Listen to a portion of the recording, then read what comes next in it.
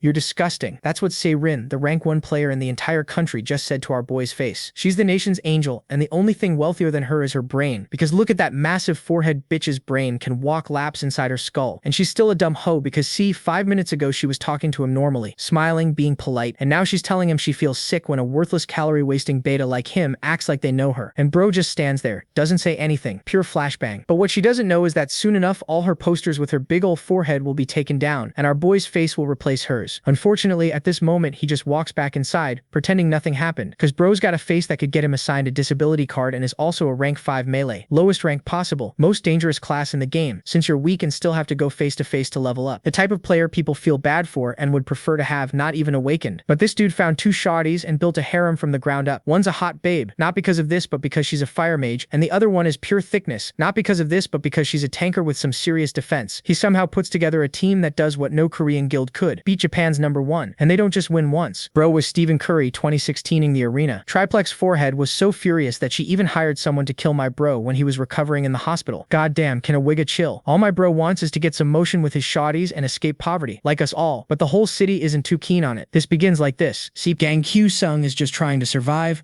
working at this tiny company. Lucky for him, one day, he wakes up as a master and gets the chance to join raids, which are all about shutting those portals down. Among healers, mages, and tankers, he levels up as a melee DPS, which, while super common, is also the riskiest, since the job is to smack the enemy up close and personal. After a few raids, Hiren convinces Q-sung to join the Master's War, leading the squad. He starts to shine with his epic strategies, putting him right in the thick of the action. So, besides focusing on winning and leveling up, he's got to deal with a mega powerful enemy who's been wiping out guilds all over Korea. After the Korean War, the world flipped upside down. In the chaos, a soldier freezes, seeing something wild. His boss is not having it and, super mad, punches him. But the soldier just stares at the sky, where a portal to the demon world just opened up. Claws rip the sky like it's paper, and we find out these portals are everywhere and can't be busted by any modern weapon. From the portals, demonic creatures spill out, freaking everyone out. Humans lose hope, but then God starts giving some people the power to fight back.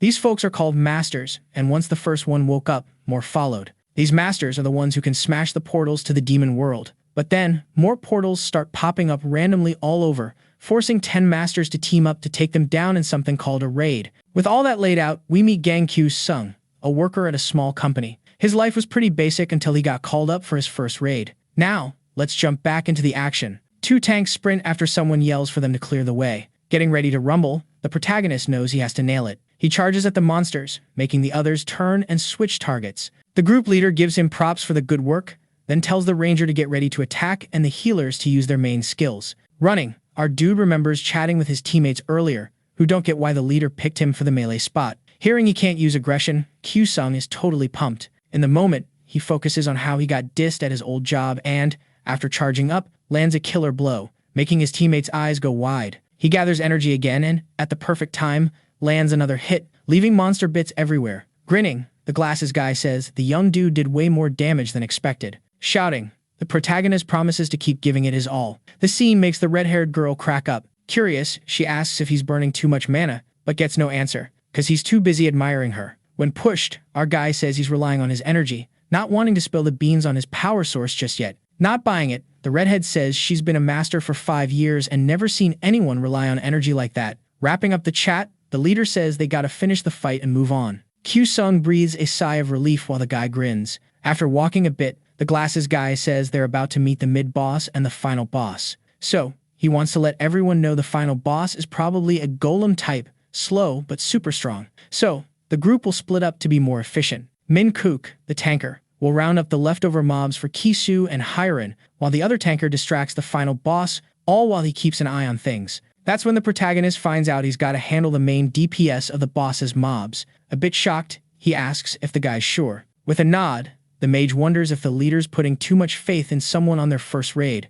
The glasses guy then says he didn't expect much from a rank 5 melee DPS, but the young dude's combat skills were on point. Plus, thanks to him, the raid time got a major speed boost, and they could totally rely on the healers. So, Q should really start believing in himself more. The battle kicks off, and someone yells that Min Kook needs to yank the monster from behind. Out of nowhere, Hiren gets cornered. Thinking fast, the leader figures maybe the girl needs to bust out her special move. The creatures charge in, but Kisu smacks them down and gives a thumbs up. The redhead thanks him and gears up to drop a massive magic spell. With a magical bracelet, the mage says she's got a surprise for the creatures, and bam, they're on fire in a flash. When the dust clears, Min Kook, one of the tankers, lets out a big sigh of relief. The group leader checks in on the intermediate boss team, who, after making golem bits fly everywhere, announce they're done. Pumped, the glasses guy says it's time to crush the final boss and wrap up the mission. Seeing another dude chatting with the mage, the blonde guy gets all jealous. Clueless,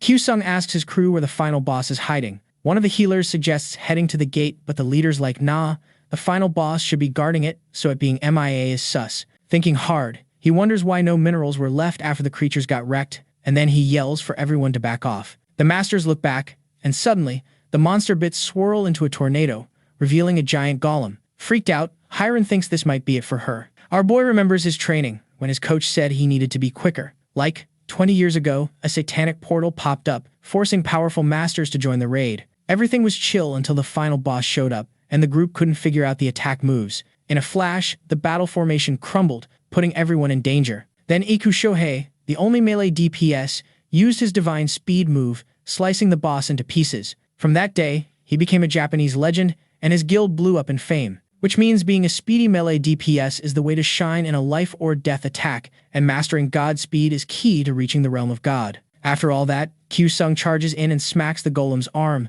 leaving his crew speechless, since he's just a grade 5 master, the lowest rank. The creature screams in pain, but the hero doesn't care and, with his sword ready, charges again, landing hit after hit, until golem chunks start flying everywhere. Shouting, the leader says the enemy's outer armor is coming off, so the young dude should aim for the final boss's core and strike. The mage and the archer team up and fire a flaming arrow, nailing the target, and then all that's left is the golem's crystal. Stoked, Kisu starts cheering like crazy. Coming over, the glasses guy praises our boy for the epic work and says now it's just about sealing the gate. The blonde guy takes on the task, and as he gets closer, he shoots an arrow at the portal, making it crack and explode, lighting up the whole team. Thinking, Kyu-sung can't believe this is his first raid, since months ago he was just an office assistant. Suddenly, Hiren yells his name for the 10th time, and when he finally hears her, she smiles and thanks him for saving her, then invites him to dinner as a thank you. Happier than ever, the hero says yes to the invite. When the association's bus rolls up,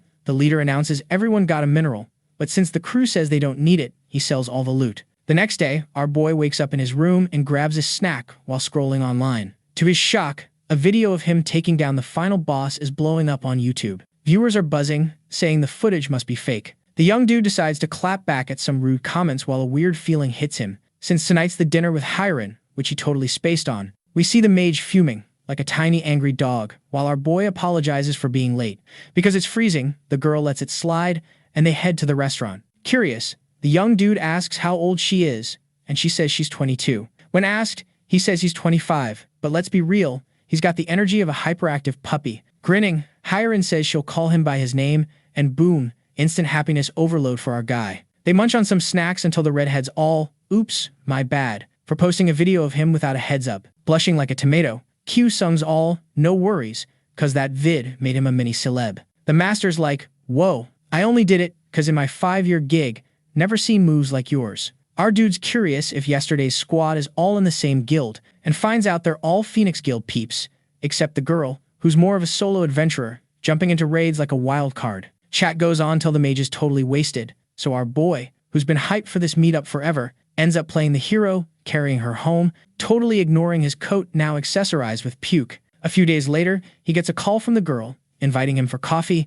and when he shows up, Kyu-sung meets Kim Bum-chul, the squad leader and their raid support. The dude's pumped, saying it's an honor to team up with our guy. The redhead whispers it's her way of saying sorry for the last night's chaos. Once everyone's there, the leader kicks off the briefing and tells Park to start filming. Facing the camera, he's all, this raid's a big deal, cause a gate popped open in Uedo, and since many masters bailed, everyone there gets a big thank you. Our boy's thinking this ain't a briefing, more like a spotlight on him. Suddenly, everyone's all ears for Lee Se-rin, the nation's support legend. The leader's smiling, thinking she's there to cheer them on, but turns out, not so much. The DBC filming duo's on a mission to snag an interview, but she's like, nah, I'm here for personal stuff. Min Chol, Lee Se-rin's buddy, swings by to say hey to our boy, who's stoked to see him. The dude spills that the redhead was also one of his students, leaving Kyu-sung totally mind blown. He excuses himself to Hiren and goes to chill with the duo. The mage watches them chat and laugh, while the leader's puzzled why she's so ticked off. After a bit, the redhead's got another gig and starts her goodbyes. Our boy gets to walk her to the car, mentally thanking his old teacher, and wondering if he'll score her digits. But outside, Sarin drops a bomb, saying if it weren't for the association, she wouldn't even chat with folks like him, adding she pities his future, and he should pretend not to know her if they cross paths, cause it grosses her out. Alone, our guy's fists are clenched in rage as he heads back to the cafe, acting like nothing went down. The buff dude mentions the girl visits him for advice sometimes, and if our guy keeps grinding, he could become a top-tier master. Our boy thanks him for the pep talk and says bye, while secretly plotting to hit rank 1, no matter what. Next stop, the raid zone. Inside a sketchy, falling apart building. The cameraman's worried, asking his boss if they should use a drone, since regular folks aren't allowed in places like that. Park's chill, saying to get killer footage, rules are just suggestions. After some more trekking, the journalist tells his sidekick to halt. They stumble upon a crew battling some beasties. The glasses guy tells the chubby one to zoom in on the mages or rangers for that epic shot. Out of nowhere, a girl gets saved by something. The cameraman's baffled, missing what saved the healer. The journalist, calling him a newbie, insists it was the wizard who did the saving. The dark-haired guy keeps rolling until he notices there's no wizard in sight. Park's like, in that case, focus on the ranger. After the dust settles, the healer patches up her buddy, then thanks Q-Sung for the save. Our boy's all, just doing my thing, while replaying Sarin's words in his head, trying to squash the anger bubbling up. The leader rolls up with the squad, all chill, saying he's good, so things must have gone alright. Turns out, they ran into a gnarly monster on the other side. But hey, teamwork makes the dream work, and they took it down. Hiren strolls over, asking why the main dude's all deep in thought. He shrugs it off, but the mage isn't buying it. Still lurking, the journalist spills that the crew's about to slap a seal to ID the final boss before shutting the gate. The duo bounces from their hiding spot to find a new hangout. Meanwhile, Bum Chul's divvying up roles, saying the tankers and melee fighters gotta handle the ADDS. The rangers are on boss duty, and the magic users are multitasking. Plus, since the press is all eyes on them, they gotta put on a killer show. Elsewhere, the cameraman wonders if filming from up there is gonna be a pain. Park's like, nah. This is where the final boss pops up. Then, bam, something wild happens, and his eyes go wide. When asked, he spills that the final boss is humanoid, super tricky to beat because they're smart, unlike the usual brainless monsters, which spells trouble. On the ground, the raid leader's frozen. Realizing what they're up against, the humanoid gives them the stink eye, and the leader tells the tankers to step up, trying to keep it cool. One dude charges in but doesn't even scratch the enemy. Time for the rest to jump in. Following orders, the rangers get ready to fire. The creature sees the arrows coming and, with a flick of the wrist, throws up a barrier, catching Bum Chul off guard. The arrows go boom on the shield, and fear creeps into the crew. The tanker yells, asking why his buddy's just standing there. Watching from above, the journalist figures this fight's gonna be tougher than they thought, meaning if one thing goes south, the raid's toast. Especially since with this boss, usual tricks won't cut it, and the DPS are in danger, just trying to stay alive. Curious, the cameraman asks if his boss thinks the attack's gonna flop. After a pause, Park says the only way to win is if someone takes one for the team. Feeling the heat, a ranger steps up. The humanoid charges her, and the tanker shouts for her to bail, but she doesn't, and bam, she gets hit hard. The healer checks her out, says she's okay, but out cold. The journalist, pulling his hair, says the odds of failing just shot up. Still filming, the chubby guy jokes if that's why the dude's skin's not looking great. Park shouts that if they fail, the gate's gonna go full Lucifer, and everyone will be toast in 30 minutes. In the fight, the tanker realizes he's out of mana, while the leader's stressing about what to do. The humanoid goes for the healer, who's helping the ranger. Luckily, the other tanker swoops in with her shield just in time. The press duo's stoked. The enemy, ticked off, strikes, but the girl dodges and counters, making the humanoid eat dirt. Everyone's shook, even the leader, who had her on mob duty. Q-Sung wraps up his part, showing that with the girl, they're an unstoppable pair. Sweating bullets. Bum Chul's like, who are these two? The monster's not happy about the smackdown it got. From above, Park sees the creatures getting stronger, but maybe letting it burn out is the play, as long as the tanker can hang in there. The humanoid charges the girl, who braces with her shield. Seeing her hold her ground, the journalist says it's go time for someone to strike. In the air, our guy gears up for a hit but gets blocked by a barrier. Still, he goes ham with sword strikes, pushing the creature to its limits to dodge. A sphere wraps around it, and when the dust settles, everyone's staring at the enemy, chilling in the crater it made. With the creature totally wiped out, the journalists all, yo, we might actually win this thing. But then the cameraman's like, uh-oh. Both the melee fighter and the tanker are looking super tired too. Thinking hard, the protagonist admits he's running low on energy, but out of nowhere, the short-haired girl pops up with a genius idea. A bit further away, Bum Chul and the healer are busy helping the other tanker get back on his feet. Once that's done, Q Sung's buddy rushes over to spill the beans on her plan. Still chilling in the crater, the humanoid suddenly gets its mojo back and charges in for another round. The squad gets into position, and bam, the clash is on. Going all out, the tanker fights to hold his ground, while the leader's mulling over the girl's plan to kick things off with the rangers and mages dealing some damage. With that, he gives the green light, and the mage and ranger team up to launch a fiery arrow. Park's all jittery, saying long-range attacks are a total waste. Q Sung takes off, ready to make the most of the creature's downtime while it builds a new barrier. Turns out, the plan needs him and the tanker to be in perfect sync speed-wise. So, the young girl steps up as a launch pad for our dude to leap from. Everyone's jaws drop seeing the plan unfold. Flat on the ground, the protagonist's like, "Nope, not doing that again. My whole body feels like jelly." Grinning, Park asks if his guy caught it all on camera. But nope, he got distracted, sparking a mini argument. Yelling, the journalist's like, "Dude, you can't just say sorry for that, but hey, at least we're alive." Then, the scene shifts to a place where things didn't go so hot. Grabbing the protagonist by the neck, some guys all, "Got any last words?" Covered in strawberry juice, Q Sung's struggling to breathe. Suddenly, he jolts awake in his bed, realizing it was just a wild nightmare. After chugging some water, the young dude's relieved and decides to get up. With coffee brewing, he tunes into the news until Hiren calls, asking where he's at. Our guy's like, "Chillin' at home." And the mage flips out, reminding him it's the big weekend, so he better hustle. At a restaurant, the mage is stoked about the mountain of food in front of her. Totally clueless. The protagonist's like, "Why are we even here?" The redhead spills that she's gearing up for the upcoming Masters War. The protagonist's like, "You know you need 10 people for that, right?" Nodding, the young woman says she wanted to lock in someone first before rounding up the rest. The boy's curious who that someone is and finds out it's him. Nervous, our dude's like, "I never signed up for this." But with a serious look, he admits he's just a bit lost. The mage explains she thinks they can snag at least 3 wins. The catch is, it's super tough for solo masters to beat the guilds they train with. So, she's been expanding her network during raids, scouting for powerful masters. The young woman reveals she's built a master's network dictionary over 5 years, and the boy's in it as the one who escaped the jaws of death. The protagonist gives a sheepish grin and learns he's footing the bill for their feast. Later, Hiren's freaking out on the phone. Q Sung tells her to chill, suggesting they can still find people online. The young woman says that's a last-ditch effort because it's hard to gauge master's skills that way, meaning she might have to ditch the plan. The protagonist's like, "Why? It's not your first war." The mage explains she's tried 3 times, all epic fails, which is why she's stuck at the same rank for 5 years. Seeing the young man's puzzled, she asks if he trained with the association and, upon hearing yes, says her skills improved slowly back then. All thanks to the mineral-rich environment, but the Master's War is way bigger. Our guy asks if more participation means more power, and finds out, yep, but losing means everything vanishes due to the fixed mineral limit law. Intrigued, he says he needs to hit the bathroom and gets orders from the mage to zoom back as soon as possible. On the way, our boy's stoked to bump into someone. Meanwhile, Hiren's solo, wondering where they'll find more peeps for the war until the protagonist pops up with a short-haired tanker. Grinning, the young woman says it's awesome to meet the redhead.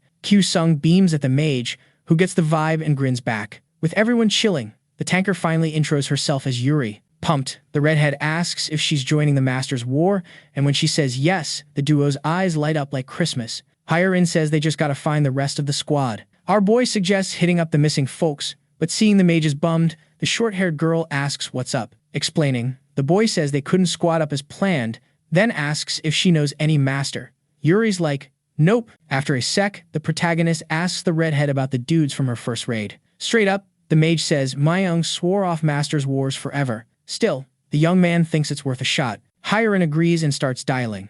Right then, the tanker seizes the moment to ask if the two are a thing. Shaking his head, the protagonist says he just met the red-haired girl and, switching gears, asks how many raids she's done. When she says 4, he asks how long she's been awakened. No hesitation, she says 7 years. Our boy's thinking, this convo's turning into an interrogation. The mage comes back looking bummed. Q Sung says it's cool, they'll keep searching. But the redhead spills that Myung's in, but weirdly asked who else is joining. The protagonist says that's normal, but the young woman says once she told him, he was all in. Chill. Our boy says they just need to write it up. After the chat, the trio plans to meet up in Suwon the next day. Somewhere else, a red-haired dude asks his buddy who called. Grinning, the glasses guy says he doesn't know, but he's hyped to join the war with Q Sung.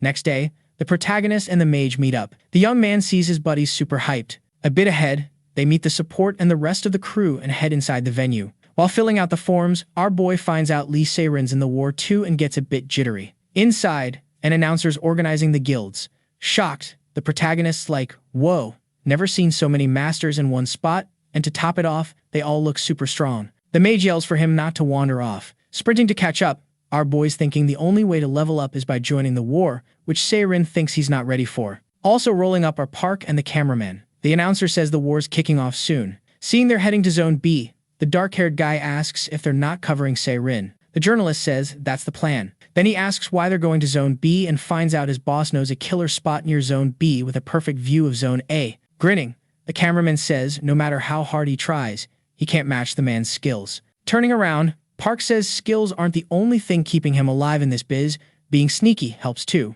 The duo keeps walking until the cap guy calls the journalist to check out the masters who did the last attack they filmed. He says this means a big showdown's coming. Annoyed, the journalist says even so, everyone there's low rank and the man's apology must have been tiny, because he's been saying dumb stuff lately. We jump to the Zone C locker room. Walking in, Hiren comments on how the place is a dump. Agreeing, Kisu says, as usual, low rankers get the short end of the stick. Our boy asks if they know who they're up against. The redhead checks her phone and doesn't look thrilled. They're up against the Iku Guild from Japan. The news leaves everyone shook. The blonde kid's all jittery, asking who they're up against next, and finds out it's the Iku Guild. Mayung's just chillin' while the ranger's bummed he can't level up this year because of these tough opponents. Q-Sung's all curious, wondering if this guild's really that OP.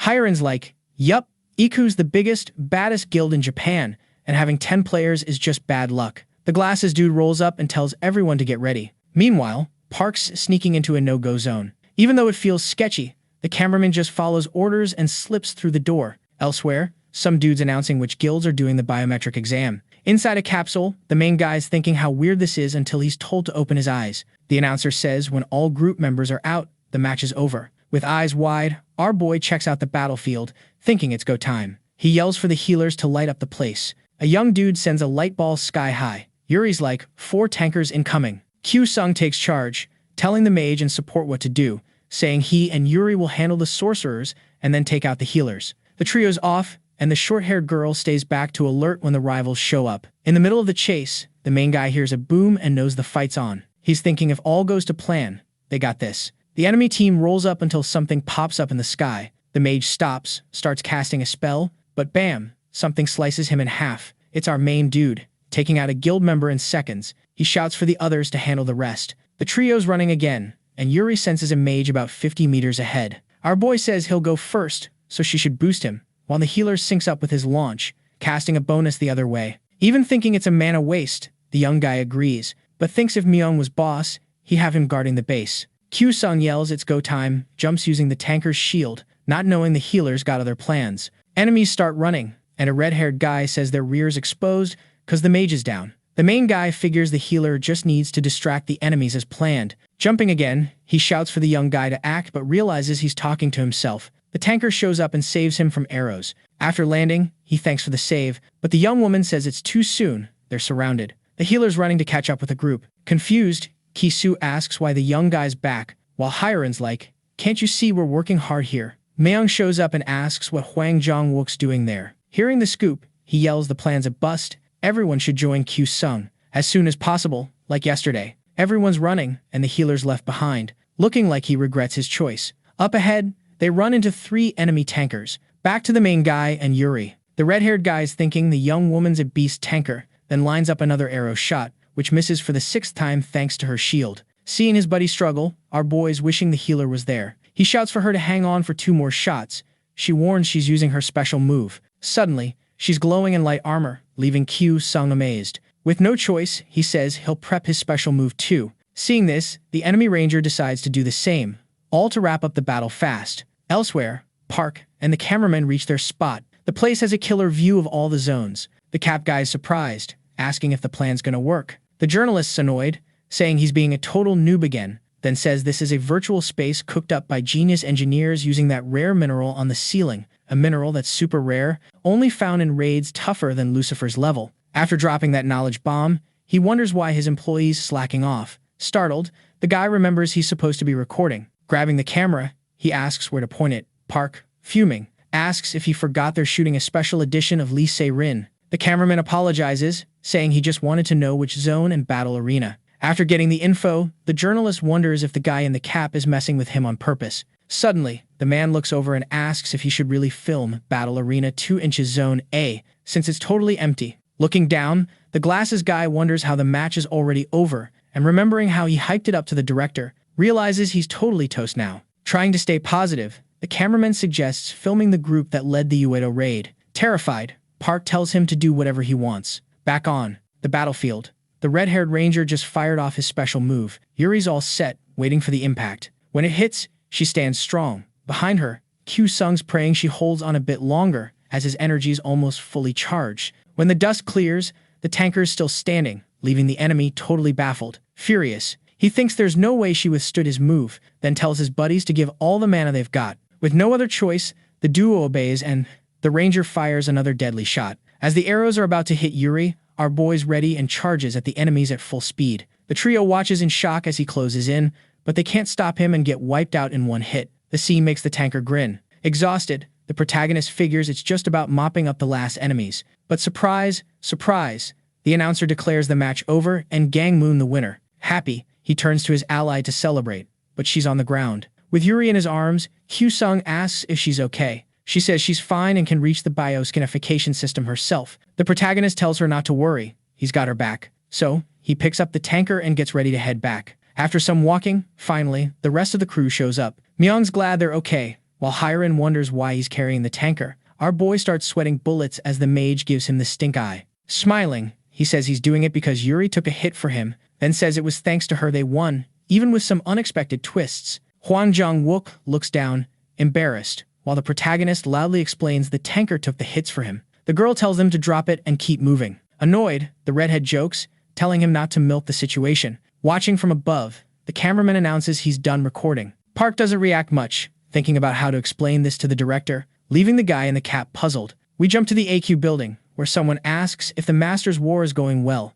Seated, an Aqua Guild guy thanks the young woman for her support, but she says their relationship's just symbolic. Getting the hint, the guy talks about the first match ending and reveals all the guilds, including his, lost to Japan's IQ Guild. Unfazed, the white-haired girl says that's just how it goes. Then, the suit guy mentions a group among the generals beat IQ. When asked, he says the team's called Gang Moon. They stare at each other for a moment until the young woman says that's interesting. In the treatment waiting room, Kisu asks how they were the only winners. Hyrin confirms it, getting everyone hyped about the group becoming superstars. A young guy asks if this means the Aqua Guild, which Lee Se-rin's part of, also lost. Smiling, the mage says yep, our boy stays quiet. Mayim comes over with Hwang Jong-wook and apologizes for being late. Then, he says the healer's got something to say. The young dude, feeling a bit awkward, says sorry for what he did. Kyu-sung's all chill, saying it's cool, but maybe he should say sorry to Yuri too. The girl finally bounces out of the doc's office and, when asked, says she's all good. Seeing the main guy all worried, the redhead's like, chill, dude, you're overreacting, saying the fight was in a virtual world, so injuries don't count, and everyone gets a report on any boo-boos after the match. Kisu's all, looks like our boy's got a thing for the tanker. Everyone's eyeballing the young dude who's just standing there, poker-faced, while sweat's doing a marathon down his face. Switching gears, the glasses guy's like, hey, as a team, we should know each other better, kicking off a round of intros. Meanwhile, over at the DBC HQ, the director's like, why couldn't Park film Lee Se-rin? The guy's shaking, trying to explain, but the mustache dude's all mad about the footage swap before he starts laughing like a maniac, leaving them both scratching their heads. The old dude then says he's got a genius employee since their team was the only one to beat the IQ Guild, and they were the only ones to catch it on film. Getting props, Park and the camera guy are all, thanks, boss. Chilling in his chair, the director's all nostalgic, missing the days when he was a newbie covering attacks. The journalist's like, even if bullets are raining, nothing's stopping the cameras. Back to the battlefield, AQ Guild members are strolling through the tall grass, totally clueless that Kyu-sung's got eyes on them. Elsewhere, a guy strolls into Lee Se-rin's room, where she's lounging in a robe. Nervous, she asks what he's doing there. Ignoring her, he says for the nation's angel. She looks more like a demon. With a sly grin, the redhead tells him to scram. Annoyed, guy's like, you only lost one match in the Master's War, so seeing you like this is a shocker. The girl chucks her drink glass and, huffing, asks what he knows about her deal. The guy dodges the question and says the president wants to see her, so maybe she should freshen up first. Back at the AQ building, Lee Se-rin's chilling in a room, waiting for someone. The white-haired girl from before pops in and asks if she's got a tough problem to crack. With a smile, the girl talks about the only guild that didn't get beat, asking if that surprised the redhead. Lee stays quiet while the president says as AQA's star, she shouldn't be down. Starting a story, the girl talks about the engineer's dilemma, where an engineer is on a runaway train with a choice at a two-way track. If he goes right, one person bites it, but if he goes left, 4 people get hit. Sweating bullets, the redhead doesn't say what she'd pick in that spot. The white-haired girl says she learned all life is precious, but still, 4 lives beat 1. And if Sarin can't get good results with the guild's help, maybe she needs to be the engineer. That's when we find out they're sisters. Fuming, the girl says someone so useless can't claim they're related, saying she'll be watching to see who rocks the Master's war. Alone again, the redhead tries to keep her cool. On the battlefield, the Gangmoon team scores another win, pulling in fans. Pumped, Kisu's like, looks like we're famous now. But Hiren's like, nah, they're cheering for Q-sung. After another day, the main guy says bye to the team and bumps into Lee Se-rin outside his team's waiting room. Thinking, he figures it's best to ignore her, but she calls out and asks to chat. The guy's like, got nothing to say, and keeps walking. Yelling, the girl says no matter how hard he tries, he'll always be just a nobody in the ranks. So, she'll make him feel what it's like to fall from grace. Hearing that makes our guy grin. Back on the battlefield, a young dude gets tossed by the main guy, who, still holding his sword, watches the enemy grab his shield before going in for another round. He remembers the quick chat with Lee Se-rin and how it felt like she was yelling into the wind. So, picture this, our dude walks through the door and bam, he's swarmed by reporters, all buzzing to get the scoop on his life. Q-sung's feeling all kinds of awkward, and some guy pops the question about how the squad prepped for the big day. Our boy spills the tea, saying he checked out battle vids from other countries, starting with the IQ guild, and then got the squad synced up like a boss. Another reporter's all, is your game plan to take out the DPS first? Nodding, the young man confirms, saying to win, you gotta knock out the rival team, starting with the DPS. The reporters are shook when they hear healers and supports aren't the MVPs. Our hero explains that the Master's War is all about taking down the opposition. So, certain classes can't just run the show, it's the DPS's gig to dominate. A dude's like, isn't it the healers or support's job to handle the DPS? Q-sung's like, yeah, but our country treats supports and healers like they're gold. But he adds, in other places, it's all about protecting the DPS. This isn't talked about much to keep some folks, like Lee Se-rin, in the loop. His words, plus the reactions of those feeling salty, make the headlines. Back to the action, our hero decides not to sweat what others think. The tanker dodges a hit but gets whacked again, leading to his KO. Our guy's solo for a sec until more baddies show up, ready to trap him. One dude notices Q-sung's super chill, like he's got a secret plan. He yells for his crew to get off the ground, but it's too late. Myung shows up, stoked about the leader's epic strategy. Thinking, our boy's like, now Hiren just needs to wipe him out for the win. But surprise, an enemy mage lands a hit and gears up for another, thinking he won't miss this time. Flashback to when Q-sung told the crew he'd be the bait since the IQ guild's getting smarter. So, Myung and Hiren's firepower had to shine, and Yuri was on mage guard duty. The girl was down with the plan, and that's a wrap on that convo. Fast forward, our boy's hurt after dodging a fatal blow at the last sec. The glasses dude realizes he can't raise his hand, or the enemies get a free pass. Elsewhere, bodies are scattered, and the white-haired girl gears up for her next showdown. A guy yells, asking why she's doing this with no guild war declared. Grinning, she says after wiping out his crew, her guild's gonna be top 4 in Korea. The guy's mad, powers up, and says it won't be that easy, shocking the AQWA guild prez. On the battlefield, Yuri tells Hiren she senses mana from another direction. The mage asks how many, and the tanker says about 7, but 2 are their peeps. Smiling, the redhead's like, Q-sung's plan must have worked, and leaves her protection to the girl while prepping a big spell. The duo hits their spot, and the mage starts the magic. But Yuri's worried about our hero, who's hurt in the chaos. The scene reminds her of when her bro became a melee fighter and went to his first battle. Despite his grit, an accident happened, and even with the healer and support's best efforts, he didn't make it. Snapping back, the tanker decides to move, leaving the mage exposed. An enemy's ready to strike our boy, who thinks this might be it, until Yuri swoops in to save him. He's stoked but wonders if the redhead's okay. Seeing a fireball nearby, Q-sung trusts the tanker made the right call. Turning, the girl tells him to get closer. A bit away, Hiren feels exposed, knowing the other team will sense her mana. Still, she focuses on her attack, not noticing an enemy watching her. In the middle of the chaos, this young dude figures out the squad's plan is to wipe them all out with some epic magic move. So he's like, time to strike back. Totally zoned in, the redhead conjures this massive fireball. Then, out of nowhere, a guy with claws like Wolverine bursts from the water and charges at the mage. No chill. She spots the threat too late and gets smacked right in the face. Myeon, Yuri, and Kyu-sung just stand there, watching Hyren vanish, whispering to themselves. The enemy's all smug, thinking he just needs to deal with the support and promises to take his sweet time doing it. But plot twist. The fireball didn't vanish with the girl and is now heading straight for him. The dude gets roasted by the flames and the main guy's like, gotta figure out how to make up for the missing DPS. Suddenly, he notices the flames are coming his way. The baddies start freaking out, and one guy yells he doesn't want to go out like this, but his words are just air. Yelling, the purple-haired dude tells his crew to bounce. Yuri's not having it, takes out the enemy who dodged the flames, and lands next to the main guy in Myeon. With his shoulder back in action, Kyu-sung's ready to rumble again, telling his crew to go all out with their mana. The duo's all in, no hesitation. Across the field, one enemy gears up to unleash his special move. Called Full Bloom, everyone braces for impact, but Yuri absorbs it with her own special move. The mage targets her, but she's too quick, closing the gap in a flash.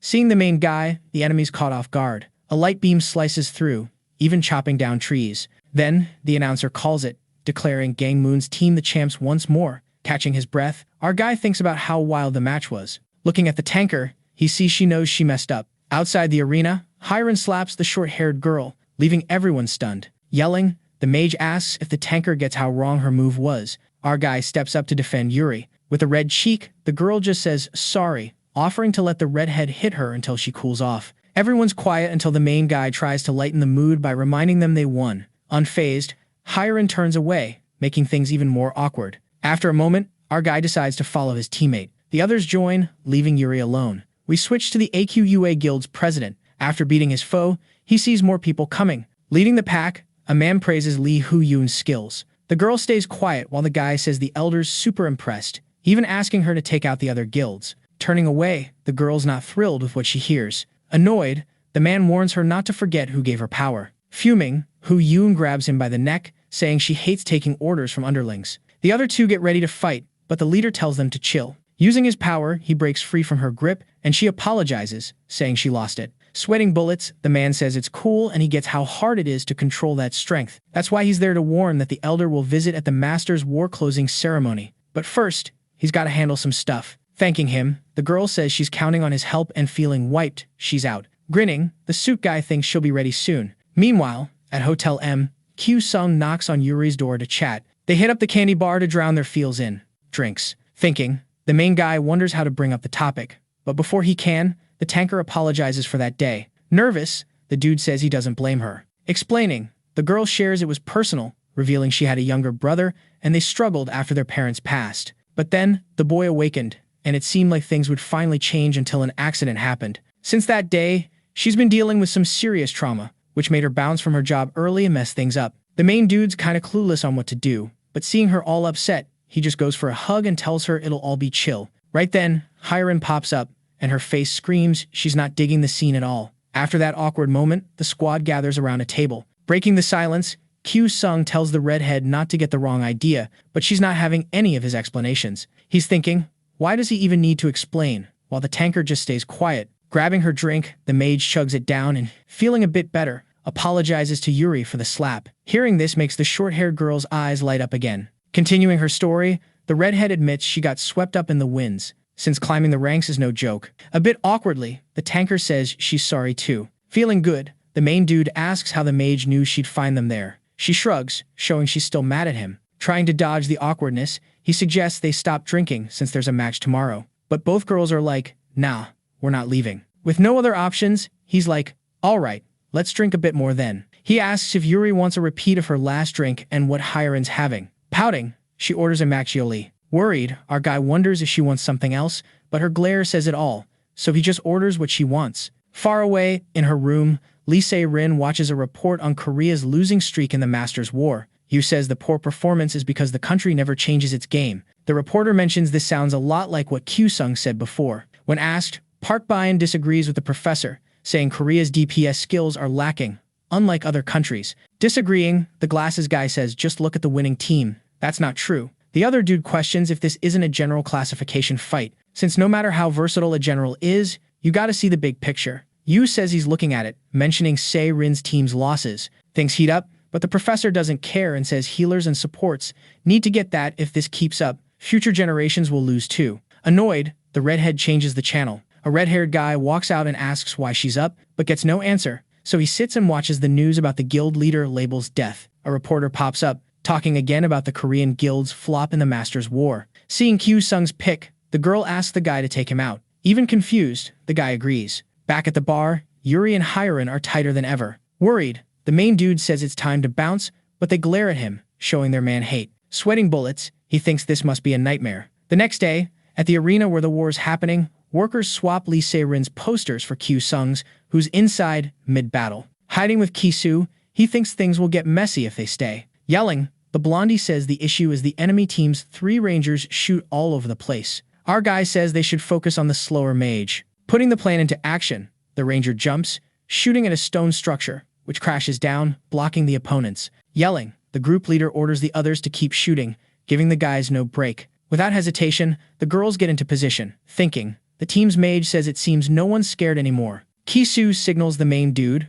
who speeds up, appearing right in front of the enemies. Realizing she's the target, the mage thinks she doesn't want to go out like this, but seeing the guy's look, she starts to freak out. Our guy misses the strike, leaving the girl shocked. Thinking, he wonders why he's acting like this if it's just a Master's War. So, when he tries to say sorry to the little redhead, she just starts yelling, and boom, the strongest dude in the squad shows up and yeets our hero across the field with one punch. The blonde ranger freaks out, calling for backup, while our guy only stops when he smacks into a stone wall. Seizing the moment, the giant checks if the mage is okay. The leader, super mad, tells her to get it together. Out of nowhere, something flies through the air and smacks the team. Grinning, Kisu's all, this is for Kyu-sung, and my arrow's gonna be legendary. But plot twist, the giant shields her crew with her own bod, and now she's mega ticked. She charges, launching the blondie sky high, and he crashes into a rock, getting seriously wrecked. No chill, the band leader fires an arrow and takes him out. Thinking fast, she figures only the melee's left, and since our boy's KO'd,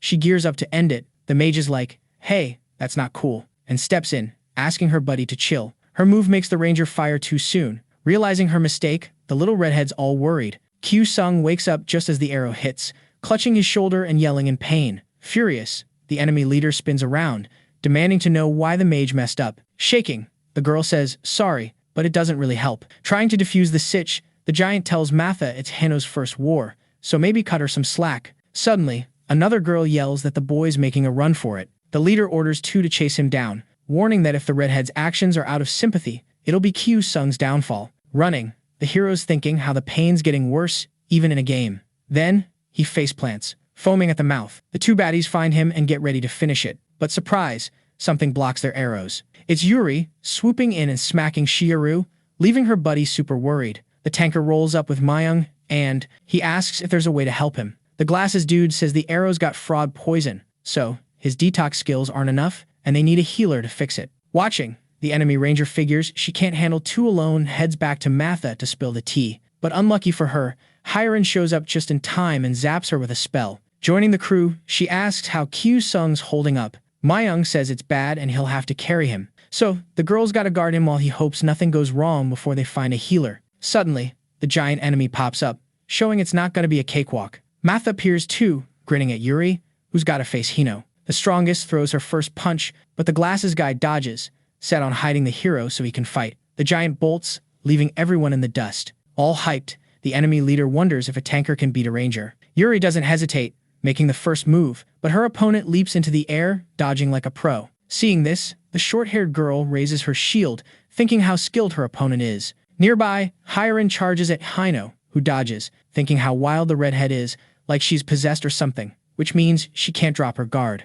Back to Myung, who finally finds a good spot to stash Kyu-sung, who's still out cold. Using his power, he activates Earth Protection, covering the guy completely. Seconds later, his opponent shows up, out of breath. Meanwhile, Yuri's still trying to hit Matha, but the ranger's a master at dodging, which is driving her nuts. Teasing, the enemy asks how long they're gonna keep dancing. Thinking, the tanker wonders how fast her opponent is. Grinning, the blue-haired girl warns her to watch her mana, firing an arrow as the young woman charges again. Yuri blocks it and realizes she needs to close the gap if she wants to win. Meanwhile, The two mages are casting spells, but neither lands a hit. Checking out her rival, Hiren's all, we're pretty much on the same level, just with different magic vibes. Hino's brain flashes back to her grandma's warning about playing with fire. It's a no-go, kiddo. In her head, the redhead's totally a demon, no cap. In a blink, the protagonist's buddy's in deep trouble, cause her rival suddenly got a speed boost. Meanwhile, the tanker's still striking out with her attacks, like, seriously, math is all, I see your brave heart, but I'm so over this fight. Yuri's dodging arrows like a pro and with no other options goes full-on special ability mode. The enemy boss leaps back into action, firing away, but oops, the tanker's got a barrier up. Just about to land a killer hit, the enemy flips on her maneuver step skill, ready to rain arrows, thinking the short-haired girl's mana's tapped out. But wait, last second, she spots Yuri's shield's gone. Boom, the object sideswipes her, landing a direct hit. Matha crashes down, leaving a crater where she lands. Hurt, she grumbles about the tanker's sneaky move being low-key shady. Unfazed, the tanker's like, taking down the boss is how we win. Duh. Then the ranger cracks up, spilling the tea that she's not the real boss. It's the mage battling Hiren. Her gig was just to push Hino into getting serious. Annoyed, Yuri takes out the ranger, then hears a boom and worries about the redhead. Sprinting through the rain, she's all, why is it pouring though? Sensing something's off, she speeds up. Elsewhere, Mayong's got his rival mad about being swallowed by the earth. The dude's not easing up, aiming to bury the giant completely. Once done, he figures it's smart to harden the mud, just in case. Suddenly, a dark cloud grabs his attention. Back to Hino and Hiren. Thinking out loud, the protagonist's pal's like, this rival's super stubborn. Yuri finally rolls up to the fight, ready to back her up. But the redhead's all, nah, I got this, better bounce, it's a mage showdown. Listening, the tanker warns her buddy to stay sharp, spilling that the mage is the enemy squad's boss. Hearing that, the redhead's feeling a bit jelly. Watching the pair, the braided girl wonders if the short-haired one took down Matha, but has to dodge Hiren's fireball barrage. The two dive into a head-on clash. Yuri's just vibing, thinking how epic it is, stoked to see her friend taking charge. Freaked out, Hino's like, I can't hang on much longer until the flames swallow her up. Seeing her rival down, Kyu-sung's buddy grins, while the tanker gives props for the win. Curled up and sobbing, the braided girl's only feeling fear, flashing back to when her village burned and her dad sent her to her sisters for safety. Looking at Shoko, he tells her to watch over the kids. After a ton of water, they finally tame the flames. Then, the girl's dad shows up with another bucket, set on putting out the fire for good. But glowing red eyes lock onto him from afar, and a demon beast steps out of the shadows with its crew. Thinking, the man wonders if these monsters kicked off the village fire and decides they gotta stop them no matter what. The village gate slams shut, and a bit away from the chaos, Hino's scared stiff, just like now. Sick of being scared, the girl gets up, leaving Hiren and Yuri shook. Nervous, the tanker's all, stay back, dude. But she insists she's good. Across the field, the mage is showing she's definitely not. Suddenly, she pops up behind the girls, landing a brutal hit on the redhead, who doesn't even flinch. The tanker yells for her buddy, thinking she's low on mana to handle the enemy, who's now got pure rage in her eyes, ready to go all out. Not ready to quit, Yuri gears up, saying she needs to dodge direct fights. Lucky for her, Hiren stands up, even hurt, declaring Hino's her rival. The tanker yells that fighting in this state is bonkers, but the redhead fires back, saying it's the same for her, begging her friend not to jump in, no matter what goes down. Hiren's banking on her opponent being just as beat up. In her head, one hit should do the trick. Without a second thought, she unleashes a firestorm at Hino, who blocks it with a barrier. Leaping into the air, the mage busts out her move, Surya's spear. Watching from a distance, Yuri's mind is blown by how the enemy's mana just skyrocketed, something she's never seen, even from the pros. Thinking about it, she remembers Matha's words and figures Hiren might be in trouble, given the massive mana gap between the girls. Cursing her opponent, the redhead realizes long-range attacks are a no-go and decides to try something she's not a fan of. Seeing the girl charging at her, Hino jumps to dodge. This makes Yuri super anxious. Still, the redhead figures she needs one more attack to win, but surprise, surprise, the enemy zaps her with lightning. The tanker shouts for her ally, who's down, right by Hino's feet. Seeing the young girl has mad skills, Yuri decides to step in but keeps her distance to drain the opponent's mana. The mage fires off lightning arrows, but the tanker dodges, waiting for her big move. When the time comes, the short-haired girl goes all in. Out of nowhere, in the middle of the attack, Hiren grabs Hino's ankle, admitting she hates this method but has no choice. Then, she unleashes Surya's pillar, engulfing the enemy in flames, leaving no escape. From afar, a massive fire tornado is visible. As the dust settles, Yuri stands unharmed, but looking ahead, she realizes she's alone. The announcer declares Kang Moon Team's victory, and the match's end. 10 days later, in a hospital room, a journalist on TV chats about Kyu-sung's team's wins. Our boy wakes up, startled, and looks around, wondering where he is. Yuri shows up, thrilled to see him awake. Cutting to the chase, the protagonist asks how the match went. After a few minutes, he's stoked to hear his team won. The tanker says everyone had a rough time, but they pulled through. The young man takes a deep breath, feeling relieved. The young woman mentions the doc said once the pain shock fades, he'll be back to 100%. Suddenly, the rest of the team barges in. Kyu-sung asks if everyone's good, but Kisu says he's just meh. Another guy jokes that the Ranger's just salty because even the nurses are fans of the protagonist. Switching gears, our boy asks about Hiren. In the cafeteria, the redhead's munching on everything in sight, ready for a nap. Just then, the whole squad rolls in. They all sit and chat about their wins. The mage mentions some folks with a 70% or even 50% win rate got higher rankings. Kyu-sung says there must be more to it than he thought. The blue-haired guy agrees, saying he'll snag a good ranking for sure. Kisu wonders what happens if they win all 10 matches, but the redhead says to focus on the ones left. Yuri mentions if they win all rounds, they could level up to Beelzebub or Mammon. Curious, the protagonist asks if that's ever happened. Adjusting his glasses, the healer says he heard about a case in Sweden. The cap-wearing guy claims with our boy, anything's possible. Breaking the chill vibe, the mage suggests thinking about the next team. But when asked, she admits she doesn't know what type they'll face. Everyone goes quiet until Kyu-sung jokes if Hiren's saving that rice grain on her face for later,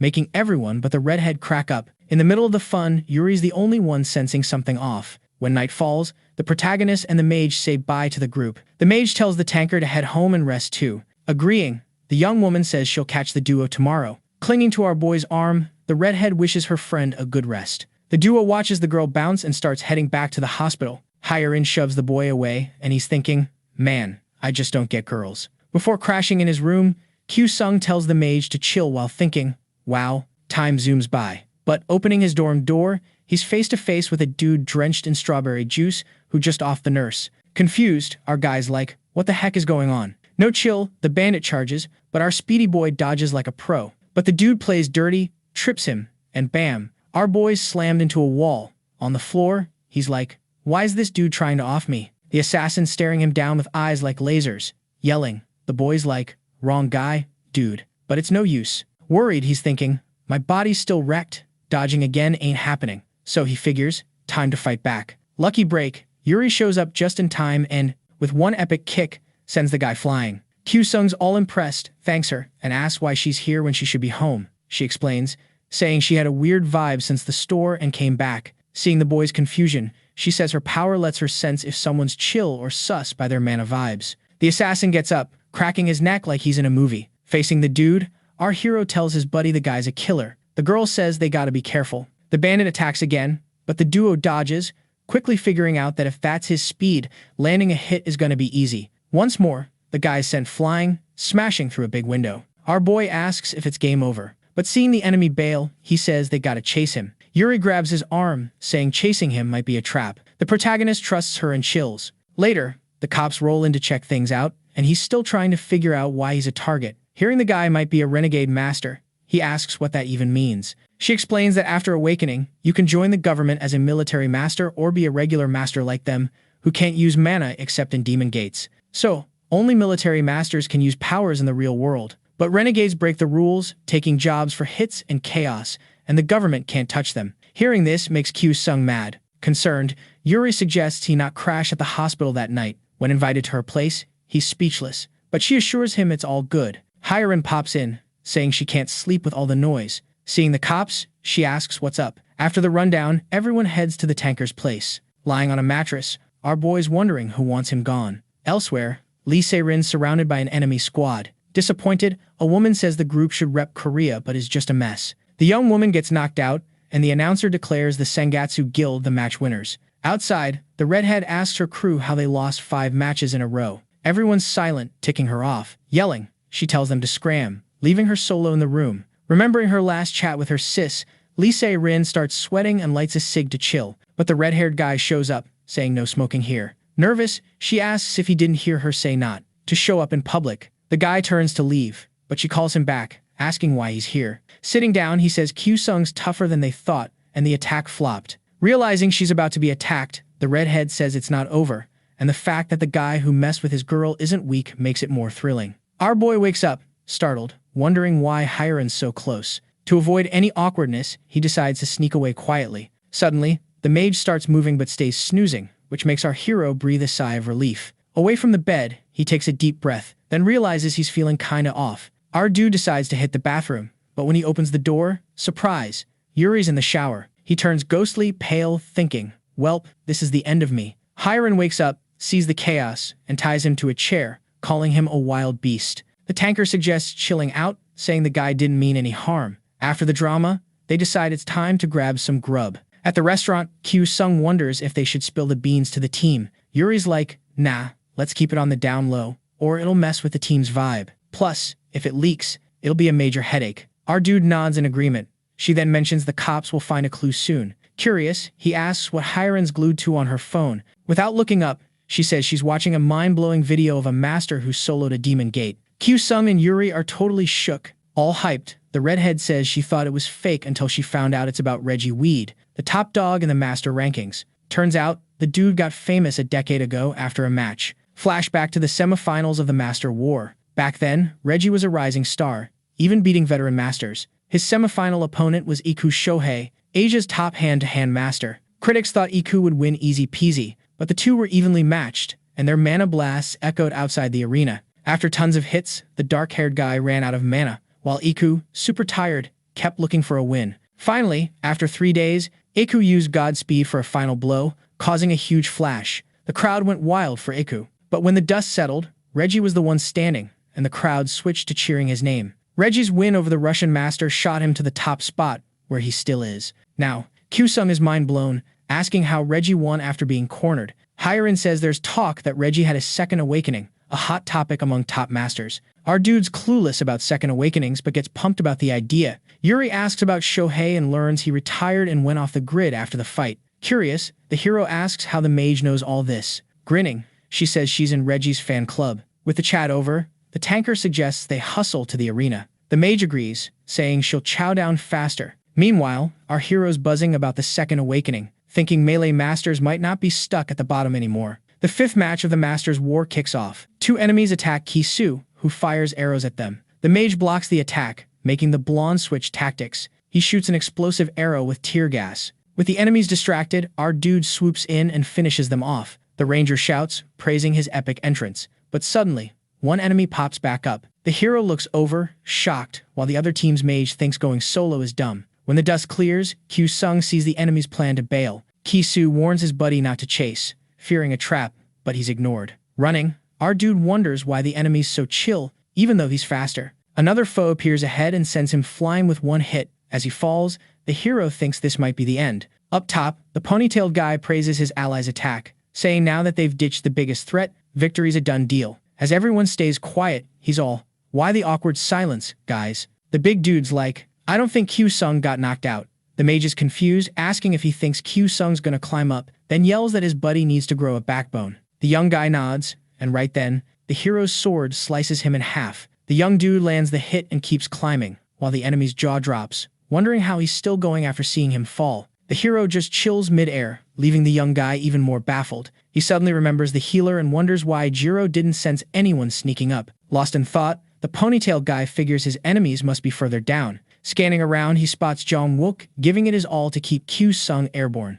Ticked off, the young dude's like, didn't think they'd risk the healer to save the melee dude. Still, he's all, as long as the support's here, even if it's tough, we've got the upper hand. Ryota gets the call to help, but then, bam, he's frozen in place. The blonde guy's yelling, "What's the deal?" His buddy gets knocked out, and he's scanning for where the shot came from, realizing it's from way, way far. Ki-Su's locked and loaded, ready to fire again. Sweating bullets, the enemy decides to watch the young guy's next move up close. But, unlucky for him, Myung and Kyu-sung close in. With 3 on him, the young guy tries to stay chill, until he figures, surrenders the best move, everyone closes in, and the rangers all, Yuri, Hiren, Hire, and Jong-woo should soon beat the other pair. Out of nowhere, a scream reminds them Hwang's still dangling. Hearing the young guy needs help climbing, Myung tells Ki-Su to warn he might fall. Curious, the hero asks how the healer knew he'd fall. The glasses guy's like, "I'm the messenger. One of my skills lets me see super far." Our boy's grateful,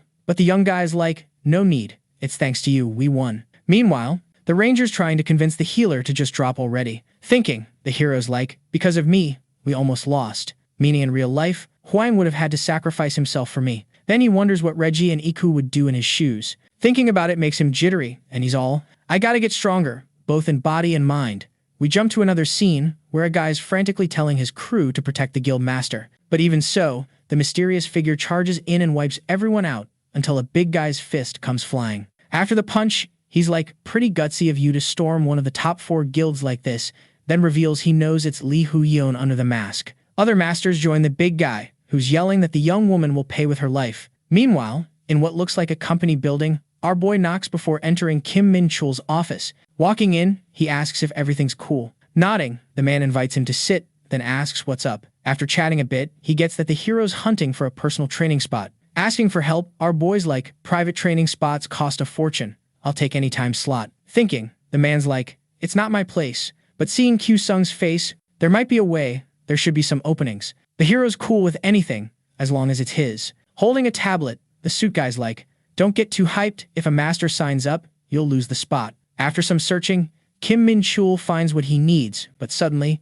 a master registers, and poof, the spot's gone. Hiding his disappointment, our boy's like, I'll find another way. Apologizing, the man promises to keep an eye out in case someone drops out, so the young guy should only thank him once he's in the training field. Switching gears, he mentions Q-sung should totally meet the new master. The main dude's down to meet her, so they head to the door. In the master's room, Kim Min-chul introduces himself, but surprise, surprise, the woman and the young guy already know each other. Cut to the guild HQ getting wrecked by Li Huion, who's flying solo after taking down the other masters. Thinking out loud, she says only 1 guild's left, all thanks to the power she scored. Bam, something hits her. On the ground, a dude's ready to throw down, but she's quicker and takes him out in a flash. While she's thinking about mopping up the rest of the guild, a black mist sneaks into the AQEA president, messing with her face for a sec. Li Huion faints, and Myung finds her. Flashback to when Q-sung worked at a company, taking orders from a lady with pink lipstick. Head down. He says sorry for messing up his work.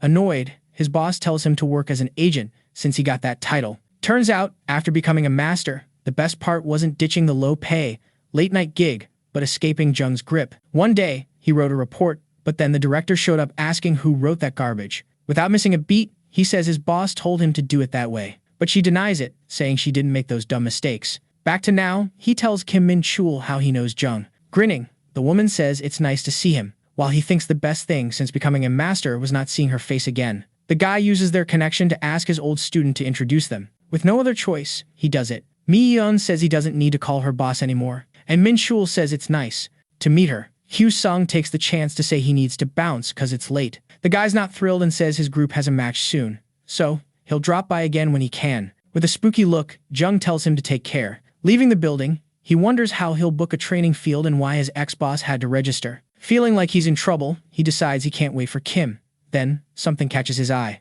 At the Red Bull Guild HQ, Mayim asks if Aiden Guild's the last one and what Li Huion's gonna do with all that power. Curious, she asks why he thinks she got that power, saying her goal was to be on top, until she met Iku Shohei, who's got more power than anyone can imagine. So, she decided she can't be the head of the dragon, she'll be the tail. The guy stays quiet while she says she knows he's in it for the same reason. Out of nowhere, a green-haired dude shows up, saying even after talking to the government, a problem popped up during cleanup. Asked what happened, he says one of Red Bull's 4 guardians vanished. Freaked out, Li Huion orders him to find and finish off the survivor. Myung stays by her side, silent. Outside, Q-sung heads to an alley after hearing a noise and finds the missing guardian. Flashback to just before the fight. A guy tells Hana to run, while a big redhead says the enemy's not even human. A mustache dude says he'll clear a path for her. The tank top guy tells her to stay alive. Waking up, the guardian sees the main dude and charges, asking where she is and who he is. He tries to speak but can't catch his breath. Yuri shows up,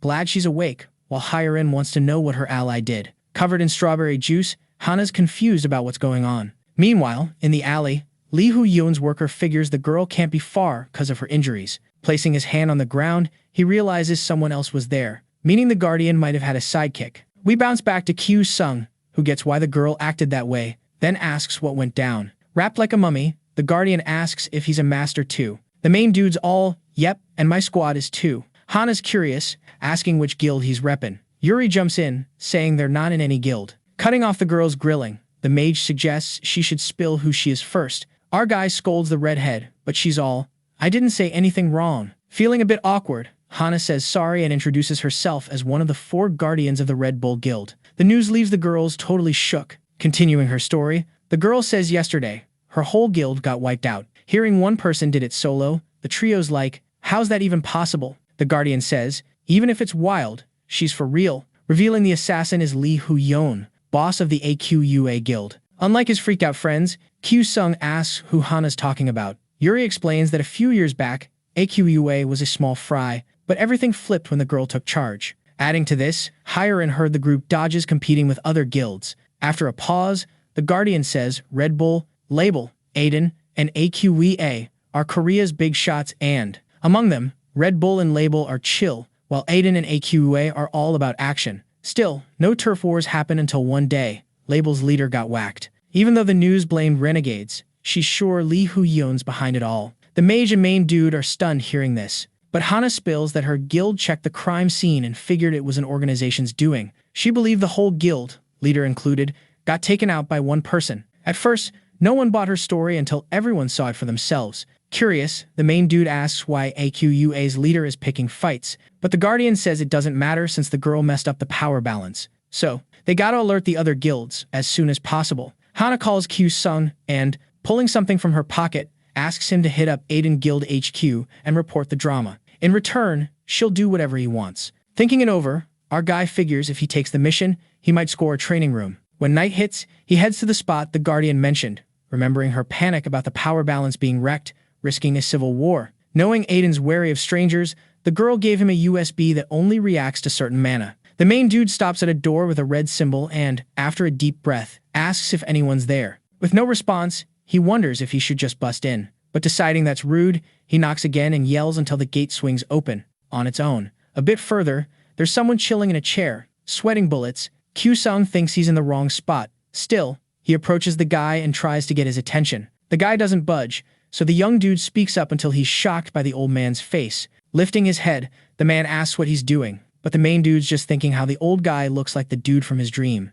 Remembering he's in Korea, the man stops speaking Japanese and, smiling, says it's nice to meet him. Kyu-sung stands frozen, saying nada. Worried, the man asks if he messed up until the young dude finally says hi. Laughing, the man says it's been ages since he spoke Korean, then asks if the young dude can help him find the nearest subway station. Thinking it over, the main dude figures it's best to help the guy. So, he loudly tells the man to follow him. Happy, the old man says the young dude's super generous. The two start climbing the stairs, and our boy's all ears, soaking up the advice about keeping his body in tip-top shape. After a few minutes, they hit their destination. Pointing with his arm, the protagonist tells the old man to follow the road, take a right, and boom, he's at the station. Grinning, the man thanks him for the help and apologizing, says he's got a reward for the young dude. Kyu-sung's like, nah, keep your cash, and tells the man to hold onto it. The old man then goes, well, if you insist, and sneaks the money into our boy's coat pocket before bolting. The protagonist thanks him while watching the old man bounce and, remembering his mission, wonders if he wasted too much time. Then he figures, better get a move on. Out of nowhere, the old man pops back and says he forgot to mention something. With a creepy grin, he says the young dude's got a rare and precious body. Freaked out, our boy's like, how does he know I'm an energy-based master? Turning to leave, the old man says the young dude better hustle if he wants to deliver what he needs. Kyu-sung starts sprinting back to the spot Hana pointed out, but when he hits the gate, he sees something terrifying. His body freezes at the sight of a dead woman hanging under the symbol. In a cafe, he asks the guardian if this means there are no guilds left to keep Lee Hu-yeon in check and what's up with these attacks. Hiren's like, duh, the young woman's clearly trying to gain something. Yuri says the girl might be trying to absorb the other guilds. Breaking her silence, Hana says those reasons are way too shallow. Confused, the protagonist's like, what do you mean? Explaining. The young woman says the murders are tied to why the 4 major guilds were created. Years ago, Korea was known for having the most demon gates. But among these gates, there was one that caused the most chaos, known as the Gate of Tragedy. When the war truce ended, the government didn't help, leading many masters to lose their lives trying to close the gate. In the chaos, a squad of 11 pros was formed. Kyu-sung's like, why 11 masters when attacks usually roll with 10? The Guardian says this was before there was a proper system for attacks. So, after a month, the 11 managed to shut the gate. But when it happened, only 4 masters survived, and they're the ones who started the 4 major guilds. Intrigued, Hiren asks how this story ties to what Li Huyan's up to. Explaining, Hana spills that, on the day the gate was closed, a unique mineral stone was found. The stone was split among the four masters, something that only happens when the mineral's not special. Not getting it, the protagonist's like, where's this going? Cutting to the chase, the young woman reveals the stone can create a demon gate. The info makes the trio's eyes go wide. The Guardian says the leader of the AQUA guild's trying to collect and merge the mineral pieces. Silence takes over until she remembers something. Turning around, the girl asks if there's anything Q-Sung wants as a thank you for what he did. A bit awkwardly, the protagonist asks if she could hook him up with a training field. But Hana says the training field's been taken over by the AQEA guild. Wondering if a model training field would do, excitedly, our boy's like, I'll take anything. Confused, the mage asks if he's really trying to train. The protagonist confirms and thanks the Guardian for the help, while thinking how silly he is for asking at such a tricky time. Yuri asks what the young woman plans to do now that the Aiden Guild's toast. Determined, she says her plan is to team up with the remaining masters to take on Li Huyun. Hiren says that's not going to be a walk-in. The park. Agreeing, Hana says it might be mission impossible, and even though she doesn't want to push them, she'd love to humbly ask for their help. Seeing the girl bowing, the protagonist stands up. Meanwhile, the tanker tells her to chill. They were going to help her anyway. Concerned, the Guardian asks if the trio's sure, since it'll put them in a lot of people's crosshairs. Smiling, the mage is like, our squad's more than ready. Hana can't hold back her tears and starts crying while thanking them. Thinking, Q-Sung wonders who the heck that old man was earlier. The next day, during a match, the Kang Moon team totally flexes on the B team of the AQ Guild, showing off some serious power moves. The commentators yelling about how their strategy is next level, all about close combat and team vibes. Our boy's getting mad props for leading his team to their 6th win, and everyone's buzzing. After the battle, in the locker room, the squad's hyped, chatting about how sweet victory tastes. Switching gears, Hike's all, dude, why aren't you hitting the showers? He's like, got plans tonight, gotta bounce early. Grinning, the dude's like, join us for the victory party. But Q-Sung's like, nah, the drinks can wait till next time. Kisu's like, bro, stop being a clown. He's got no time for that. Shouting, the young man's like, my bad. Laughing, the protagonist waves goodbye and pieces out. Hearing the guy's been chill lately, Kisu starts teasing Hyuk, saying he's got a crush. Myung shows up but stays quiet. We zoom over to the AQUA Guild HQ, where Li Huyun's strutting down to a secret lab. She stops by the scientist, checking out these floating crystals in a tank. The dude's like, this mineral's breathing, but it's unstable without the Red Bull Guild's piece. The young woman's silent, remembering the redhead's last words about the mineral being impossible to find. Q-Sung's back in action, battling robot enemies in VR, pulling off epic moves. He's crushing it until Hiren and Hana roll in. The protagonist's like, sorry for wrecking the bots, but the Guardian's chill, saying there's plenty more. Impressed, she's like, your speed's insane, not your average rank master. Awkwardly, our boy's like, nah, I've got a long way to go. Confused, the young woman's like, who you talking about? But he dodges, joining the convo. The mage is like, spill it, your goal's to be Reggie Weed, right? Sweating, the protagonist's like, yeah, kinda embarrassing. Out of nowhere, Hana's like, you'll never be Reggie. Q-Sung's speechless, trying to keep it cool, asking what she means.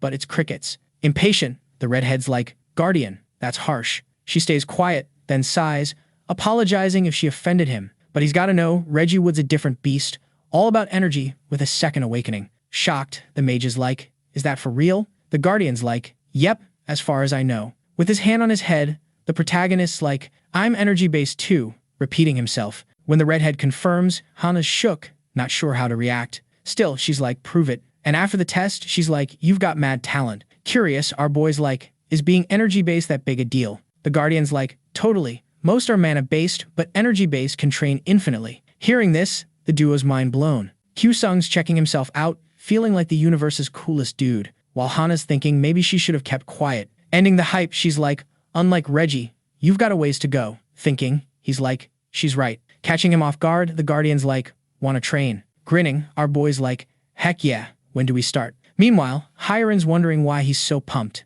The Guardian's like, he's gotta run home. A few minutes later, Q-Sung's watching the girls drive off. In his head, he's like, how am I supposed to run a 2-hour car ride? The next day, a young dude's all bummed out after getting a text that the raid he was hyped for got cancelled. Curious, his buddy asks if it's because they're solo masters or something. Out of nowhere, a bus from the AQUA guild rolls up, and their squad starts hopping off. Annoyed, the chubby dude glares at the trio, thinking they totally swiped his raid, meaning something's gotta give. They all eyeball each other for a hot sec, and the young dude starts sweating bullets as the AQUA guild master suddenly seems to tower over him. Cutting to the chase, the glasses guy asks what's up. Lacking guts, the chubby dude just mumbles nothing. With a cheeky grin, the other young dude says, in that case, he should stop blocking the path. After this face-off, the master heads home, kicking himself for being such a wimp. Thinking, he mutters that, in the end, the weak always bow to the strong. Suddenly, a report about Q-Sung and his crew standing out grabs his attention.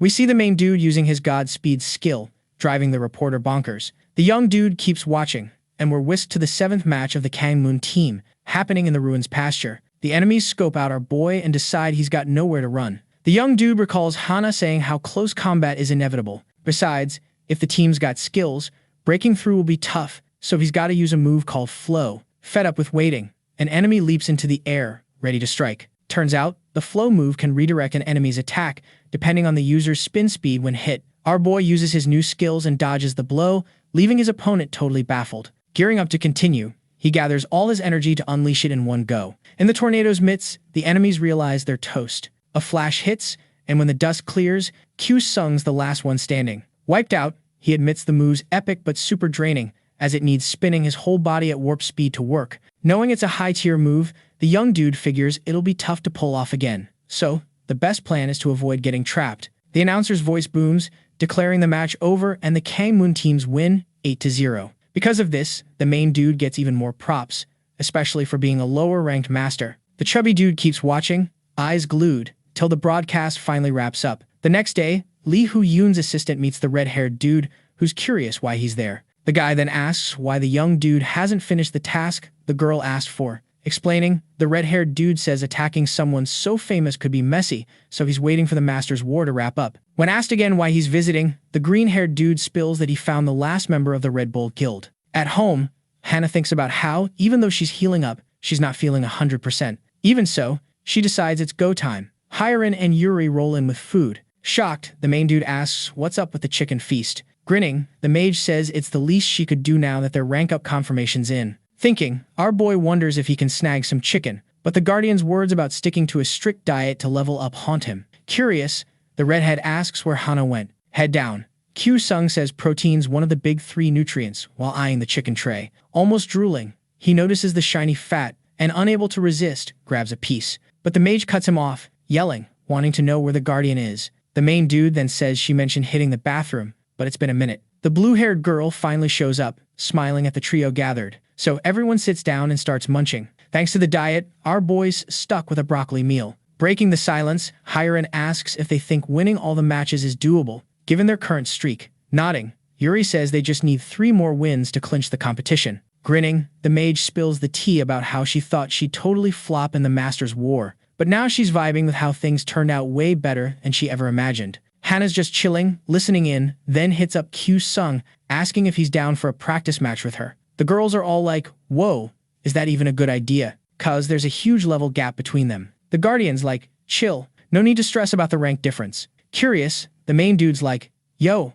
are you really feeling better? She nods, saying she's got her mana back on track but will still dial down her power for the practice sesh. Once our guy's in, they head to the training arena, and after a few seconds of staring each other down, he decides to make the first move. Hana's just standing there, realizing how speedy he is, thinking, this ain't your average master speed, while blocking his moves. Not only is Q-Sung super fast, but he's got mad balance too. Seeing him charge again, the Guardian's like, let's see how he handles it if his balance gets wrecked. Our dude clocks that an attack's coming from below and knows he can't dodge it in time. Still, he steps back just enough to brace himself and block the hit. While holding his ground, he admits the pressure's intense and, after getting disarmed and tossed back, wonders if that's what a high-level master's strength feels like. Hana steps up, offering a hand, and gives him props for a solid effort. Grinning, Q-Sung compliments her too. After helping him up, the Guardian's impressed with his progress. A bit shy, our guy admits he's still got a long way to go. Then they start chatting about the moves they pulled off. Hyrin and Yuri are watching from the sidelines,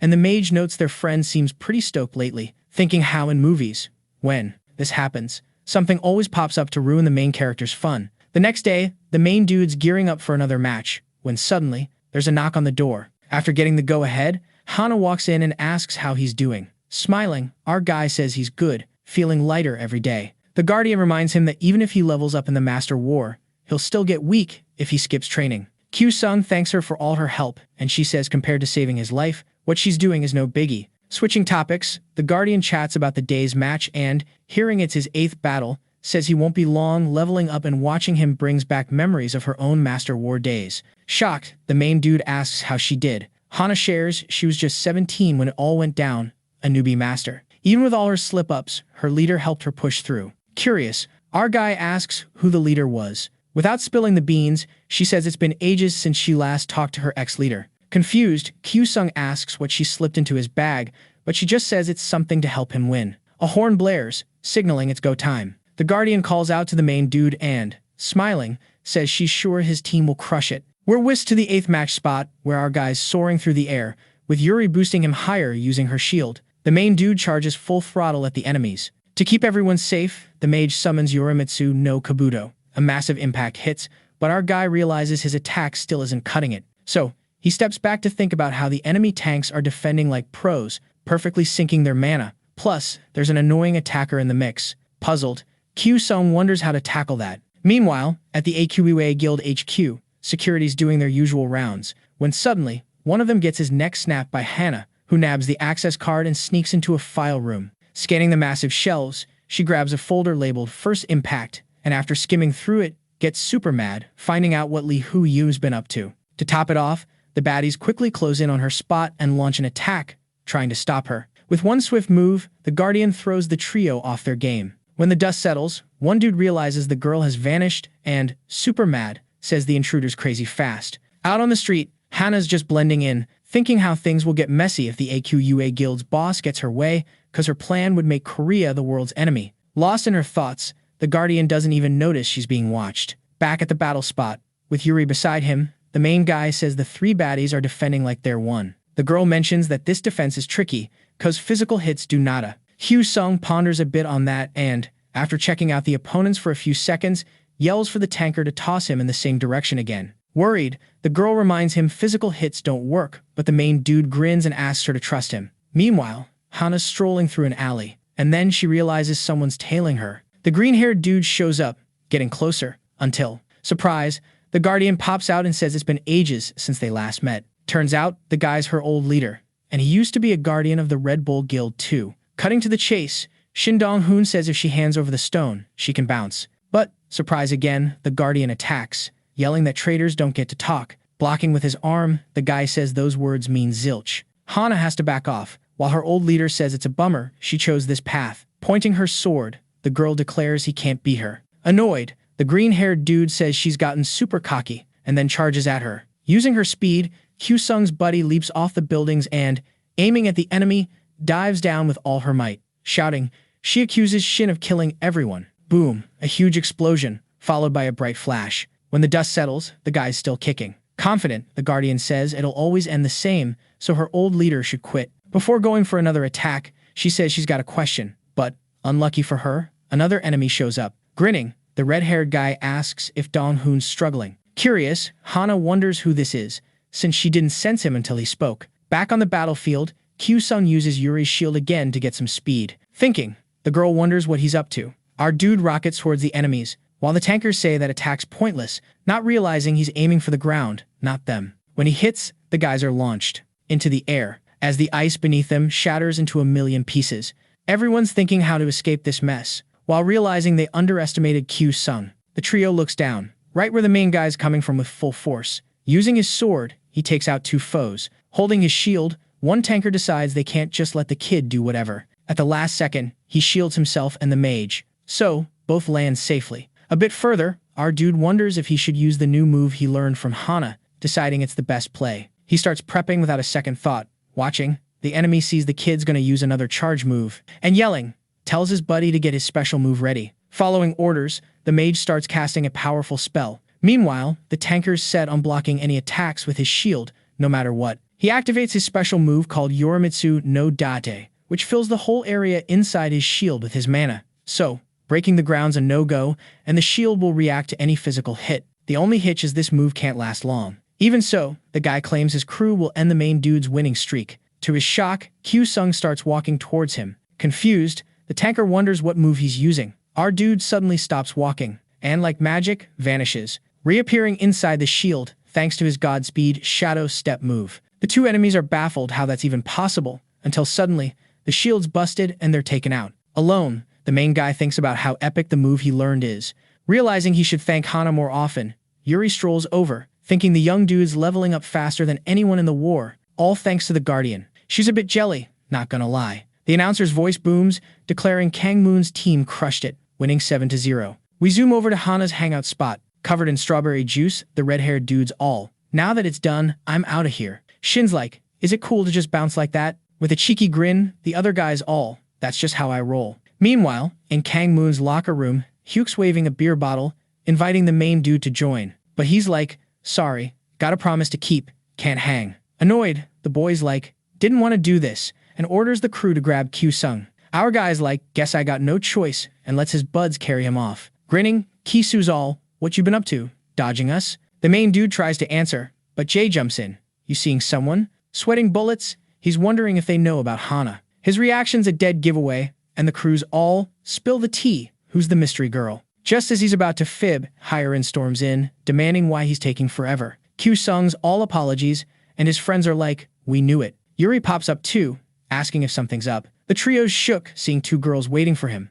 Looking at the guys, he apologizes again, promising drinks next time. Everyone's speechless as he leaves with the girls. Later they're all, man, we're so jelly. At AQUA Guild HQ, Lee Hu yawns all, Shin, find the stone. He shakes his head, nope, couldn't do it. The prez is like, no worries, knew it wouldn't be easy, then asks why he hesitated. Dong Hoon's silent, head down. Turning, she asks why he's acting weird, since he ditched the Red Bull Guild without a second thought. He just apologizes. Yeon's smiling, love that you're a softie. Switching gears, he says he found someone who knows about the stone, revealing it's Kyu-sung. Elsewhere, the main dude finally rolls up on his bike, finding Hiren and Yuri, who drove. The tanker jokes, you're late, as usual. The mage agrees, so slow, told you we should have left earlier. Sweaty, he apologizes for being late. They head in, noticing the lights are off. Inside, he guesses Hana's in the training room. But opening the door, he's totally shook by what he sees. Confused, the redhead's like, why you just standing there? Kyu-sung yells, begging his friends not to enter. No matter what, we see Hana's been murdered, tied up, with where is the stone scrawled behind her. When morning comes, the morgue crew arrives, taking the Guardian away. In the pouring rain, inside the house, the main dude's on the floor, looking like he hasn't slept in ages. A week later, Hiren drives back. Finding Yuri, she asks how he's doing, if he said anything. Yuri shakes her head, he's still silent in the training room. Tears in her eyes, the mage wonders why it happened. Trying to switch topics, the short-haired girl asks about the Master's war match. Swallowing her tears, the redhead says they decided to take a break just for another week, which the association's cool with. In the training room, Kyu-sung's head's still down, silent. Suddenly, memories of Hana flood back. Remembering their last chat, he finally lifts his head, mustering all his strength to stand. Our guy starts thinking about how Hana never mentioned the stone, wondering where it could be now. Then, out of nowhere, an idea hits him. Hiren pops up and asks if the dudes had any grub. But, surprise, he zooms past her, straight to his backpack like he's on a mission. After a bit of rummaging, Kyu-sung finally digs out the item and yells, this is the stone. The mage is all. What are you even on about? Buzzing with excitement, he spills that Hana gave him the item before the match, meaning he had the key all along. The two girls are speechless, like, whoa. The trio hits up a notebook, diving into the folder the Guardian left on the flash drive. They find a file called A Noble Person and are like, this has got to be it. A video kicks off, and boom, Hana's on screen, leaving them all shook. The Guardian says if Kyu-sung's watching, she's either vanished or worse, so she's cutting to the chase. She spills that Lee Hu-yoon's trying to use the demonic mineral to tweak humans for military stuff, but that's a big no-no by international laws, and breaking them could mean world war against Korea. Her plan? Sneak into the AQUA Guild for more deets. But if things go south, she wants Kyu-sung to have the Red Bull Guild's mineral, cause he's the only one she trusts. They hang on every word until Hana drops that the mineral from her old guild is in Jeryong-san, where detectors are useless. To wrap it up, she smiles and tells them to always remember her. Her last words hit hard, and tears flow. Meanwhile, in the city, a protest's heating up, demanding the association prez Kim Nak-won step down. Park rolls up with the cameraman, who's whining about the noise, asking if it's been a week already. Annoyed, the journalist grumbles about having to cover the protest, even though he thinks it's lame. Suddenly, the cap guy spots something by the protesters. With the camera ready, he asks where to aim. Park's like, doesn't matter, the script's set. Getting the hint, the cameraman starts filming but gets blocked by protesters, sweating bullets. He calls for the journalist, who snaps. What now? Freaked out, the camera guy says they should bolt, kicking off a wild chase. Yelling, the journalist's like, "Why are they after us?" The cap guy explains it's cause of the last negative report. After a bit, they duck into an alley. Gasping for air, the cameraman asks how they'll get more footage. Park just looks ticked off. Feeling down, the cap guy mentions the report's due tomorrow, and they haven't even started, meaning DP Kim will scoop them again. Told to zip it, he apologizes. Marching ahead, the journalist says he's cooking up a plan. A bit further, the cameraman spots Kyu-sung and his crew. Checking them out, Park's like, "Heard they took a break from the Master's War." Intrigued, Park decides to tail them to see what's up. Cut to a mountain scene where Hyrin, Yuri, and our boy just landed. Breathing in deep, the mage is like, "This air's awesome."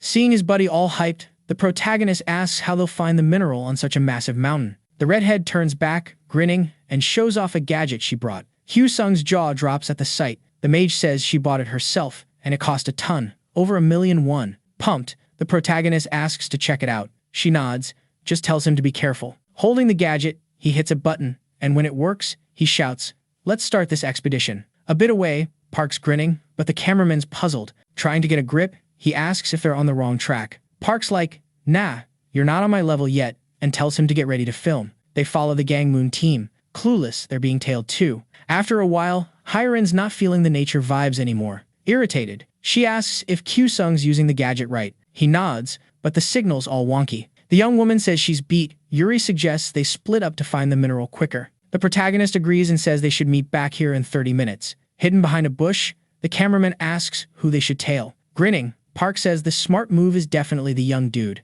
A bit further on, our guy grumbles about the signal still being glitchy and, after messing with the device a bit more, admits he's clueless about the right spot. Suddenly, a noise grabs his attention. Spinning around, he wonders if there's a wild critter nearby. Nervous, the guys start thinking they'll get busted as they hear footsteps closing in. But then, something unexpected happens, leaving them totally baffled. Kyu-sung whacks some bushes, revealing a trio of hidden baddies. Wielding a katana, a dude with blue hair says the young man's senses have gotten sharper. Eyeing the men, the protagonist says he could feel the killer vibes, while the journalist and cameraman wonder what on earth is happening. Without getting closer, the dude says he's got some unfinished business with the young man. Confident, our boy declares that his list will grow after today. The enemy zooms in for an attack, but the young man blocks it like a pro. Yelling, the assassin says he was waiting for him to be solo so no other master could back him up. The protagonist just stares at him, then lands a punch right after. Backing off, the dude wonders what kind of power that is. With his weapon ready,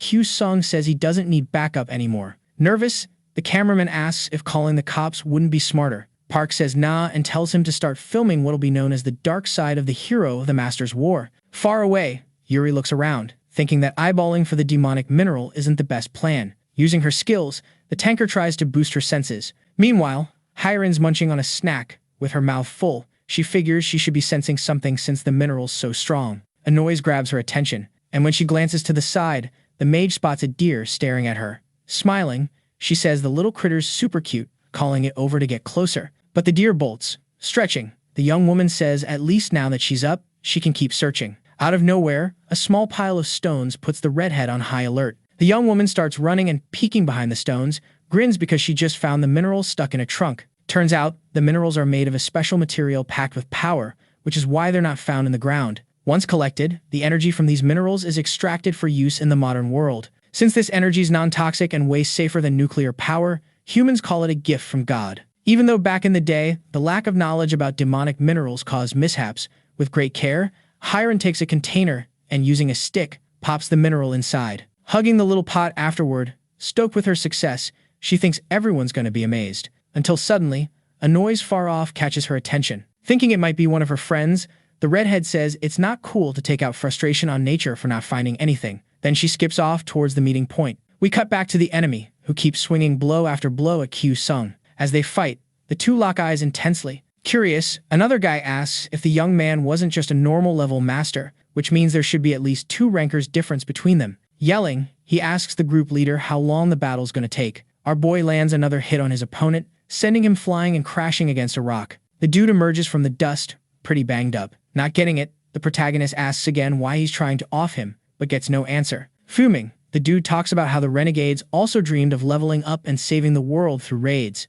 But at some point, the number of invasions dropped, and the big guilds started pressuring the government to hog the remaining spots. And even though the normal masters tried to win back the right to join the raids, all they got was hate. So, no matter how much they rallied, nothing seemed to work, leaving them with no choice. While hearing the story, Q-Sung wonders what that pill the enemy popped was. Suddenly, a light pops up around this dude, totally fueled by rage, asking if the kid even cares about his crew's rights before vanishing and reappearing behind our hero. With lightning speed, he spins just in time to block the hit. He's thinking, why did this guy suddenly level up in power and speed? Yelling, the dude insists he has no choice, and our boy's just blocking like crazy until, boom, something wild happens. From a distance, you can see how epic the impact was. Q-Sung steps out of the dust, wondering if he needs to unleash his special move. Hyren finally shows up, all like, what's going on here? She spots the kid and screams, found the mineral. Hearing this shocks the other baddies. The hero warns his buddy to be careful, but it's too late. The blue-haired dude's about to snatch the item.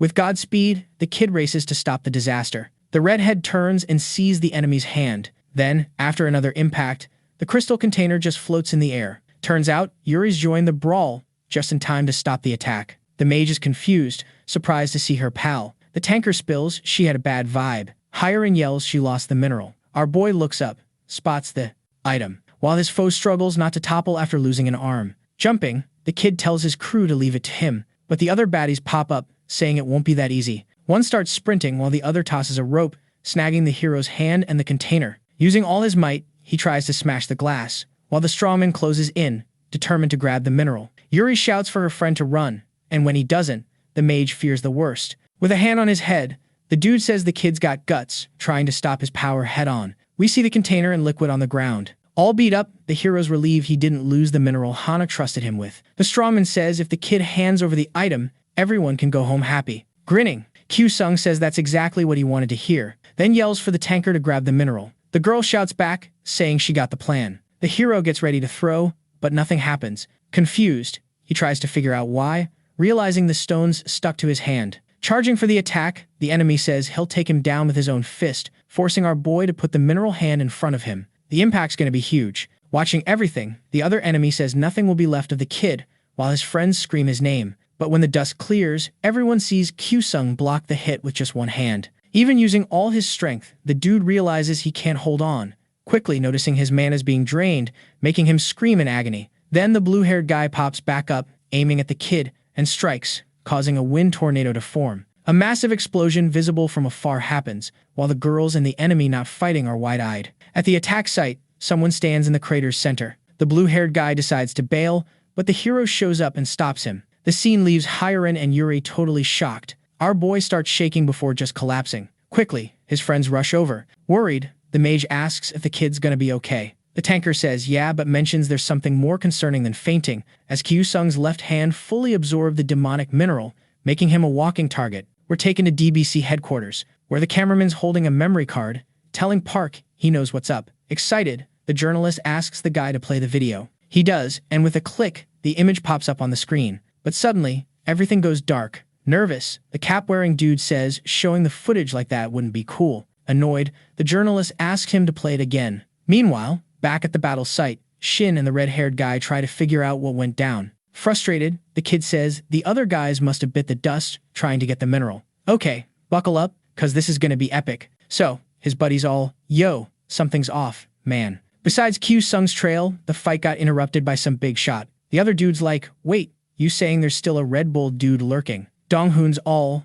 no clue, but we gotta handle this ourselves. Hearing this, Hana's assassin is not vibing. His buddy's like, dude, don't sleep on Kyu-Sung's skills. They're almost guardian level. Plus, their master said the real deal starts after the master's war wraps up. Meanwhile, in No Man's Land, the 9th war match is on, and Gangmoon's squad is totally owning it. One commentator's yelling, the hero squad's flexing some serious power. His buddy nods. They must have been grinding in secret. Then they hype up Hyren's explosive moves, which totally wreck the Nikatsu team's DPS. The mage is like, hang tight dude, and then powers up her retribution armor. The DPS, all charged up, jumps back into the fray. Mayung's stressing, Jung-woo, get ready. Jung-woo's like, got it, and freezes the enemy, but it doesn't last long. The support's shouting, avoid the DPS for now. The big guy sneaks up on Hyren. Where you think you're going?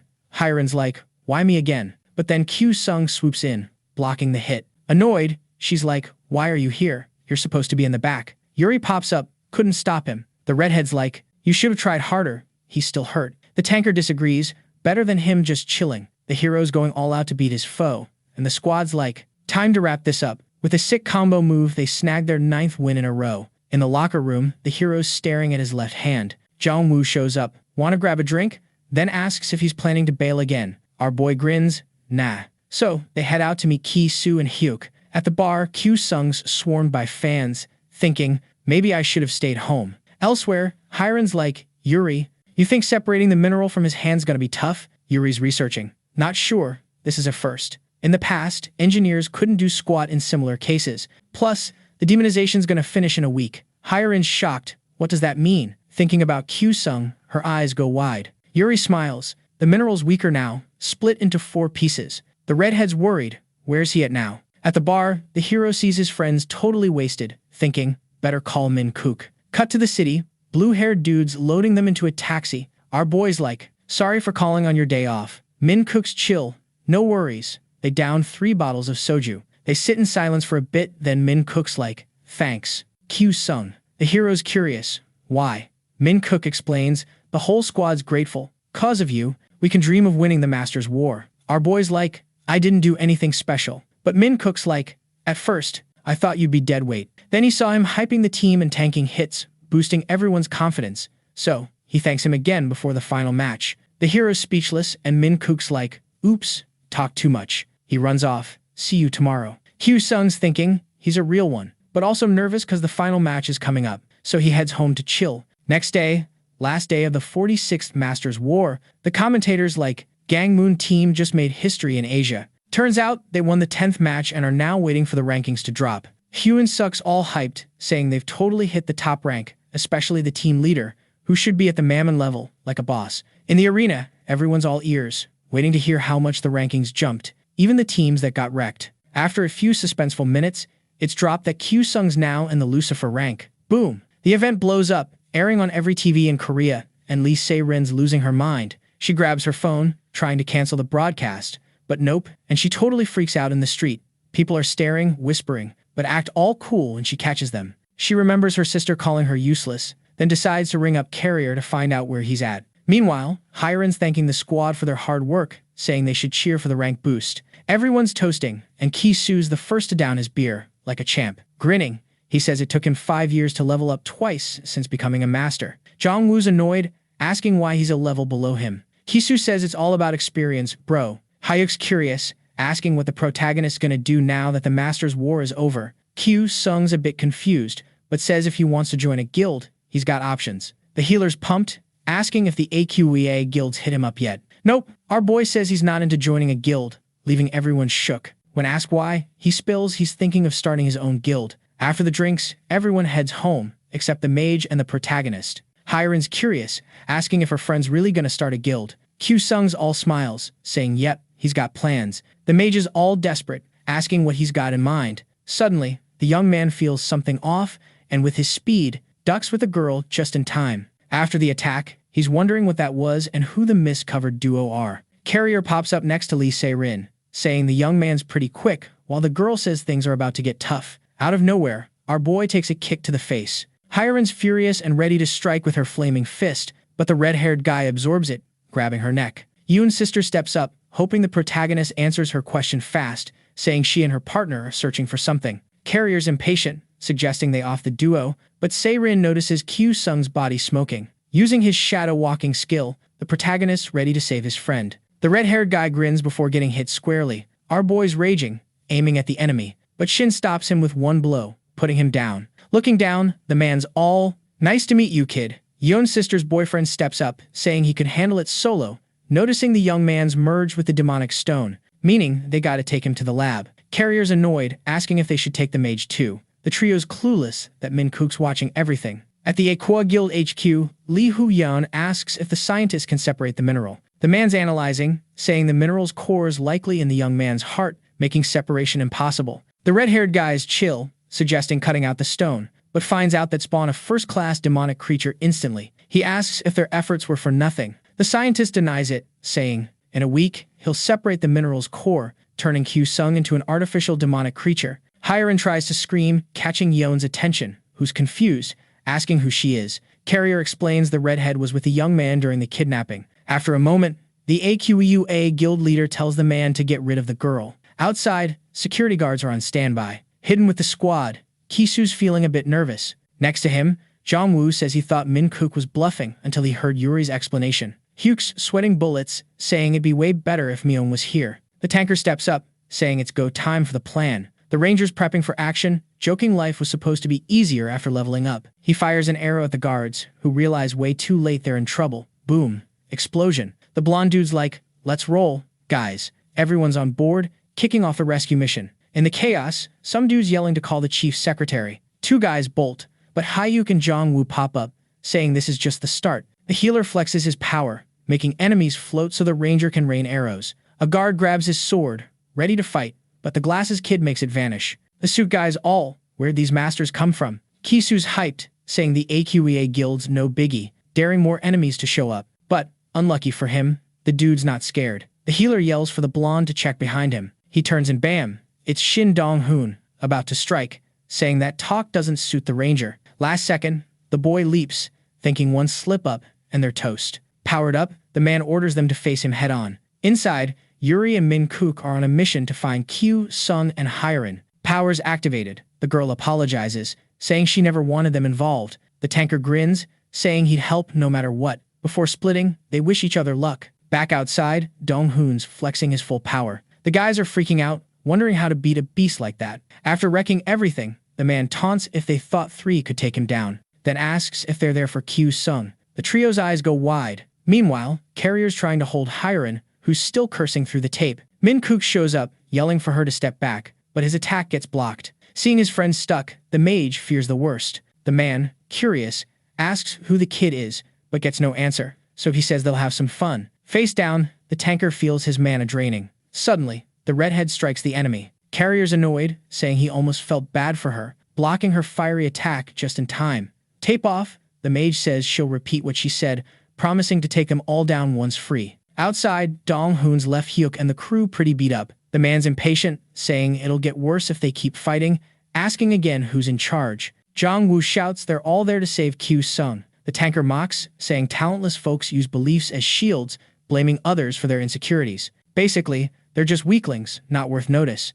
Kisu suddenly cracks up, saying it's been ages since he heard such nonsense. The healers worried the kids lost it. The ranger wipes his nose, saying he didn't know the masters he admired were just lapdogs, barking like one right after. Shin's furious, saying he'll make him beg, and Jongwoo thinks his buddies really lost it. Blocking a hit, the blonde tells the healer to kick off the final plan, thinking it'll be a good distraction. About to land a deadly blow, the man tells the boy to scram. Kisu charges, yelling it's time for plan B. The healer sneaks up behind the enemy, using his close-up guilt move, but Shin's tough as nails. Still, the duo holds strong until the ranger sees they can't block an attack. Without a pause, the man uses his Korean crow song ability, making the boys back off. Hurt, he says if the healer's power was stronger, the plan might have worked. But, as expected, they're just trash. Kisu's freaking out, his mana's all tapped out, and he's like, what now? Dong-hoon's all chill, telling his crew to back off, no matter what goes down. When someone asks the blonde dude his name, he just drops it, no sweat. The big guy's running, promising to remember him, like he's in some action movie. With no other options, the ranger jumps in, and with one epic smack, floors the enemy. The green-haired dude's all curious, asking how the young guy pulled that off without being a healer. The ranger's grinning, saying Jongwoo's skills aren't all that, which is why they kick in late. With the big dude down, he takes a breather, knowing there's a ton of bosses left to tackle. Boom. Suddenly, the building's like, kaboom. Kisu's relieved, thinking Yuri and Min Kook found Q-sung, so mission accomplished. Somewhere else, our boy's wondering who's rolling up. There's a demonic horse, and it's got a winged creature riding it. But plot twist, another version of him is chilling with the mystery dude. He's sweating bullets, like, what the heck is going on? Out of nowhere, his clone turns its head, eyes shut, and he's totally freaked. Back in reality, the main guy wakes up with black eyes, thrashing like a wild thing. The scientist grinning, saying he didn't think his drugs would cause such a wild ride, calling the energy-based master a biological wonder. He's thinking if this keeps up, they'll wrap things up faster. But then, a noise grabs his attention. He spins to the door, asking what's up. A guard slammed against the wall by Yuri, who's panting and saying she's here for her leader. Her entrance sends the scientist into a total meltdown. Meanwhile, outside, the security boss tells everyone to book it to the main building. Worried, the CEO's in trouble. Upstairs, Hyren, Min-kook, and Carrier are there. And Carrier's grumbling that the young woman's skills are as annoying as her attitude. The mages saying their moves are strategic, and the enemies realizing the redhead's got a wide, explosive attack range, and the tanker's covering all her weak spots, putting him in a bind. Lost in thought, he doesn't notice another attack coming his way. In the air, the blue-jacketed guy is ready to wrap things up, but the red-haired dude lets himself get hit for some reason. The duo checks out the impact zone. In a crater, Carrier's saying they're amazing, admitting he's got to use his special power, just like when he fought Hana. Hyren's eyes go wide hearing the Guardian's name. The enemy, unseen, says the girl begged for her life, but he couldn't save her, even if he wanted to. Furious, the mage charges in, even though her buddy's saying it's a bad move. Before she can land a hit, the red-haired guy's hand shows up, making her power vanish. Fully transformed, the enemy says special powers like hers can mutate. What threw off many masters was not knowing they were up against a natural mage enemy, able to absorb mana. Quickly, the redhead realizes she's in danger, but Min-kook swoops in just in time to save the day. The mage is yelling thanks, but Carrier's saying his plan all along was to lure the tanker with his shield. He lands a bunch of deadly hits, leaving Hyren in a panic. After tossing the young guy aside, the red-haired dude's like, now it's just us. In the lab, Yuri's smashing all the machines, yelling at her friend to wake up. The scientist, all beat up, says it's useless. The young guy's in a deep sleep. Annoyed, the tanker smacks the scientist and tells him to zip it. Then she grabs Q-sung, ready to bounce, thinking she's wasted enough time. But Rin shows up, smirking, saying she can't leave the same way she came in. So, it'd be smarter to put the guy back on the stretcher and leave quietly. The tanker knows she can't fight and carry the main guy, so she decides to make a run for it. But then, bam, 2 more baddies show up. Yeon's sister's all annoyed, saying the girl's making her feel super grossed out. Back on the upper floor, the mage and the red-haired dude are going at it. Hyren whips out her Surya spear, but nada happens. She's all, wait, is this dude a melee fighter or a tank? Carrier's grinning, saying she'll run out of mana if she keeps it up, like he's got a mana radar or something. Then, bam, he uses some mage moves, and she's got to jump to dodge. He's bragging, saying he's got a 73-0 record against mages, like he's the LeBron of magic fights. Hearing that, the redhead's fuming, but her mana's on E, so no big moves for her. So, she's got to try out this new trick she picked up. She powers up, ready to unleash the supreme light of Indra. The dude sneaks up behind her, asking how she plans to catch anyone with her slow-mo spells. Hyren takes a hit but stands her ground. The enemy's shocked, saying her persistence is wild, then realizes he's right where she wants him. Hoping her move works, the redhead's like, let's see how tough you are. Boom. Explosions everywhere, but when the dust clears, the fight's still on. Carrier's all beat up but stays quiet. The redhead's like, wait, were you hiding more tricks? Turns out, he fainted standing up, so she rushes to check on Min-kook. Back at the lab, Sarin's watching Yuri, who's balancing like a pro, even with someone in tow. But she's bored, so she ties Yuri's legs to wrap things up. The tanker's shocked her feet are glued to the ground. The 2 strong dudes see their chance, but Yuri blocks both hits with her special move. She figures she's got to drop Q-sung for a sec to speed things up. The guys attack again, but Yuri pops her shield of confidence just in time. Knowing she's on the clock, she plans to KO them with 1 hit. She's zooming, showing she's got speed too. The strong guy yells when he gets hit. Charging forward, the friend goes for Sarin, who's wide-eyed, not expecting that. She uses a barrier to dodge the attack. The tanker's shield shatters, and she bolts with Q-sung, making the redhead realize escaping was the plan all along. The short-haired master heads for the door, but something blocks the way. Yeon throws her spear, apologizing for the late intro and her crew's rough welcome. Standing on the experiment tank's remains, she says she's the AQEA Guild's CEO. Knowing what Yeon can do, Yuri's like, uh-oh. The president bows, asking for another shot to restore her crew's rep. While the tanker's thinking, they hear their names called, and Cinda and Ulu are like, yo. Facing the guys, the enemy says a guild's guardian shouldn't lose. The duo's silent, putting Sarin on edge. Seeing the guards pop pills, she's like, sis, are you trying to off them? The tanker realizes it's the same pill the renegade used. In seconds, a light wraps around the guys, and now they've got yellow eyes. Yeon spills her plan, saying they'll target the short-haired girl, since they've got an hour before they're toast. Yuri's cornered by the baddies, who attack without a second thought. 1 hit, and her shield's toast, and to make it worse, they're not letting her get a hit in. Another hit sends the tanker flying one way, Q-sung the other. Backing up, she's worried about the boy, but she's got to focus on Ulu, who's right in her face. Quickly, she realizes blocking without her shield is risky.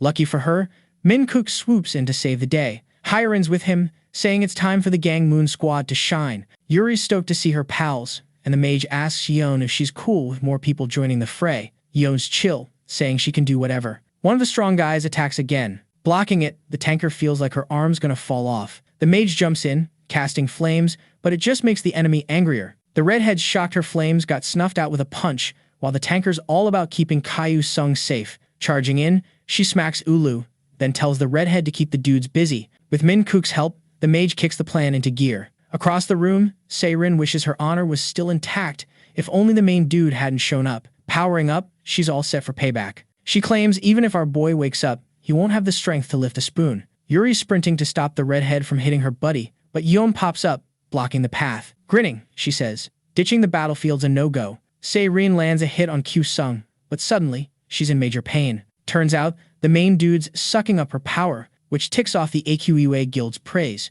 Rushing in, she stops her sis from hitting the floor, while the tanker notices the boys acting kinda weird. On the battlefield, Hiren and Min Kook are going all out.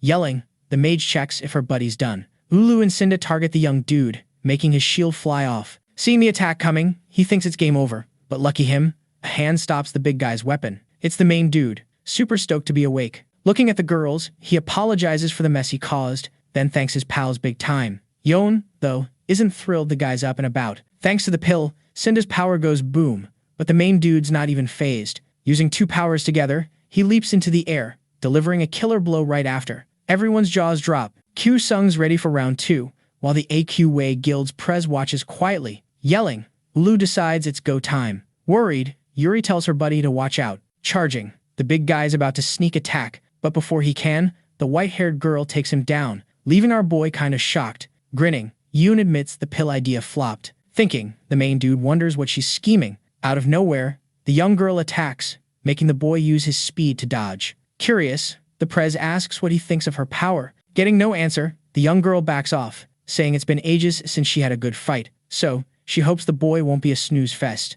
Then, bam, something happens. Grinning, the enemy says she's got a surprise for him. The ground suddenly gives way, making the main dude realize the building's sinking. Everything goes dark, and he's checking if his friends are okay. The other kids say they're good, which chills him out. Confused, Kyu Sung wonders what his rival's plotting in this place. A super bright light flashes, making him shield his eyes. Ready for action, the prez says it's been ages since she fought here, revealing it's her personal training zone, made of special stuff so nothing gets wrecked during fights. Plus, she wants to hand the young dude a sword. Our boy's shocked to see Hana's weapon. Powering up, Yeon says now that everything's set, they can start. They lock eyes for a sec before diving into the fight. The main dude's giving it his all to land a hit, but his opponent's a pro, dodging everything. Watching the fight, Haerin says her friend's amazing, taking on Korea's top master. Yuri's a bit jittery but notices the young dude's moves are different. Still, she's worried about his body, since his energy's all over the place from the coma. The mage stays quiet, but her face shows she's stressed. Mid-fight, the enemy says she's got to wrap it up quick, adding the young dude's the best master she's faced, so it's time to stop messing around. Thinking, Kyu Sung figures his opponent's gearing up for a big move. He blocks the hit with his sword, but the young woman breaks through. Appearing behind him, Yoon announces her second strike. The main dude realizes he's up against a super fast opponent, but still manages to turn just in time and defend himself. In the air, the girl shows it's not over yet. With the impact, the boy's knee hits the ground, thinking he can't handle this pressure much longer. Suddenly, something wild happens, and his eye starts changing color. Our boy's hand follows suit, and thanks to the demon stone, he resists the attack. Totally shocked, the AQA guild president can't defend herself in time and gets launched skyward. With part of his body transformed, the protagonist takes a deep breath, shouting. Hiren says the boy's state looks rough, but before she can move, Yuri tells her to hold up. Using her ability, the young woman says the boy's energy flow is stabilizing, and instead of being eaten by the mineral, his body vibes with it. Still airborne, Yoon tries to figure out why her last attack flopped, realizing the boy controlled the mineral, making her a bit shaky. Even so, the young woman gears up to attack again, launching a monstrous claw. Perplexed, the tanker wonders how the enemy pulls off such attacks so easily. Confident in his strength, our boy just watches the blow coming his way. The scene makes his friend nervous, but when the moment's right, he counterattacks, zooming through the claw towards his opponent. With not much else to do, Yeon activates her special move, Phoenix Dance, while the protagonist speeds up with Godspeed. The two lock eyes until they clash in the center, causing a massive impact. After a few minutes, they're in hand-to-hand combat. An explosion of light happens, On the ground, Q-Sung's friends don't blink for a second. When the dust settles, the protagonist is still standing, as is his opponent, who, even tired, says she wants a rematch. We're taken to the girl's past, discovering she trained hard since she was little. Shouting, her dad says power starts from pure kindness, adding that if she wants to lead a guild, she must get stronger. Unable to take it anymore, Yoon lowers her head. The man sighs, saying even though he's aging, his daughters give him hope for the guild's future. He hopes their talents will be the sun and moon of the AQA group. The two little girls shout aloud, "Yes, sir." Smiling, the man reminds them that both the sun and moon can lose their light. In the present, the president states she'll keep her promise and, tearing her clothes, she reveals she gave up being human a while ago. Shocked, Q-Sung wonders how she has 3 demon minerals in her body. Starting the transformation, Yoon says they're quite similar in the end. A purple light wraps around the young woman, while the protagonist stands still, just watching. In her demonic form, the enemy says when she wiped out the 4 guilds, the mineral was her only goal. Our boy turns at the last moment, but it seems too late. With the blow, he's violently thrown backward. Approaching, the young woman asks if he's curious why she wants the mineral. Frightened, the protagonist realizes her speed has gone through the roof. While attacking, the girl reveals after the AQA guild president died, she put the demonic mineral in her heart, seeing a new world. Reflecting, our boy wonders if there's someone else in the game. Yoon says a mysterious being knew the mineral's power and asked her to gather them to create a new world. She delivers a deadly blow, but Q-Sung blocks it with one hand. Shouting, he claims she's just a foolish assassin using the minerals for power. Hearing this makes the enemy smile. Then, she reveals she knows what Hana told him and claims the Guardian's words are fiction. Furious, the protagonist orders her to stop lying, as his ally died exposing her evil plans. Unbothered, Yoon says the girl lied. Consumed by hatred, the boy prepares to attack but gets hit by the creature's hand. Then she throws him backward.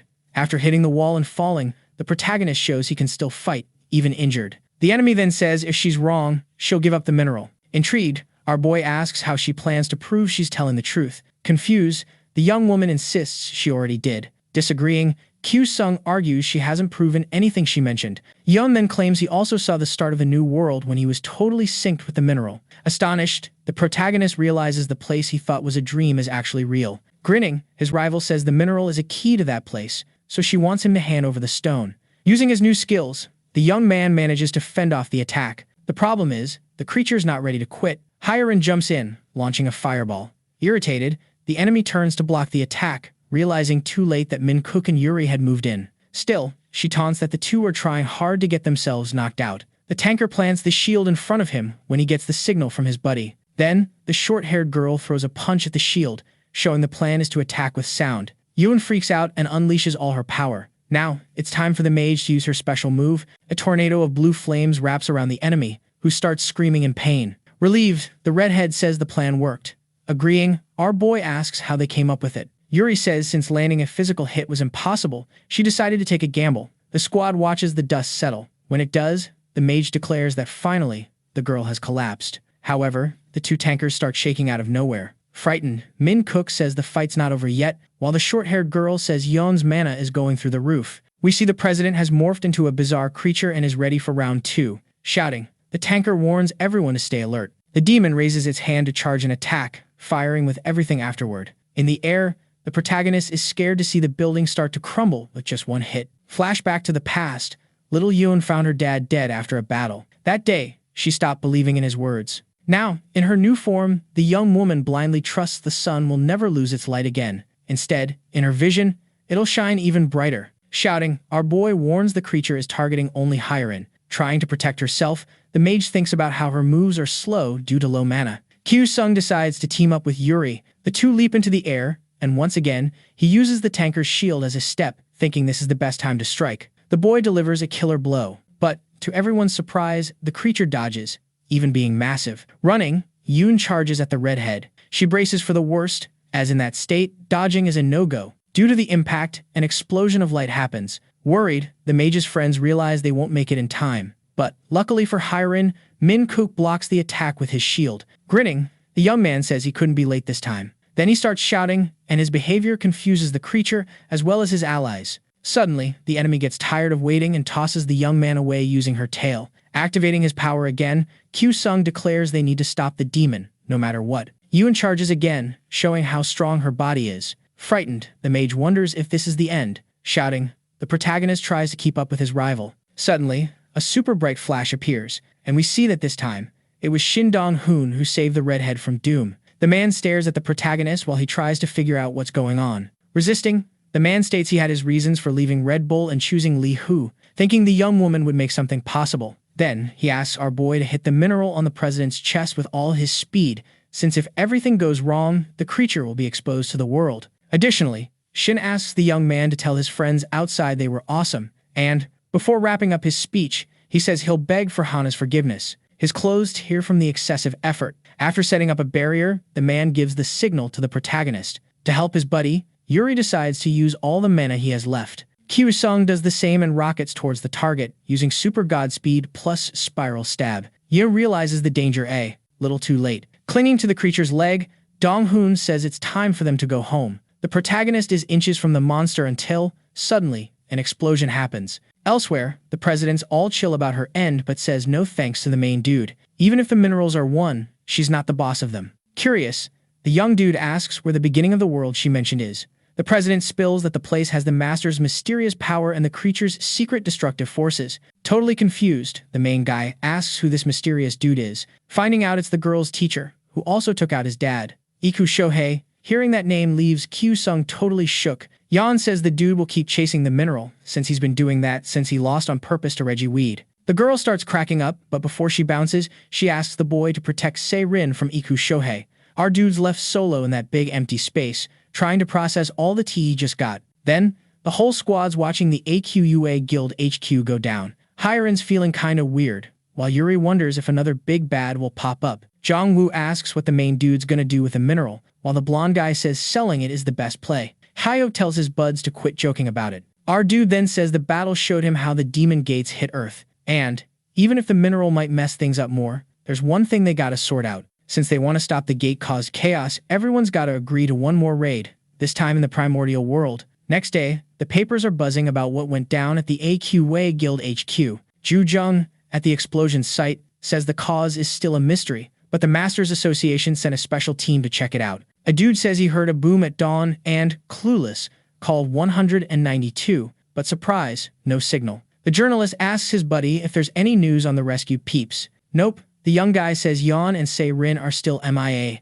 along with other guild members. Still, the rescue teams are hustling to find survivors. Because of this, Tae-sung Kim, the Masters Association prez, quits, saying the accident's on him. With that, VP Nak 1 Kim steps up and promises to shut down the AQUA Guild for good. Later that day, a white-haired dude says the AQUA Guild prez really bit the dust, then asks if Kyu-sung did it. Behind him, the old guy who asked the main dude for help nods in agreement. The young guy says he wants to see our dude with his own eyes, but the old guy tells him to chill, since the priority is ditching the AQA Guild, and Kyu-sung's the most famous master in Korea. Touching him would turn the whole country against them. Then, the old guy spills he knows what happened to the mineral, making it super urgent to find the stone. Curious, the young guy asks what the old dude wants him to do. Without turning, the old guy says his plan is to make Kyu-sung face his hero during the individual Masters' War. 6 months later, a young dude with purple hair wonders why he got jumped. In front of him, a creature with human teeth is ready to chomp. Running, the young dude wonders why the monster's so speedy and tough. Suddenly, he stops and thinks this is it for him. The monster charges, but Yuri stops it from munching. Annoyed, she asks how the young dude could just bail after what he did. Totally lost, the master wonders if he's really safe. The creature switches targets and goes for the tanker. Shocked, the young dude sees the girl doesn't mind getting hit head-on. With her fist, the tanker lands a punch, making the enemy shut its mouth. Yelling, she tells the unknown dude to go to the other side to distract the creature. With no other option, the young dude goes for it. The monster spots him, and Yuri launches another attack that, even if it doesn't hurt the creature much, makes it super mad. Saying she'll help the young dude, she tells him to hit the middle. Scared, the DPS wonders if they're going for the ping-pong move. Suddenly, something flies through his hair. Turns out, it's a sword. The tanker grins while the mystery dude's all puzzled. Kyu-sung zooms past the guy, sword in hand, and slices down the creature's back like a pro. The purple-haired dude's mind is blown watching him go. In the heat of battle, our hero's dodging attacks like he's got a cheat code for the monster's moves. Yuri, all smiles, says the dude's moves have leveled up. Our guy gives props, saying it's all thanks to her. Then they team up for an epic final smackdown. Poof, the monster just vanishes. On the ground, our hero jokes they took longer than last time. The tanker agrees, saying they gotta hustle. Back home, Hiren's wondering when her squad will roll in, and bam, the door swings open. Kyu-sung beams, announcing their return, but the mage is all grumpy about the wait. The dude argues they crushed a Lucifer rank raid in under an hour, but seeing the redheads not buying it, he just says sorry. The tanker rolls up with food for her buddy. The mage dashes over and snatches the box like it's treasure. Yuri spots our hero sneaking off and asks where he's headed. Holding more grub, he says he's got a delivery mission. Munching away, Hiren says it's a waste of time. Kyu-sung reaches a door, takes a deep breath, and asks if he can come in, but there's no answer. Still, he opens the door anyway. Across the room, Lee Se-rin's just chilling in a chair. Our hero asks if she's eaten, but she stays silent. He steps closer, saying he grabbed her something on the way back. With a serious face, the master asks if he's there to rub it in. He denies it, saying he knows she hasn't eaten in 2 days. She says it doesn't matter, nothing changes just because he's nice, and she still sees him as a killer. Kyu-sung's left speechless. Hiren barges in, saying just because the enemy can talk doesn't mean she should, then blames Yoon for almost getting everyone killed. Our guy tells the mage to chill, but she just asks if she's wrong. Head down, Se-rin asks them to leave. The redhead yells she should be grateful, not calling her savior a killer. Without looking up, the girl asks again to be left alone. Our hero tries to calm Hiren until Yoon's sister suddenly screams for them to leave. Yuri shows up at the door but stays quiet. The redhead's fuming, saying she won't leave just because she's told to. Kyu-sung takes her hand, gives her a serious look, and asks her to chill. Finally, the mage decides to bounce. The tanker watches them leave, then says everyone feels awkward with Se-rin around, but it's for her safety since Iku Shohei's after her. Before leaving, Yuri spills what Yeon said before dying and hopes the girl will stay until they find a safe spot. Lee Se-rin stays quiet but starts thinking about her situation. Cut to another scene, where an old dude's asking a lady how things are going. Hearing everything's chill, he chuckles. Nakwon Kim, sitting across, says handling proud masters is tough, so maybe team up with the AQUA guild before taking over raid seeds. The old dude disagrees, saying central control groups should lead. They stare each other down until the president realizes it's time to ask what the old man wants. Laughing, the old guy asks if he was that obvious, then says he needs 2 things. First, the president's got to set up a masters tournament. Kim apologizes, saying it's a no-go. The old man tells him not to stress, revealing he's already hit up the World Master Society, so just set the dates.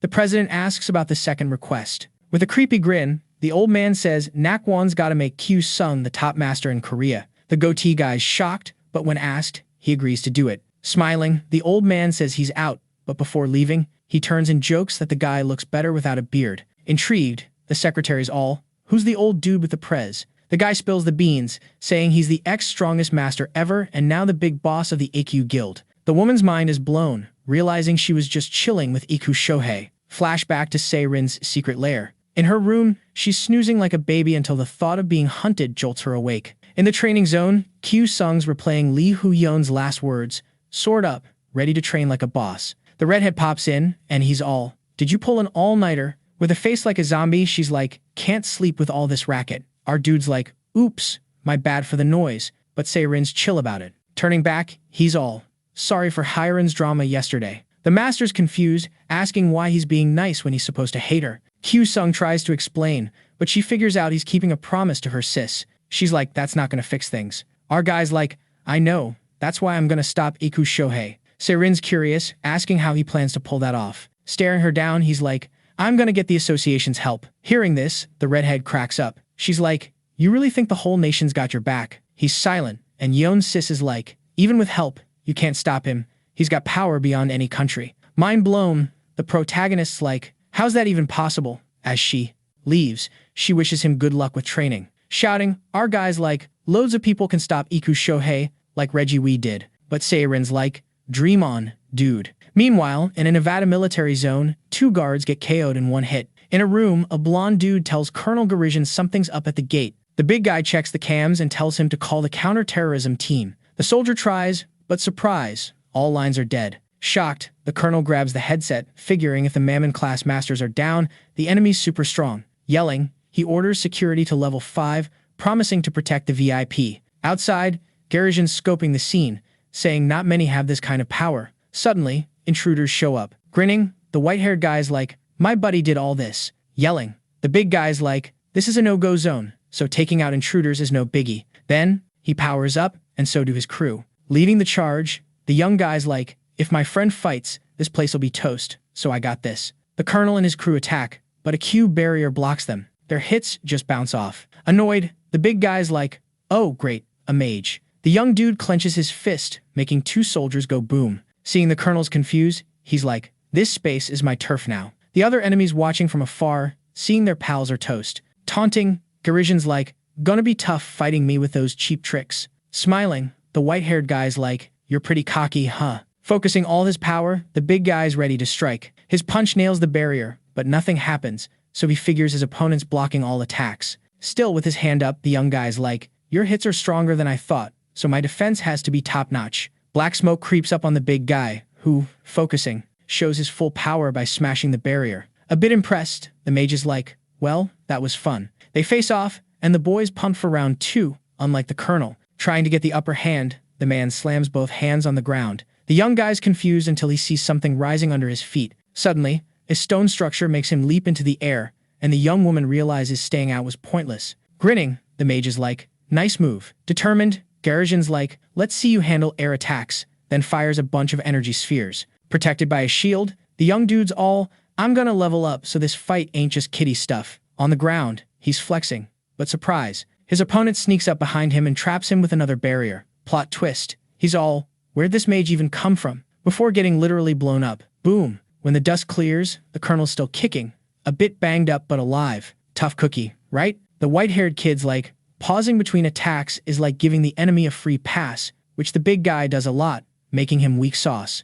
Out of nowhere, a sword drops from the sky, freeing the colonel and grabbing everyone's attention. Epic entrance much? A wind tornado swirls around them until someone pops up, saying it's super rude to start a fight in front of someone else's crib. The enemy's thinking, oh snap, I'm up against the strongest master ever. Facing the young dude, Reggie Weed's like, the colonel ain't weak, and if you don't spill the beans on this mess, you're not leaving here. The mage notices the master isn't packing a bow, so he's thinking he might have a shot at winning. They lock eyes, but the dark-haired guy makes a move, giving a little smack and saying, better not do anything rash, dude. Feeling cornered, the enemy's like, guess my master was right, I'm not ready for this level of boss fight. So he just says, sorry for being rude. On one knee, the young dude introduces himself as Len, and his buddy's like, I'm Hazuki. Reggie's curious about this invite, so he asks what's up. Len spills it's an invite to the individual master's war. No hesitation, the master shuts it down and tells the colonel to nab the duo. The mage figures he's got to drop his master's name. So, he says Iku Shohei wants to keep a promise from 10 years ago, and the 12 disciples got invites too for this event in Korea in 3 months. Bowing all the way, Len's begging the dude to accept, wondering what he'll tell the old man if he flops. Lucky for him, Weed's like, all right, I'll be there. Hearing this makes the mage grin. We switch to Hyarin, who's all hyped to head out after getting ready. She hits up a store, grabs a new outfit and some earrings. On the street, a food stall catches her eye. She orders a seaweed roll with veggies and fried squid. Yum. But as soon as she digs in, she drops a dumpling and stains her dress with sauce. Oops. Annoyed, she yells for the culprit. Sweating, the young guy's like, what's the issue? Pointing at the stain, Hyarin's like, you elbowed me and messed up my dress. The guy's all, sorry, gotta bounce, urgent stuff to do. With nothing else to do, the mage watches him dash off. Even though she's bummed, she keeps going, thinking about how pumped she was before. Her anger shifts to Sarin, who's still hiding. Suddenly, a poster of Kyu-sung on a building catches her eye. She's stoked for her friend's success. Across the street, the guy from before calls out to her, apologizing again. Irritated, the mage is like, why'd you run then? Bowing, the guy's all, really had urgent stuff. He hands her an envelope, saying it's for dry cleaning the dress. Hyarin's like, nah, just forget it. Nervous, he's like, if you don't take it, I'll feel bad. Turning away, the mage is like, it's cool, gotta rush to an appointment. She starts walking, and the guy decides to tag along. A bit further, she turns and asks why he's following. Smiling, he tries to explain but fumbles his words. Thinking he wants her digits, Hyarin's like, I don't need the cash. The guy rummages in his bag and, touching her shoulder, says he wants to invite her to the master's war. Confused, she's like, what are you even talking about? They end up in a restaurant, and the guy spills he's an assistant to the association. Asking if the mage can forgive him, she says, sure, but wants to know how he knew who she was. Holding up a notebook, the redhead spills the tea that all the deets about the invited masters are scribbled in there. Then, he starts reading out loud everything he's jotted down about the girl. When he mentions her mood, she's like, is that really necessary? And wonders what happens if she just says, nah. The redhead's jaw drops, asking how she could even think of saying no, practically begging her to join the squad. Curious, Hyarin's all, who else got the invite? but the dude's clueless. Even though it's all kinda sus, the redhead kicks off a round of intros. Grinning, the guy's like, oops, my bad for not introing earlier, and drops his name, Iku Tetsuya. The mage is shook, saying she didn't expect a Japanese dude to speak Korean so well. The redhead spills he learned from his dad, but since he's clueless about Korean addresses and has more invites to hand out, he's hoping the girl can help. Hiren's like, nope, not happening. The dude's so shocked he practically faceplants onto the table. The mage just stares as sweat drips down his face. Meanwhile, Kyu-sung's at home, sweating bullets after seeing his buddy with Iku. She explains she had no choice but to bring the guy there. The redhead grins, saying it's lit to meet the duo. Elsewhere, a guy's apologizing to Iku for leaving someone solo. An old dude's worried, saying the person just came down from the mountain and might stir up trouble. The suit guy's like, chill, I don't see the big deal. The master disagrees, saying he doesn't know the person, so he can't be sure. Turns out they're talking about Iku Tetsuya, who's been a sore loser since forever, even beating a regular master. Before even waking up, the guy's in shock. The old dude laughs, saying the young guy tried to challenge him after waking up. He's worried Iku might challenge a guest and leave them KO'd. The suit guy's eyes go wide, asking if that's for real. Back at Sarin's hideout, the redhead intros himself. Yuri's all smiles, asking everyone to chill while she grabs some drinks. Hiren heads to her room to change. A few minutes later, coffee's served. Taking a sip, the guy's hyped, saying the drink's fire. The tanker compliments his Korean. The mage stops him from retelling his language story, asking him to cut to the chase and hand over the invite. Kyu-sung wonders why his buddy won't cut Tetsuya some slack. The redhead's annoyed, asking if her new clothes will magically clean themselves if she does. When the guy doesn't answer, she tells the delivery dude to hurry up, yelling if he didn't hear it's go time. Calmly, the guy says they've actually arrived, since the last invite in Korea is for the master right in front of him. Yuri's curious why that is, while the main character questions if the guy's sure. He confirms, saying he'd love to meet him, hearing he's got an epic backstory. Hiren's fuming, asking why the redhead didn't say from the start the last invite was for Kyu-sung. The guy chuckles, and she's like, you won't be laughing for long. Curious, our boy asks why the tanker's not on the list, but the guy's got no clue. Noticing the girl's bummed, he says she can still sign up for the event. Once everyone gets it, he's hyped, shouting he's super stoked for the upcoming Masters War. The mages, confused, asking why the hype, since the event's every 2 years. Tetsuya spills that this time all masters can join, with no time or skill limits. He asks if it's the main character's first time. He nods. Hearing the guy awaken just a year ago, the redhead's mind blown. Our boy awkwardly thanks him, but the guy whips out his notebook, reading all about Kyu-sung. Hiren's like, why wasn't my description as cool? Ignoring her, the delivery dude's curious if the main character's ability works in a team-up. He says he'll find out during the war. Grinning, the guy asks if he can challenge him to a match right there. The mage is intrigued, saying the place is too tiny for that, but the redhead's like, no worries, leaving everyone puzzled. Outside, he draws 2 circles on the ground and, when asked, says it's the stadium. The redhead's all, no sport needs a doodle stadium, while Kyu-sung's like, what game is this?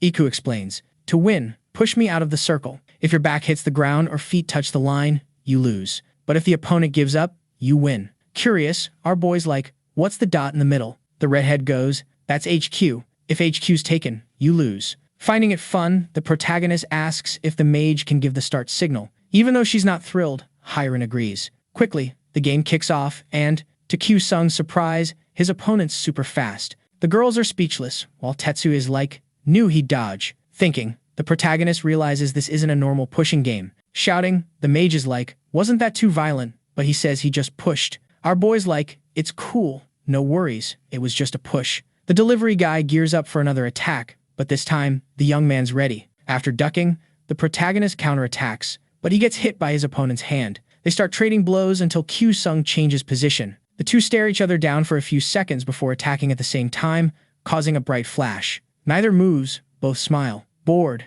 Hiren's like, this isn't a fight. Iku's surprised by the protagonist's power, while the latter's like, Iku's amazing. Doing squats, the redhead suggests they get serious. The red-haired girl's like, was he bluffing? But our boy knows he wasn't, as he didn't use mana. Unlike him, who had to use energy to protect himself. Activating his power, the redhead's like, let's start. Seeing the guy use mana, Kyu-sung moves to hit the blind spot of his opponent's arm, but, surprise, the delivery guy blocks it with one hand. Confused, our boy's like, how'd he catch me? Realizing the guy showed his weak point on purpose. Determined, Tetsuya's like, the fight ends here. Yuri's worried, while Hiren's like, is he trying to kill him? The redhead's hand moves toward the protagonist's face, but he jumps away just in time. Surprised, the delivery guy's like, how'd he twist his arm like that? After freeing himself, our boy delivers a double-leg blow, leaving friends relieved and hyped. Seeing his opponent on the ground, he says the game was fun, thinking if he took more hits, he'd surrender. Kyu-sung offers a hand to help Iku up, but he says the game's not over. His foot's still in the circle.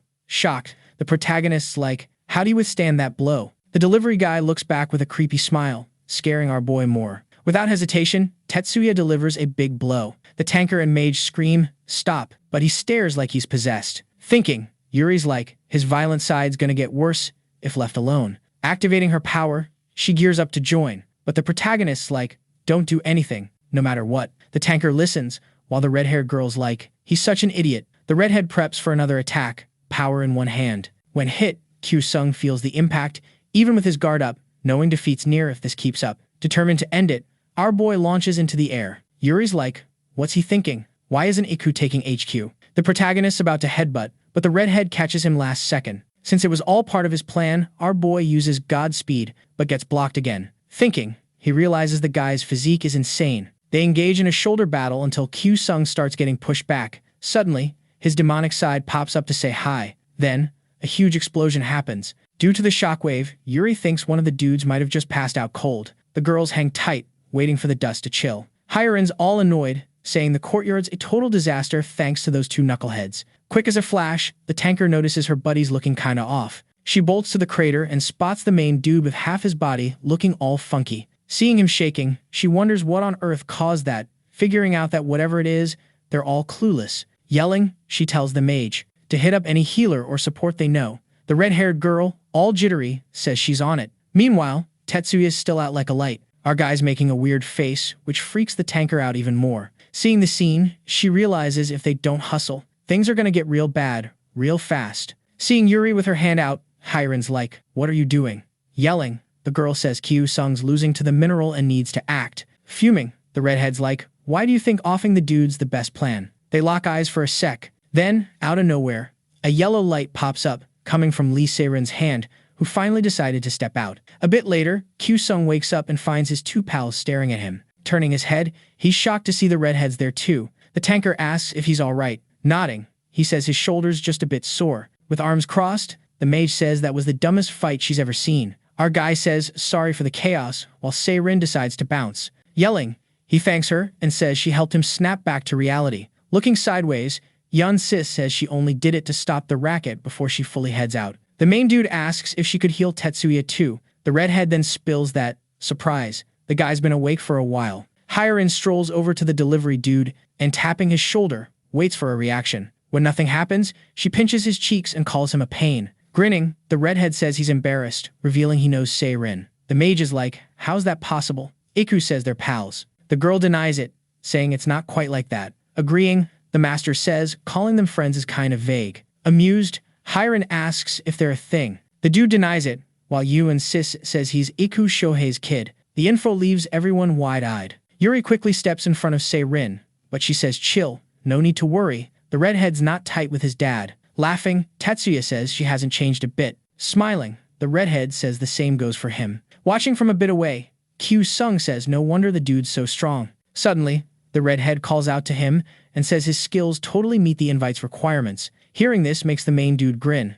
Then, they shake hands and start chatting about the fight. Iku admits he thought his mountain training was top-notch, but learned a lot from the fight. Admitting he lost, the main dude disagrees, saying he also passed out. Impatient, Hiren says they can call it a tie. Later that day, the redhead says he's stoked for Kyu-sung's show at the Master's War. Excited, the main dude asks if he'll be there too, and, with a nod, says they'll meet in 3 months. Yuri takes the chance to guide Tetsuya to the bus stop and they say their goodbyes. It's then the main dude finds out he's gotta clean up the garden mess. After a few hours, he finally wraps up and, taking a deep breath, checks out the hand holding the demonic crystal. Our guy thinks about how it's taking longer to get back to normal after transforming. Sarin shows up and says it looks like he can't control the mineral anymore. Switching topics, the main dude thanks her again, but she says she's there to find out his plan, since, after scanning him, she found out the rock that melted in his hand is now a full-on mineral, impossible to control, and there's no gadget nearby to handle the shakes. Our guy asks if there's another way. The redhead's all, nope, no matter how hard you try, nothing's stopping the transformation, and I'm gonna be the first master to wipe out humanity. So, It's best for the dude to keep his left hand on the down low to dodge the government's radar. Q-Sung drops to his knees, yelling, asking again if there's another way, cause he's not about to just chill and wait to turn into a demon. Sarin's got her back turned, while the main guy's all, you know more than you're letting on. Hearing this makes her grin. She spins around, saying, bummer, the mineral whiz from the AQUA guild's toast, but the squad's always been about finding the guy's sister, who might be the only one who can help you out. On TV, a salesman's hyping up the latest car, running on mineral energy, and there's something even cooler. This ride's got a brand new system. Just swap the mineral filter once a year, and it's good forever. Sounds epic, but folks are just strolling by like it's no biggie. After catching this ad, a glasses dude's all, people are seriously clueless. Meanwhile, the main guy's hunting down an address to chat with Dr. Kim, the mineral guru. Finally, he lands at what's probably the doc's hideout. After knocking a bunch, our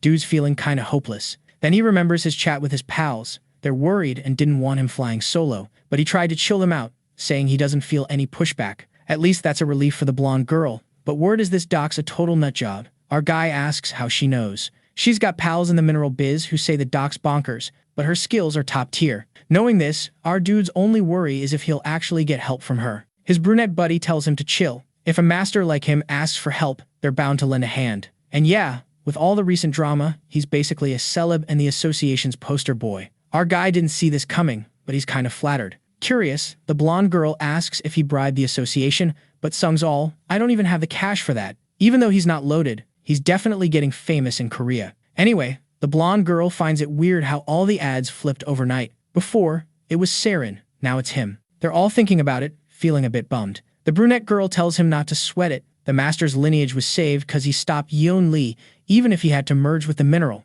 Everything he's done is a huge deal. They also got to take on Shohei, a total mystery, and for that, they need his backup. That's why they're sure this doc will help him out somehow. Cause he's got a good heart. After remembering this chat, our guy finally gets a response from a woman with glasses. Being super polite, he asks if she's Dr. Kim and introduces himself. But the woman behind the door is not feeling it, and she locks it again, leaving our guy puzzled. But he hears yelling inside. The woman's calling her grandma, saying some dude's here to chat. The old lady wants to know who he is, and her granddaughter's all, see for yourself. Finally, after all the yelling, the supposed doc meets our guy. He introduces himself nicely, saying he heard she's the mineral queen. The old lady stays quiet after the compliment. Sung spills that he's in a tight spot right now, so he needs her help. The old lady cuts to the chase, asking if he's got cash. He's confused, but she says it'll be pricey if the mineral's been absorbed. Sung's shocked she guessed that without more info, so he asks how much. The doc says it'll be 1 million up front, and after the op, success or not, another 1 million.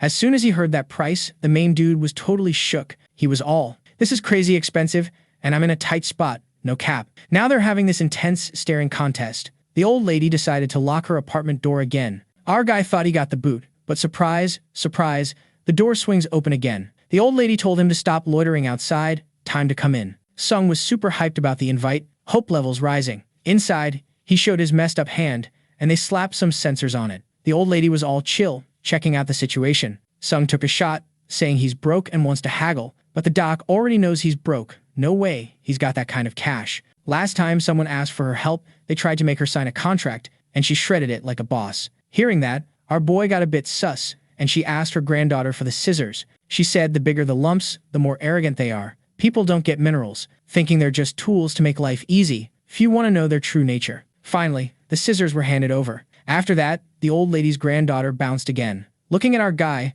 she asked if he mixed up the two. Something the old lady expected.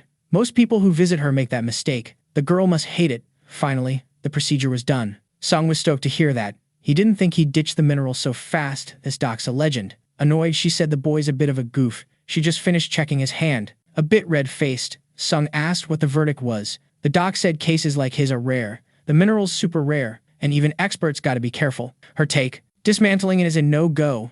Words that got our guy worried. Continuing, the doc said the mineral's root hit his heart, and even with his super precise surgery, no guarantees. Pretty freaked by this, Sung wants to know if there's really no cure. The old lady said he's a funny kid. She let him in, but never promised a fix. Our boy started feeling down. This diagnosis could flip his world. Now the old lady's got questions. Time for the master to drop some knowledge. She wants to know how he got the minerals from the gate of tragedy in his hand. After hearing that, our guy went silent. The old lady already guessed what went down and asked if Sung took down the Aqua Guild. Our boy said he didn't do it solo, And the old lady said nothing's more believable than a wild rumor. She's kinda surprised, but it doesn't seem like he's fibbing. Once more, he asked if there's another way to bounce back. And again, the old lady said he's got no shot, but there's a twist. No one knows that mineral better than her, since she broke it into 4 pieces. Our guy was totally floored by this reveal. It all went down in the fall of 1952. Some kids watching the distant chaos. They want to know if the masters will stop it this time. And one kid said his bro's leading, and he's the strongest he knows. But the girl said none of that matters if he doesn't make it. Her friends thought she was a bit harsh with that. While they watched, something went down again. A huge creature popped out of the tornado. It's gotta be the final boss. One kid was super worried, while the captain's bro was getting hyped. The girl said don't party too hard,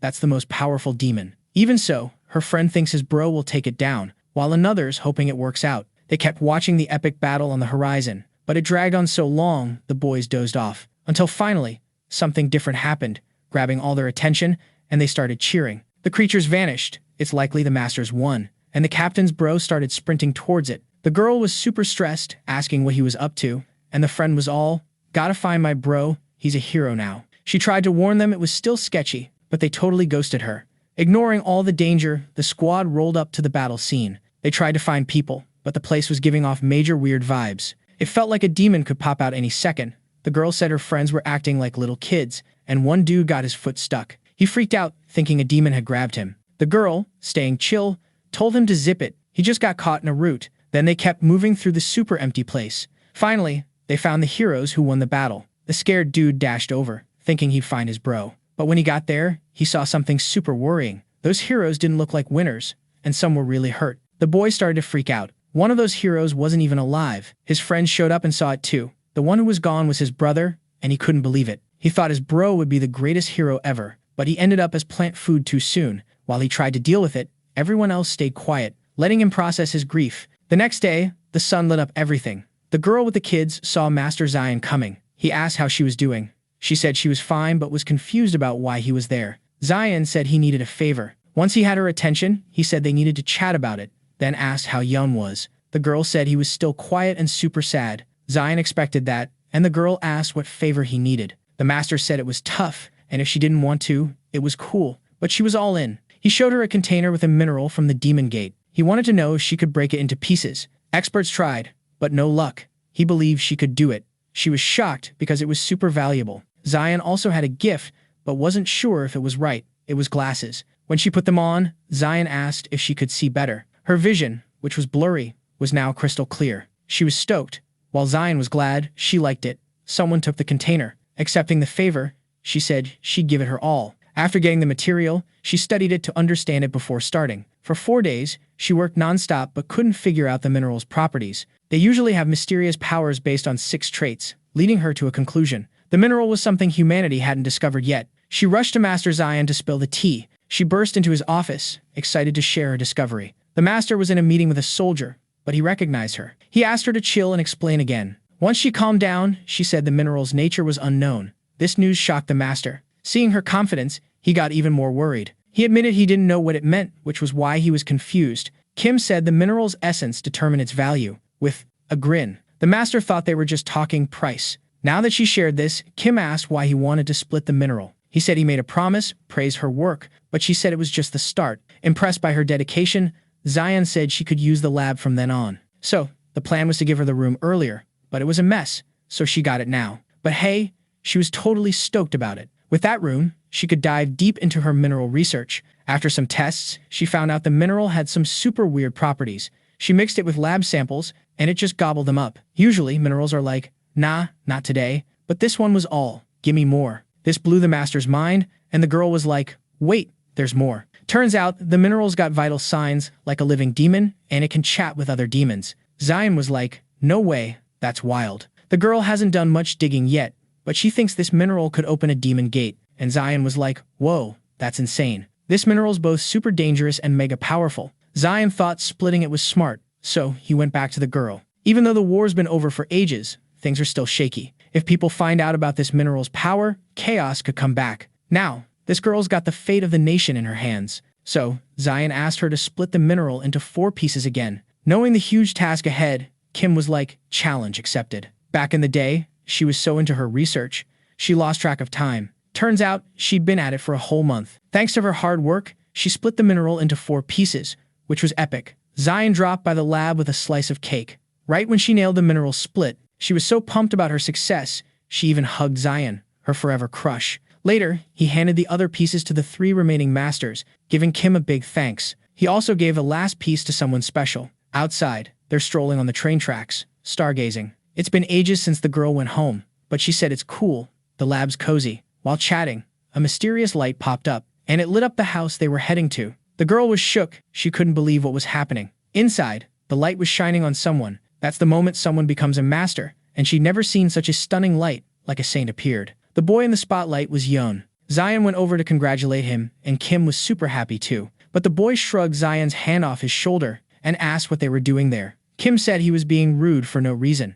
but Zion brushed it off, saying the boy did nothing wrong and he had something for him. It was a piece of the mineral. Zion offered it to the boy. Kim knew how much that meant to Master Zion, but the boy just tossed it away, leaving Zion stunned. Kim asked what was up with her friend, acting all wild without knowing what it was. While he cried alone, she kept working hard because that mineral's super valuable. But a boy asked if it could save his brother. Since this mineral's so awesome, it should do something like that, right? Those words hit Kim hard. She didn't know some wounds can't be healed. While Kim pondered this, Zion went to talk to the boy again. He apologized for what happened, but didn't have much else to say. Kim still remembers their faces that day, filled with deep sadness. It's something she can't shake off. That same night, the boy started walking alone. Kim asked where he was headed at that hour. Yeon told her he didn't belong there anymore. He'd been thinking about everything since his brother's death and came to the only conclusion. Asking Zion why his brother had to die, it made no sense to Kim. And after the boy's question, Zion stayed silent. Yeon knows his brother died in an explosive attack from the front,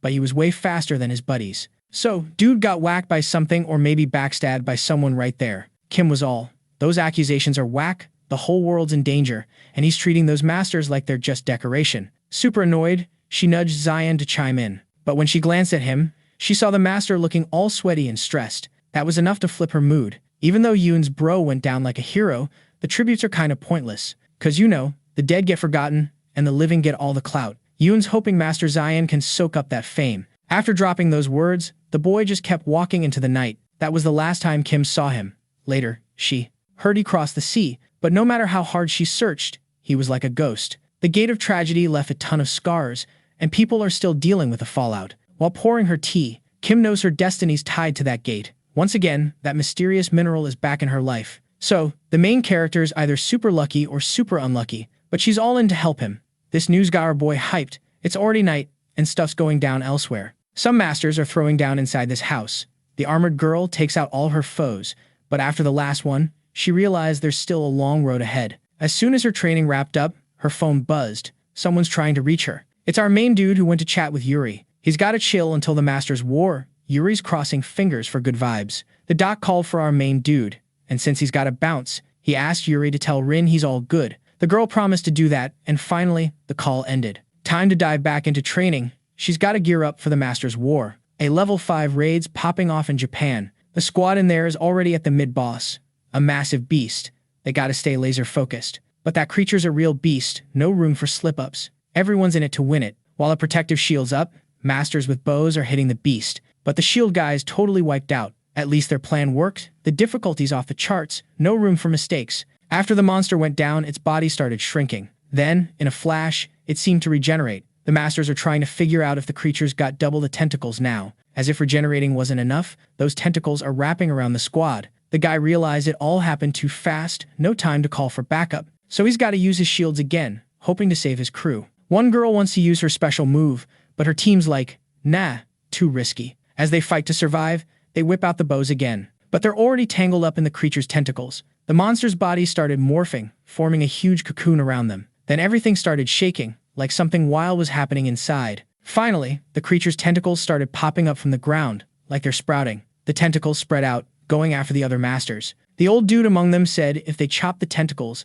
they'll just grow back, and the recon team probably had the same issue. A guy with his shields trying to hold his ground, he knows he's got to find the main body to end this. The old man saw a tentacle about to smack the girl on the team. But before disaster struck, someone swooped in to save her. While she's all thankful, the old man told them to keep pushing forward. Only then did the woman realize she was totally surrounded by tentacles. But someone's working some cool magic gadget. It made a big energy cube. trapping those tentacles that popped up. The shield guy decided to peek back to see what went down. One of his buddies is charging through the tentacles, full of swagger. Among the extras who don't even get colored in this story, there was someone who stood out. His gray hair's proof he's gotta be powerful. The best part of being a standout character is doing epic stuff. Yo, it's wild how the extras just chill in the back, watching the action go down. This silver-haired dude's got a plan to solo the monster with his magic cube. No cap. He pulls off his move like a pro, and boom, the creature's body just goes kaboom. The old guy's shook, cause the mid-boss got wrecked by one dude. Turns out, this young gray-haired guy's a student of Shohei, who's a total legend. But to everyone else, it's like they're hanging with a beast. The girl runs up to the leader, saying she senses something from below, and the old dude's like, yep, that's the final boss. As soon as the creature pops up, he tells his crew to gear up. It's go time. He also tells the mage to fall back, cause things are about to get real. But the mage just shrugs it off, like, nah, I'm good. Even without top-tier genes, he's got skills that make others bow down. When he was taken in, the guy said he's not just treasure, he's a phoenix.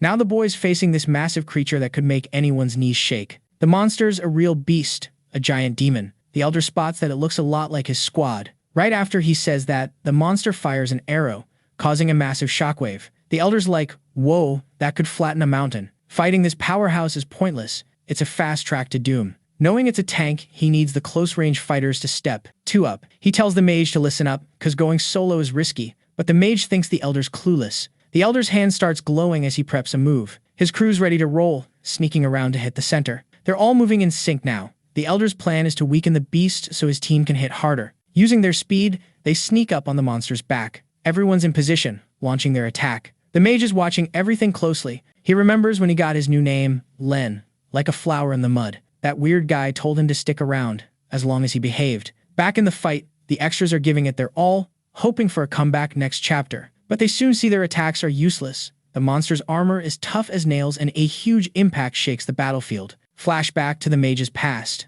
The strange guy ordered him to take out everyone behind the boy, a jaw-dropping command. The team's tank just got KO'd, and things are looking grim for the extras. The mage's mind flashes back to his childhood. All he had to do was look at those people and clench his fist. Now he's a master, ready to face the beast. He doesn't care about anyone there. Time to unleash his special move, Purgatory. The other masters freak out, knowing it's a big deal and drains a ton of mana. The girl who got saved earlier sees what's going down. The mage's eyes start glowing like crazy. Soon, the creature's body starts blowing up. The monster's in serious pain. The elder's amazed by the power, but he spoke too soon. One of those wild energy balls hits him full on. The girl watching screams in panic. The others are trying to figure out what just happened until one says the leader got hit by the mage's attack. It's not totally fatal, but the old guy might not make it to tomorrow. Len keeps cranking up his power. While his crew's on edge, the spacey girl says they gotta bounce, but the mage needs to pause the attack. One of her friends says that's pointless, cause the move only stops when everything in its path is toast. Back to Len's past, he's leaving, but someone calls out to him. The staff-wielding person is super determined to keep training, but Len's won 32 out of 32 matches.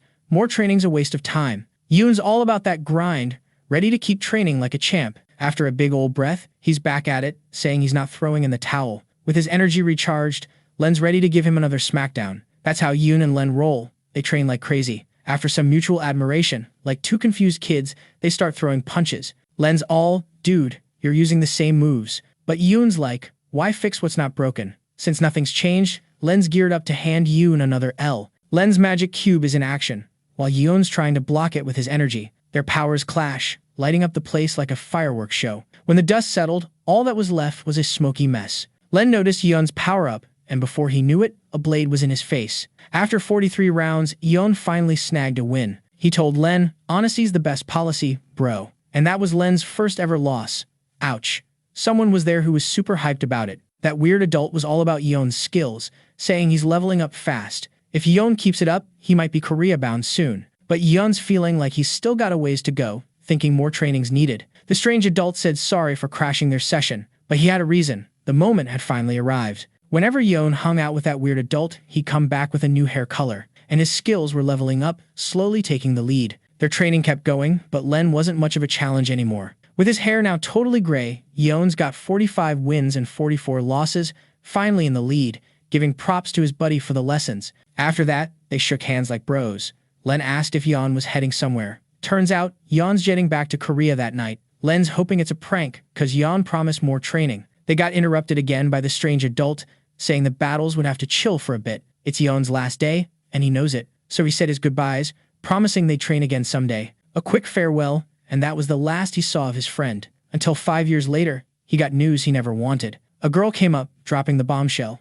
Yoon was gone, and it hit hard. Word was, he was taken down by a master named Sung Kang. Hearing this, Len facepalmed, and the girl asked if he was okay. He had to hold it together, finally getting a grip. He said he was. Fine. So fine he was losing it, vowing to remember the one who ended his friend. Switching gears, a mysterious machine's collecting samples. The doc's eyeballing the data like a hawk. After the analysis, the computer's all, nope, invalid. She kinda saw that coming, but the protagonist's clueless. The old lady said the mineral's packing a punch, making the boy think he's stuck. She said, nah, don't think cure, think better mineral. But one thing's for sure, this boy's got some tough days ahead. Len's finally flying solo after that epic showdown. All that's left is a massive, empty crater. Some techies notice he's the last one standing, again, and the newbie's still figuring things out. When he fights, it's like a ghost town, and if they make it, they're out of there soon after. People are usually spooked to work with him, scared of becoming collateral damage. After picking up a pebble, the newbie asked if they tried to off Len,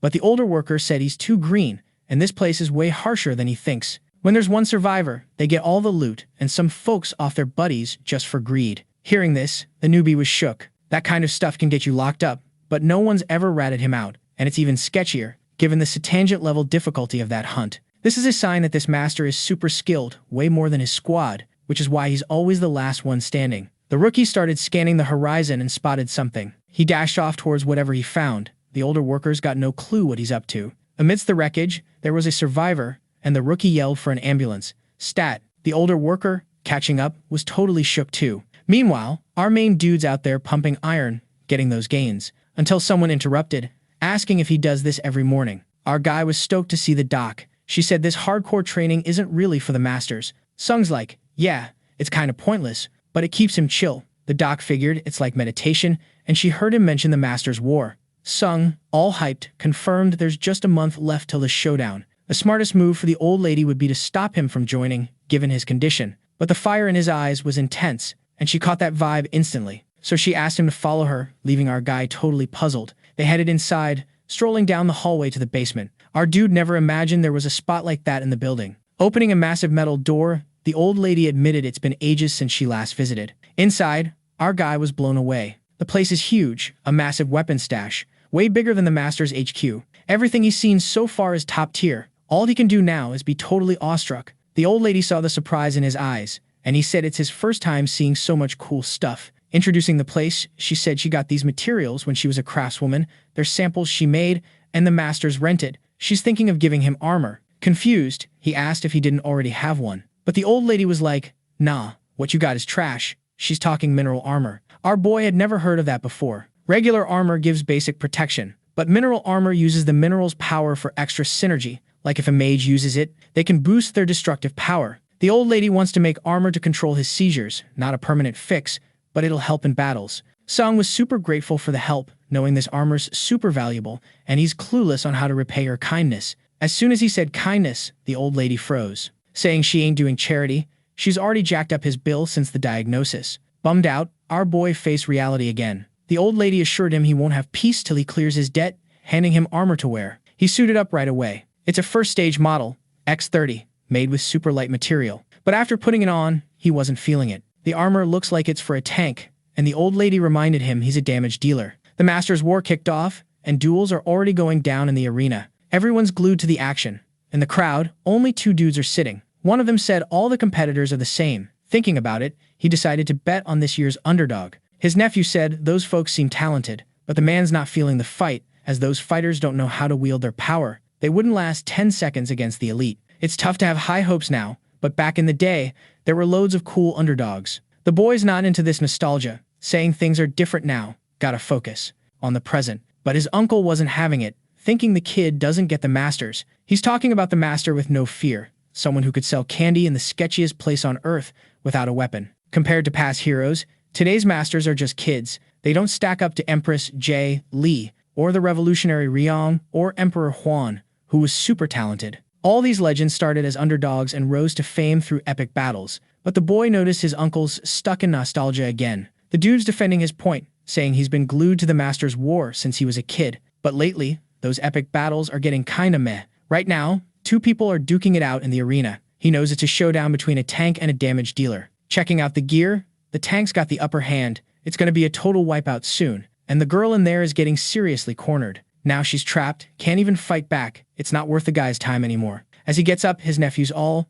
"You leaving?" The guy's like, "Match is done. Let's grab some grub." But his nephew's like, "Nah, it's still on." And then the girl gets hit with another surprise attack. Boom. A massive explosion goes off right then. And the guy's all, saw that coming. As he starts to bounce, his nephew's glued to the spot. Then, super shocked, he begs his uncle to hang around. The fight's not done yet. Peeking back at the arena, the tank's still throwing punches. Now the guy's really into it. That fighter's going all out, giving it everything. He's getting wiped out and just wants the girl to throw in the towel. The guy who was bored before is now totally hooked. The tank's like, "Just give up already." Before he can land another hit, a blinding light flashes in the arena. Everyone's jaws drop, even the guy who was yawning before. The girl who was getting wrecked finally fights back. Yuri's crowned the champ with just one epic move. The announcer's hyped, saying the next battle's coming up, and fighters better be ready. The kid's buzzing, asking if his uncle caught that epic comeback. She was totally losing, but then, bam, she flipped the script. The old dude knows exactly what he saw,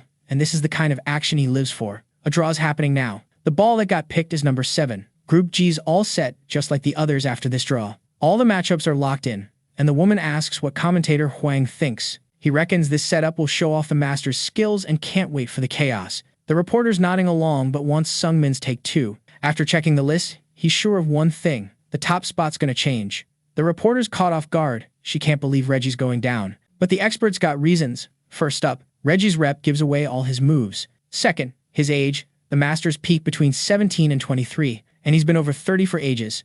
Definitely past his prime. To top it off, renegades and criminals can join this tourney. It's all about proving who's the strongest. Now that the commentators have spoken, the reporter's wrapping up the broadcast. One person watched that super closely. It's that blonde girl, our hero's buddy. Knowing her team's lineup, she's sure they're in deep trouble. Even so, life goes on for Yuri the next day. She's still doing her chores, and with more people around, the trash is piling up. While she's thinking about it, she hears someone panting nearby. Rin's just back from her morning workout, and they meet outside. Knowing her friend took out the trash, Rin's like, "You should have asked for help." But Yuri's all, "I'm on chore duty. Why'd you go work out?" Rin's all flustered, saying it's no big deal. She quickly bounces, telling Yuri not to worry about the dishes. She'll handle them later. After that quick chat, Yuri heads back inside. She goes straight to the kitchen, ready to tackle the dishes. But before she can start, the phone rings.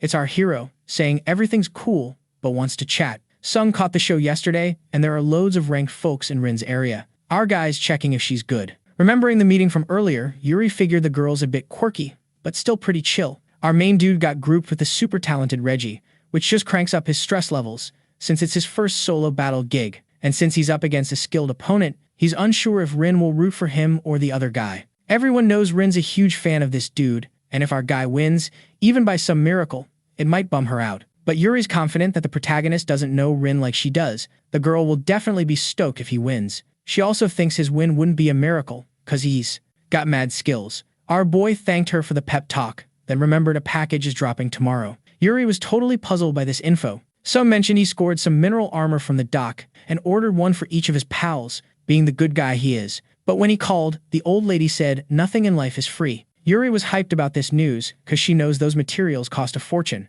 Saying their goodbyes, they planned to meet at the War of the Masters. As soon as she hung up, Yuri checked herself out in the mirror. Noticing her hair had grown quite a bit. Elsewhere, a bunch of tests are going down with a master. The scientists there are all about that data, until a dude showed up, saying the War of the Masters candidate list is ready, and he knows loads of prodigies are in, but his boss ain't thrilled. The master, chilling in the middle of all those gadgets, said he's doing great. His sidekick heard the 5th transplant was a win and praised the boss for his epic bod. But the old man keeps teaching this, and the dude said the big day is almost here. The old man started moving in his chair, and he wondered why God would test humans with annihilation. His sidekick was super confused hearing this. Loads of disasters hit humanity, which is being tested by God. Every time a messiah shows up, people twist their words to keep the suffering going. Now that his power tops a master's, the old man finally got it. Humanity needs saving through 3 challenges. Flexing his power, the ground started shaking, freaking everyone out. The first challenge is to save humanity. The second tests their faith in chaos, until the third brings total despair. Those who beat it all get to live in a brand new world, full of hope. As he unleashed some power, people started passing out, making the place super sketchy. Finally, the old man stopped the pressure. To finish his plan, he needs 2 minerals. The ones Reggie has, and the mineral that ties them all together. The one Sung Kang has. This War of the Masters could kickstart a new era. The War of the Masters is about to go down. Tons of people are packing the arena to watch the showdown. Among them is our protagonist, buzzing with excitement from the crowd. Plus, he's feeling ready to compete. Lately, his body's been super stable, thanks to the doc's hard work. Now he's got to hustle to meet his friends, who are also in on this. Yuri's in District 3, while Rin's in District 1, and the place is swarming with reporters. The protagonist also noticed there are loads of participants. In the middle of all those people, he got totally lost and has no clue where to go. Until someone tapped him on the shoulder, Sung turned to see who it was. Surprised to find Rin, he asked how she's doing, but got caught off guard by a surprise hug, something he didn't see coming. While this was happening, some folks noticed Sung had arrived. The master of the undefeated team from the last group battle. The reporters are going wild to snap a pic of him. In seconds, they swarmed the boy, cameras flashing. Sung and Rin were so shocked by the attention they didn't even know how to pose for the pics. So, the pics turned out super cringe. Rin's eyes were shut, and she was not feeling it. Plus, she was bummed because the news totally ghosted her, not even a name drop. Rin switched topics fast, asking if Sung's body was chill, and he spilled that while there's no cure, he can still live his best life. Rin was all, that's lit. Now our main dude's curious about Yuri's whereabouts. Rin said she's chilling in the waiting room down the hall, and Sung's low-key impressed she knows her way around. They hit the waiting room quicker than a TikTok trend. Inside, it's a vibe with a few people, all total legends. Their presence is intense, everyone's eyes glued to the new arrivals. The protagonist could feel their spooky energy, even though they were silent. Rin told him to hang tight, the ladies' room is elsewhere, but before bouncing, she whispered for Sung to flex his aura and spook the enemies. As she dipped, our boy mulled over her advice, feeling a bit awkward. But then he spotted his first target, a jacked, shirtless dude. This guy looked like he just escaped the world's worst prison. The protagonist decided to steer clear of this dude, until someone rolled up, asking if he was really Sung. The guy was hyped to meet him, saying he'd been waiting for this moment. He was super impressed with Sung's last year's moves. Our boy, a bit shy, thanked him. The guy was stoked to see Sung throw down this year. Feeling grateful, Sung asked for the guy's name. But before he got an answer, a familiar voice called his name. He turned around, and surprise, it was Yuri, rocking a new hairdo. Our protagonist was almost speechless. Yuri said her hair was too long, so she chopped it, and asked what Sung thought. With all the cheekiness of a middle schooler, he said it looked awesome. Yuri noticed Sung was chatting with someone, and asked who it was. Sung glanced back, a bit worried, realizing he'd accidentally ghosted the guy, but he was already gone. Now he was bummed he didn't get to say bye. Outside the room, the girls were stoked about their armors, which fit their skills perfectly. Sung's a bit jittery.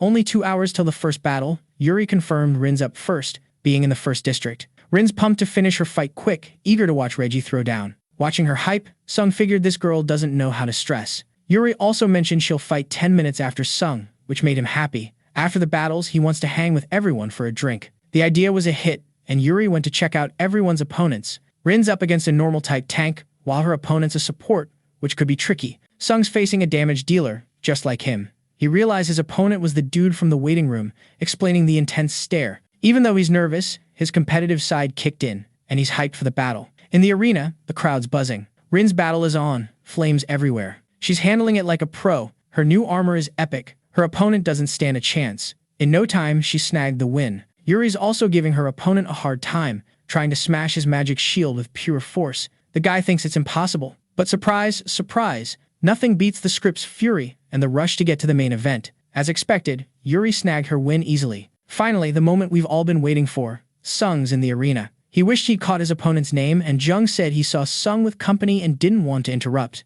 Now they're both ready to rumble. Before the chaos, they wished each other luck. Sung made the first move, vanishing in a flash, clashing his blade against the opponent's sword. Finally, the boy got to try out the sword he got from the dock, and whoa, it's sharp enough to slice through a meme. He landed a few more hits, and Jung's all like, whoa, this kid's fast, so he's got to keep blocking like a pro. After that epic clash, they both took a breather. Both are super impressed with each other. Sung thinks his opponent's a beast, and Jung's convinced our hero's a total prodigy. Up in the stands, Yuri's watching everything like it's the latest episode of her fave show. Rin popped over and asked how it's going, surprising Yuri since she thought Rin would be glued to Reggie's match. All hyped, she said Reggie's fight was a blink and you miss it deal. So Yuri mentioned our hero's battle might be a bit of a marathon. Rin's brain was doing the loading screen thing with that info. But down in the arena, it's all chaos and action. Our hero's pushing forward, trying to crack his opponent's secret moves. And now, he's busting out the Shadow Pass. He sneaks up behind his opponent, who suddenly realizes he's in deep trouble.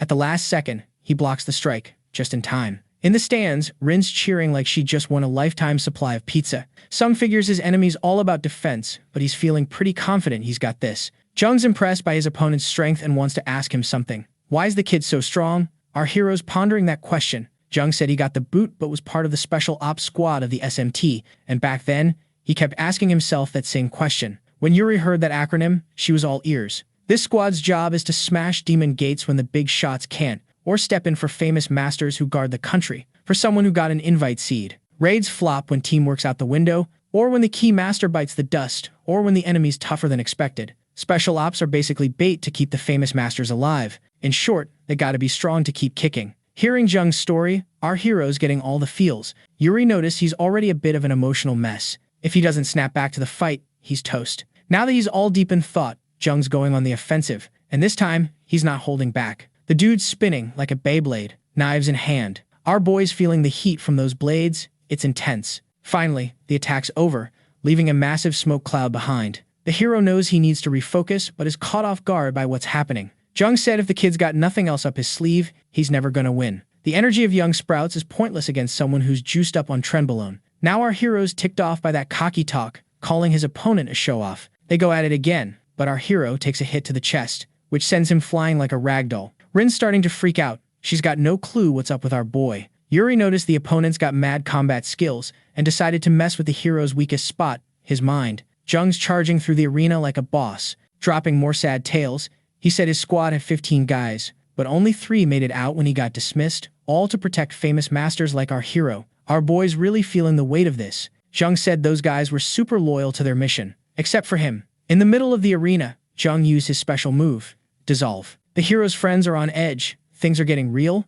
Rin's clueless why our boy's just standing there. After blocking the last attack, his energy's all over the place. He needs a game plan. But our boy's still stuck on why he wants to get even stronger. Everyone he's faced had their own reasons, all wanting to level up. Same goes for our hero. He's been trying to power up, for no clear reason. Yuri, seeing that stance, thinks our hero's a bit of a doofus. He wants to wrap this up with a head-on clash. The opponents size each other up again. Jung's channeling even more of his mysterious power, ready to unleash chaos. Before we find out how this ends, a flashback hits. The doc called our hero. She asked if after becoming a master, he got any real guidance. He admitted he had a teacher, but not anymore. The old lady said his skills are a hot mess, and he needs to start fixing them. Alright, buckle up, cause this is gonna be a wild ride. So, just like minerals have cool powers, masters do too. You see it more with mages, but even the damage dealers and tanks have their own secret sauce. These powers make a master's skills pop. It's not about being all big and flashy, you know? If you know what the enemy's power is,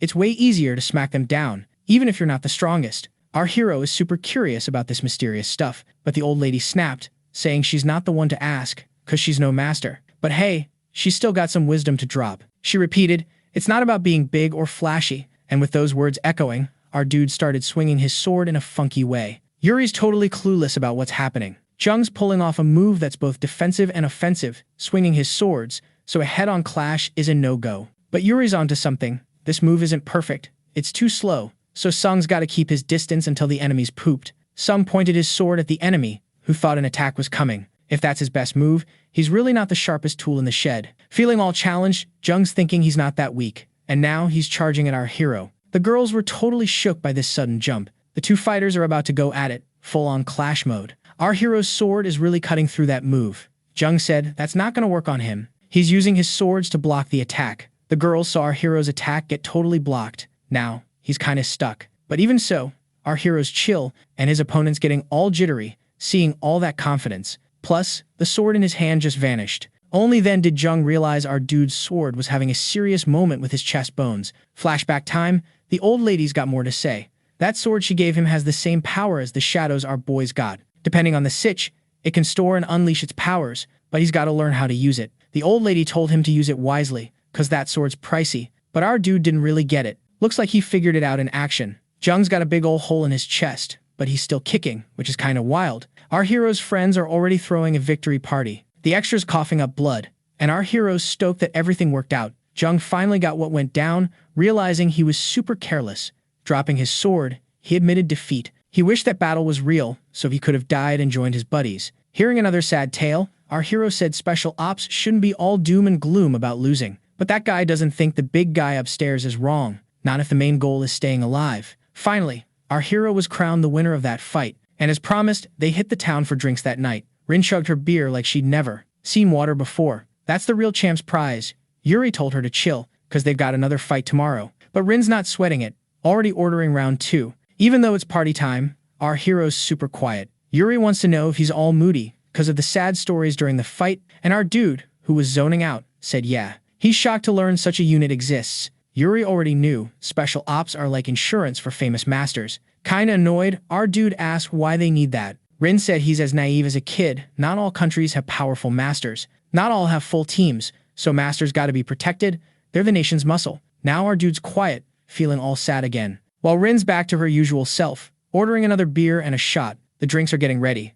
And as soon as they hit the table, she downs them. No mercy. From Rin's face, she's definitely gonna have a killer hangover tomorrow. Our hero asked how she'd feel in that spot. If she got sent on a mission to replace the masters, with danger levels off the charts, surrounded by scary demons. The girls went silent. Sung said he couldn't be happy after winning. After hearing so many sad stories, he turned into Shinji from Evangelion, hating himself for not knowing about special ops. The next day, the sky was all gloomy, matching our hero's mood. As they strolled through the square, they started wondering if it rained that day. Rin was all, chill, we're fighting indoors, but you could totally tell the booze was messing with her. The main dude was like, you sure you're up for this? Rin shot back, what, you gonna fight for me? Without a second thought, he was like, nah, not my scene, which got her all salty. Fed up with the pointless chat, she groaned about her killer headache and how this dude was just adding to it. Yuri was vibing on their banter, but then she spotted something. An armored truck rolled up on the street. When the door swung open, it was clear it was some special ops deal, and they were hauling someone out. Yuri nudged her friend,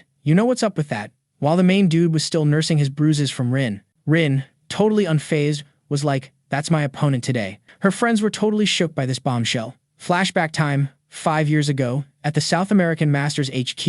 A terrorist attack went down, one of the nastiest ever. The president of the South American Masters Alliance and top officials got wiped out by one person, a woman who didn't even look that scary. One security guard was ready to protect his boss. He and his fellow extras were geared up to fight. That girl was just 16 back then. The extra gave the order to start the chaos. The girl's eyes lit up like fireworks. The World Association was like, how did a simple girl do all this? So they sent backup, but it was too late. She just wrecked those extras. She kept moving forward, leaving chaos in her wake. A chubby dude, probably the regional association's prez, was freaking out behind the guards, but the girl kept her icy stare. They all met a pretty grim fate. The World Association finally nabbed her, and the weirdest part, she didn't even fight back. No big public explanation. The Masters Association wrapped it up as a terrorist attack, but a prosecutor reopened the case 3 years later, and the real reason blew everyone's minds. Yuri found the scoop online. Our main dude's stressing for his friend because he knows her opponent's a beast. Rin was like, if you're so worried, step in for me. But he was all, nah, you gotta handle your own stuff. Rin got even more ticked off by the same old taunt, and in her flustered state, she remembered, clear drinks aren't water. She had to bolt to the bathroom, pronto, which only made her crew more anxious. In the bathroom, her sounds were freaking out the extras. Rin was gasping for air, but she finally finished hurling. She came back to her friends looking wiped out. Even with their worry, she was like, I'm not backing down from this fight. Sung offered her some chill-out stuff for before the match. Yuri said the main dude hit up the pharmacy for meds. Rin was grateful for the help because she really needed it. After grabbing the meds, she told them to scram so she could change. Sung was all, I'm rooting for you, hope you win. Rin thanked him but was like, out now. Yuri wished her luck too. Finally, she was alone in her room, but a shadow crossed her face. Even though she showed her friends she was struggling, she was already cool with maybe losing. She had the perfect excuse to not feel the heat. Sung knew Rin breezed through the first fight, but her next opponent's a beast. Yuri was worried. If she wins now, she's closer to the finals. But the truth is, they're all gonna face tougher foes. Sung just wished his friend was in better shape. While they were chatting, a quirky silver-haired person strolled up, casually brushed past our main dude. But that quick moment was packed with vibes. Len locked eyes with our guy, and gave him a nod right after, then vanished into the crowd. But the main dude wasn't feeling that brief encounter. Yuri asked what was up, and he shrugged it off. Nothing major. Now they gotta hustle, or they'll miss the match. An announcement blared in the arena, 30 minutes till the showdown. But our main dude's clueless about who that person was and didn't dig the way they eyeballed him. Inside the arena, battle number 16 was on deck. There are two random extras, a tank and a prodigy who's got 3 powers. Our main dude is super hyped to watch it all go down. That kid with the staff is a support, which is wild because they usually struggle solo. Yuri mentioned it might already be a done deal, but our guy's curious about how this support pulls off his moves. Rin's waiting for her turn and got sidetracked by something. She heard some weird noises and decided to check it out. The battle in the arena is lit. The support totally owned the tank from the start. Everyone thought that tank would be in the top 4, but he might just get wrecked now.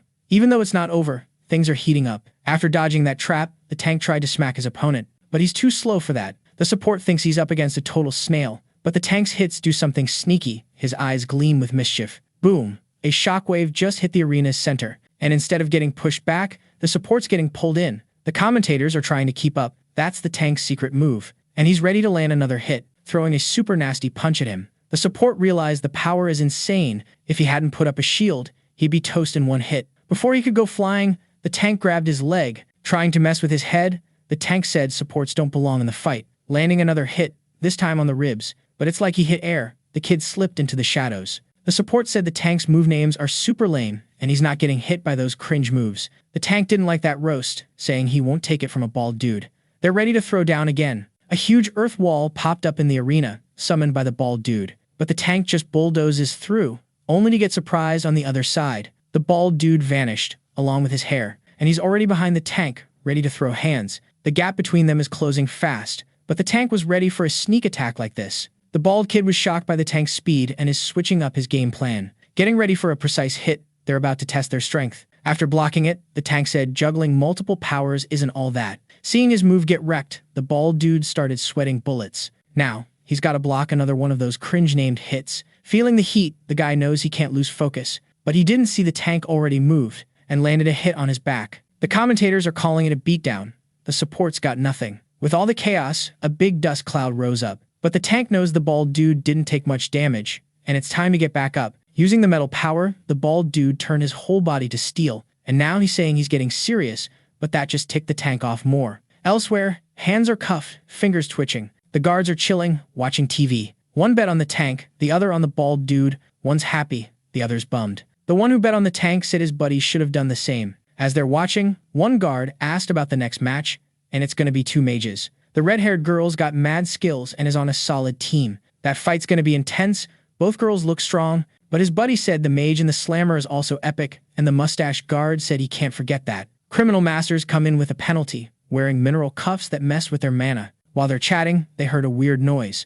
They look at the prisoner, weapons ready. They said she can't move without the okay. The girl said she's super thirsty and wants water. The guards say no can do without orders, and she's got to sit back down. The girl stays quiet, and the guard repeats it louder. This makes her sit back down. After that, they all let out a big sigh of relief, and one of the guards was like, "Wait, we can't even give her water?" The mustached guard was like, "Dude, you're too trusting. She could turn you into a dust bunny. Mages are wild cards. That's why they gotta stick to the rulebook." But when the mustache dude glanced back at the TV, he was totally shook. His buddy was like, "Yo, what's up?" But the mustache was speechless. Shockingly, the tank lost to the bald dude. This freaked out the skinny guard because he bet his cash on that fighter. While he's bummed, the mustache guard tries to piece together some shredded paper. It was the betting slip he had on the bald dude. Finally, the girl left her cell, escorted by the guards. As she's about to throw down, they took off her cuffs. She now has to step into this massive tube. As soon as she went in, the door slammed shut behind her. Inside, ID check complete, she's ready to hit the arena. Still rocking ankle bracelets, she's already in the arena's center. Outside, our main guy went to grab some grub. He tells Yuri the fights have been lit. He didn't expect the support to be this epic, but Yuri thinks the tank's power might have hurt the fighter. Finally, it's their turn to order. The main dude got some fried chicken and a soda, and he's like, "I got this." But the vendor's all hyped and asks if he can ask something. He wants to know if he's talking to Master Sung, and our guy's like, "Yep." After hearing that, the fried chicken guy looked like he might burst. He was super stoked, saying it's unreal, grabbing the main dude's hands with excitement, because his idol just ordered from him, and he's honored. Our guy thanked him for the love. The chicken vendor said the main dude's the pride of Korea and changed the game for masters there. One of the top damage dealers, who woke up late, his moves last year changed the vendor's life. Our main dude's now super embarrassed. And seeing he's got company, the vendor asked if that was his girlfriend, because she's really pretty. Sung said they're just friends, and the vendor apologized for being a bit forward. During all this, Yuri stayed quiet. Now serving his idol, the chicken vendor promised a special service. But our guy was like, nah, no need. A big pot of chicken was brought out. Our main dude wasn't thrilled because he got offered a pricier meal. Yuri realized he got played, but hey, at least he got mad props. While munching on fried chicken, the commentator announced the next fight's about to go down. The fighters are already in the arena. Sung's getting super antsy. He's rooting for Rin to win, and Yuri's got faith in her skills. Only 5 seconds left before the chaos kicks off, and the countdown's on. The fighters are staring each other down intensely. As soon as the fight starts, Rin goes all out with her fire spear, but the long-haired girl just shrugged it off. Rin's still watching closely. Her fire hit the ground. Now she's planning aerial strikes to hit the girl's blind spot, sending a fierce firestorm her way. The flames engulfed the arena. The commentator said things are getting wild. An area attack just went down. As expected in a mage battle, the one who strikes first has the upper hand. But in all that fire, a huge barrier popped up, and it's so strong it snuffed out the flames. Seeing that, Rin thinks the girl's power must be metal. Charging again, she starts believing if she keeps pushing, she might win. Elsewhere in the building, a mysterious woman showed up. She's holding something in her hand, a mysterious object that started glowing, and it's glowing super bright. She remembered when it all went down. Her hand went into our main dude's chest. Reliving these memories bummed her out until she overheard a chat about ore poisoning. She turned around, all suspicious, finding another woman there with short hair. The red-haired woman asked how Hazuki tracked her down. Hazuki said they're in a tiny country, so finding people is a breeze. She's totally wrong if she thought she was solo all this time just because they couldn't spot her. And, oh no, her hand's looking worse. That poison's leveling up. Hazuki told the woman to chill. She didn't roll up to finish her off. The mysterious woman, all jittery, asked why Hazuki showed up. Hazuki said she just wanted to meet this citizen. The woman, even more freaked out, asked what Hazuki's real deal was. Getting super close, Hazuki grabbed the woman by the neck and said she'd spill the beans on her mission. She wants to help that woman get her groove back. Thinking victory's near, Rin unleashes her flames again. The fire dances around her opponent, but the girl's got mad combat skills. Doing moves that scream capoeira, she dodges the flames. Rin realized her attacks getting totally shut down by those moves. That's the power of epic capoeira. Seems this young Brazilian spent too much time in Rio, learning secret survival hacks. A true force of nature, a walking disaster. Rin's now clueless on her next move. Her opponent busted out the Naruto run. Rin's puzzled why the girl wants to close the gap. She thought she might start getting hit, but nah, she won't let that happen. Before getting reached, she summoned even fiercer flames. A massive fire pillar popped up around her. Our hero's also puzzled why the supposed Brazilian girl is charging in. It's wild to think a mage wants to throw hands. Usually, a mage's spells take time to charge up, to be super strong. That's why they steer clear of enemies. But that Brazilian girl knows what it's like to spend 5 minutes in Brazil. She ain't scared of danger, she laughs in its face. After trying to hit those flames, she singed her ankle a bit. Even so, our hero keeps watching the fight, super confused. Yuri realized the fight's gonna be all about range. The capoeira girl keeps kicking. Rin noticed her spins are getting even faster, but that's kinda dumb. The capoeira girl might burn herself. However, her power's cranking up even more. Rin's feeling more and more pressure until something sliced through her flames. Her defense got breached. And on the other side is one ticked-off Brazilian girl. Rin burned through her mana too fast. Now she's wiped out. She can't even move. The Brazilian girl's hands closing in. Rin thinks these might be her last moments. But when the capoeira girl touched her, nothing happened. Actually, the Brazilian girl asked for help. Rin was totally shocked by that ask. She didn't get those words. After that, she started feeling her body again, getting more energy. She launched an attack at the capoeira girl, who had to back off quick, but Rin's still wondering if she heard right. Even without getting it, the capoeira girl keeps pushing. Rin thinks it's just a mind trick, meant to throw her off. After dodging that kick, she saw the arena getting wrecked. Using her speed, she got behind the capoeira girl. She decided she's done with these mind games. Getting hit again by the capoeira girl. Rin's friends are getting worried about how the battle's going, cause she just got slammed into the ground with a ton of force. The dust clouds clearing. Rin got up again, proving she's not hurt. Our hero loved that, thinking there's still a shot at winning. The capoeira girl stays put. Rin's now super confused. She doesn't know if that help request was for real. And to make it worse, in the last attack, she didn't take any damage. The two are just watching each other closely. Rin decided to ask why the capoeira girl asked for help mid-battle, but, knowing others would hear, she didn't say more, and went on the attack again. All this just leaves Rin even more puzzled. The capoeira girl is now spinning through the air like a Beyblade. Closing in on Rin, she managed to tell her lots of people are watching. This time, she gathered massive power at her foot's tip. That energy ball started to spread across the arena, creating a super bright light. Inside that, the two can finally chat. The capoeira girl said it'll end soon, but they're cut off from the outside world. So, she needs to keep it short, asking for help once more. Rin's still kinda sus but took a deep breath. She's finally gonna spill the beans and said she ain't helping.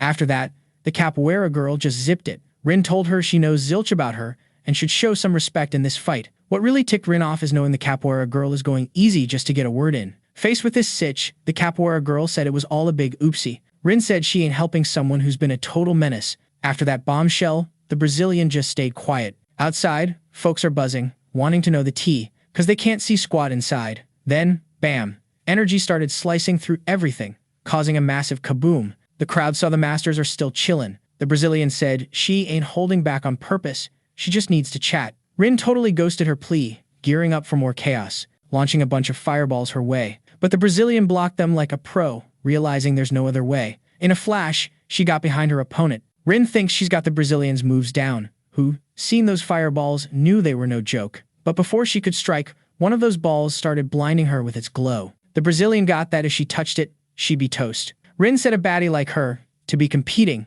must have zero guilt. This comment hit the Brazilian hard, cranking her power to the max. She told the red-haired girl to zip it. Rin knew she struck a nerve, time to unleash her trash talk. The Brazilian said the masters have no biz talking about her. Hearing this, Rin said that's not her circus. She tried to smack the Brazilian, but her move got blocked, realizing the capoeira girl really ain't out to hurt her. Now that she blocked that hit, the Brazilian spilled why she's asking for help. She finally found someone she can vibe with and doesn't want to go back to square one. Rin got more and more puzzled, which takes us to a flashback, 5 years ago, in the middle of the desert. In a church, an old lady's saying her prayers. The Brazilian girl went to ask what's up. The old lady's asking the big guy for the girl to make bank, and she got ticked, cause she hustles hard. The nun's chill as ever, and she thought it wouldn't be a bad idea to free that kid, as long as she keeps sending cash. The Brazilian said she's going on a raid that day, but she stays in the next city. If things go south, the nun should bounce. Hearing this, the nun couldn't wrap her head around the great capoeira master getting beat. The girl just said it as a backup plan. But the nun told her to chill, that place is on high ground, and if things go down, she can ask the Virgin Mary for backup. Facepalming, the girl was sure the nun's kinda clueless. Leaving that spot, she said she'd be back. But the nun stayed put to keep praying, asking the big guy to bless that kid's life. Heading to another building, the capoeira girl opened a window, seeing a bunch of kids still snoozing. One of them seems to have some leg issues. The capoeira girl wants to stack cash to help these kids out. Finally, it was go time for her. In that raid, she faced a pretty tough baddie. Only that boss is left to wrap up the mission. She asked the crew to refill her mana, but she noticed all her mates are bailing, even though only the last boss is left. One of them said it's not worth the hassle. She didn't get it cause she worked way harder than the rest, she just needs more mana to finish. The dude said again that this is overkill. He ain't risking it cause of the girl's bad call. The Brazilian said this is a joke, this raid's low-key, and these folks are weak sauce. The two are about to throw down, but a chubby dude stepped in. The Brazilian said if they bail now, the area next to this portal's gonna be in trouble. Hearing this, the chubby dude just stayed quiet and asked if this is really a big deal. The Brazilian wasn't feeling that. The chubby dude said the association told him to bounce. It's a bummer for those who didn't flee, but they can't do squat else. Then she should stop making things even messier. The Brazilian said she heard some gossip lately. The chubby dude eyeballed her. She said they crank up the raids to make them riskier but with better loot. After leveling up, the chubby dude was low-key scared she'd wreck him and asked her to chill. The Brazilian said a master who skips their duties is just as bad as the monsters they gotta beat. She was all set to finish them, but then, bam, someone clocked her on the neck. The girl hit the deck, out cold. Whoa, it's that mysterious lady from a few chapters back. She wants to know why the Brazilian got all worked up. The chubby dude let out a big sigh, realizing things could have gone sideways. They say it's cause she's still a noob. Now they gotta bounce before it gets sketchier. They finally made it to the gate. Before stepping through, some mysterious energy started swirling. Then, boom, a massive light show kicked off. Now that it's more dangerous, the minerals there are top tier. The chubby dude said things almost went south, but his buddies stoked it all worked out because those two showed up.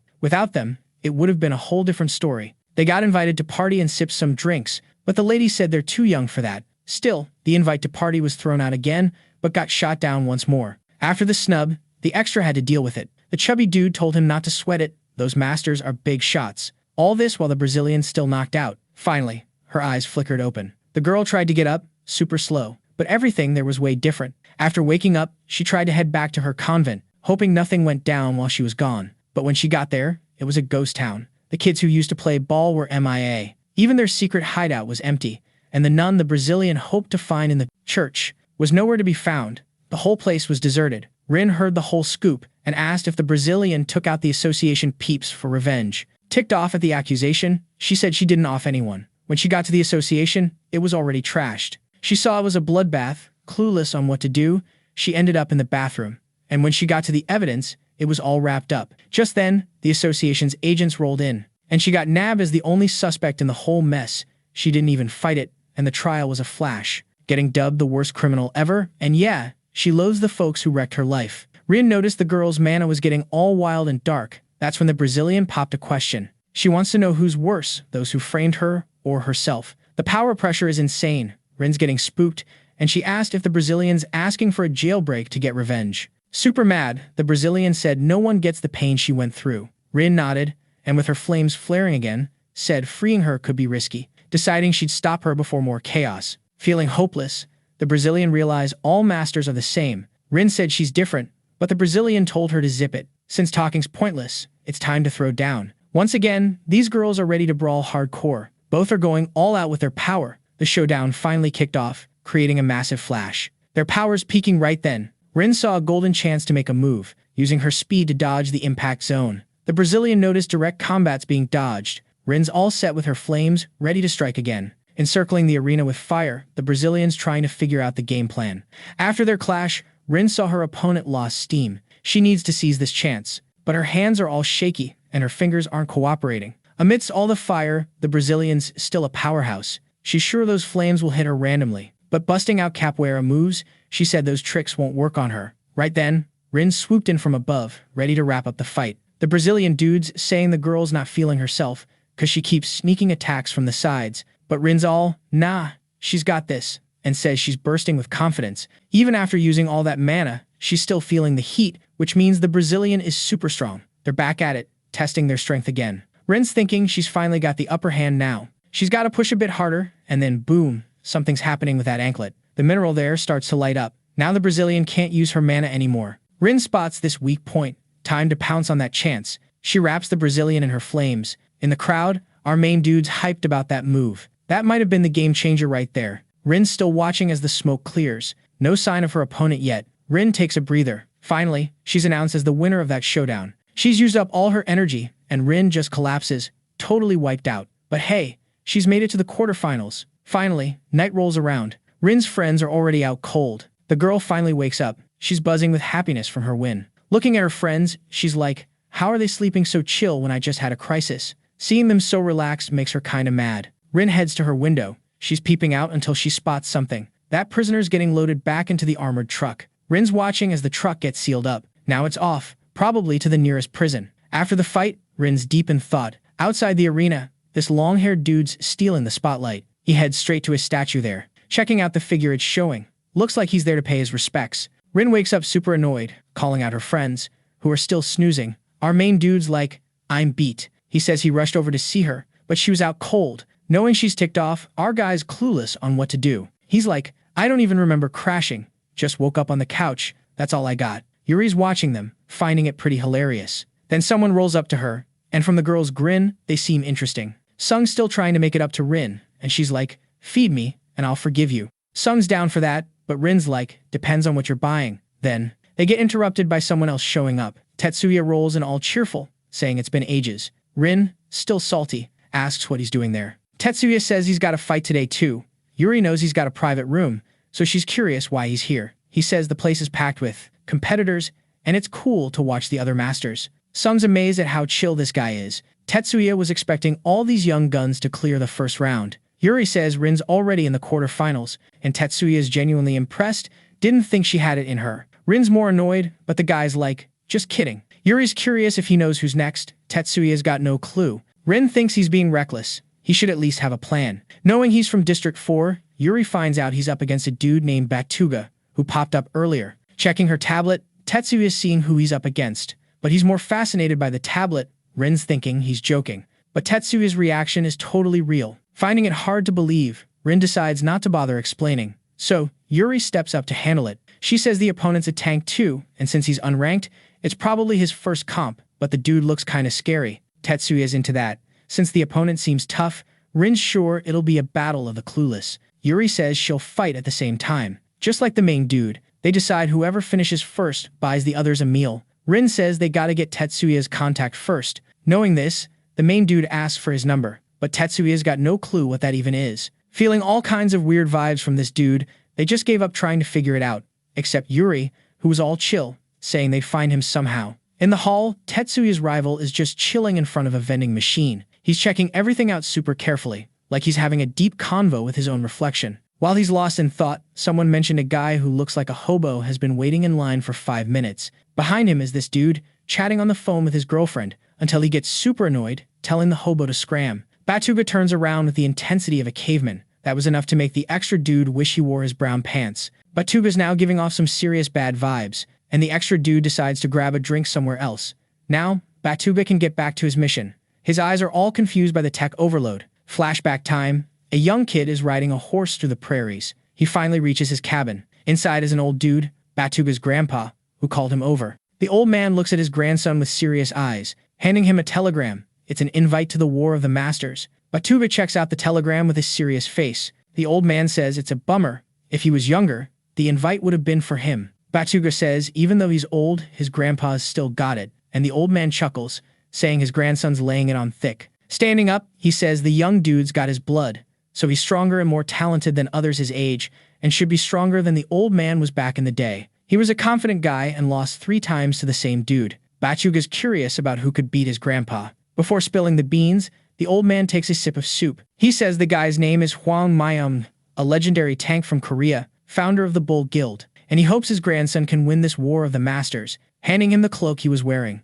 saying the young dude's gotta figure out the meaning of the word on that cloak himself. Batuga listens closely. Now he's back in the present, in front of that vending machine, still clueless about how it works. In the bathroom, a dude's taking a chill shower. Right now, he's shaving. Seriously, no one's gonna recognize him. He's like a whole new person. After turning off the shower, he starts drying off. Checking out his reflection, he feels something's still off. Now that he's dressed, he's heading to work. This guy goes to the secretary, who's busy working. She sees it's a visitor and asks what brings him there. A bit shy, the guy introduces himself, and the woman realizes it's the president. She apologizes, cause without the beard, he looks totally different, but the president's cool with it. Taking the chance, he asks how the competition's going. She says there's a tiny budget hiccup, but the Iku Guild sorted it out. All the fines from round 16 will be wrapped up that day. While the president's signing papers, the secretary's got a question. She's curious about Iku's support, since the War of the Masters isn't in Japan. The president's gotta think hard to answer. He doesn't really know why. Maybe it's tied to Iku's retirement. But this info leaves the secretary puzzled. She thought the retirement happened after losing to Reggie. The president knows this guy's super ambitious. The association's always watching him, and he's still on a level they can't touch. That's why they sped up Reggie's growth. The association never thought he'd beat Iku. The win shocked everyone. Now the secretary thinks this competition's a power move to get Asia's top spot back. The president agrees. If that's the case, Iku's probably got someone ready to follow his lead. The president's on board with that idea. Iku's got 12 disciples. Some are in this competition. They're not famous, but they're top tier. Rumors say disciples 3 and 5 are stronger than Iku was back in the day. Knowing the secretary is also a master, the president asks if she's curious about their power. The girl says she'd love to know who they are. What the president doesn't get is why Iku asked him to help our hero instead of his squad. As soon as she heard this, especially the hero's name, the secretary was shook. And honestly, this request makes 0 sense. The secretary thinks he's trying to boot the master's crew from the scene. The president's deep in thought about this. She remembered Tetsuya and the hero are throwing down today. This totally caught the president's interest. He wants to see the fight, but the secretary said nope, because he's got a mountain of paperwork to sign. Knowing he can't dodge his duties, the president was bummed. Back at Korea's national stadium, the crowd's hyped for some action. In the VIP section, next to a couple vibing hard, is the beardless president, super focused.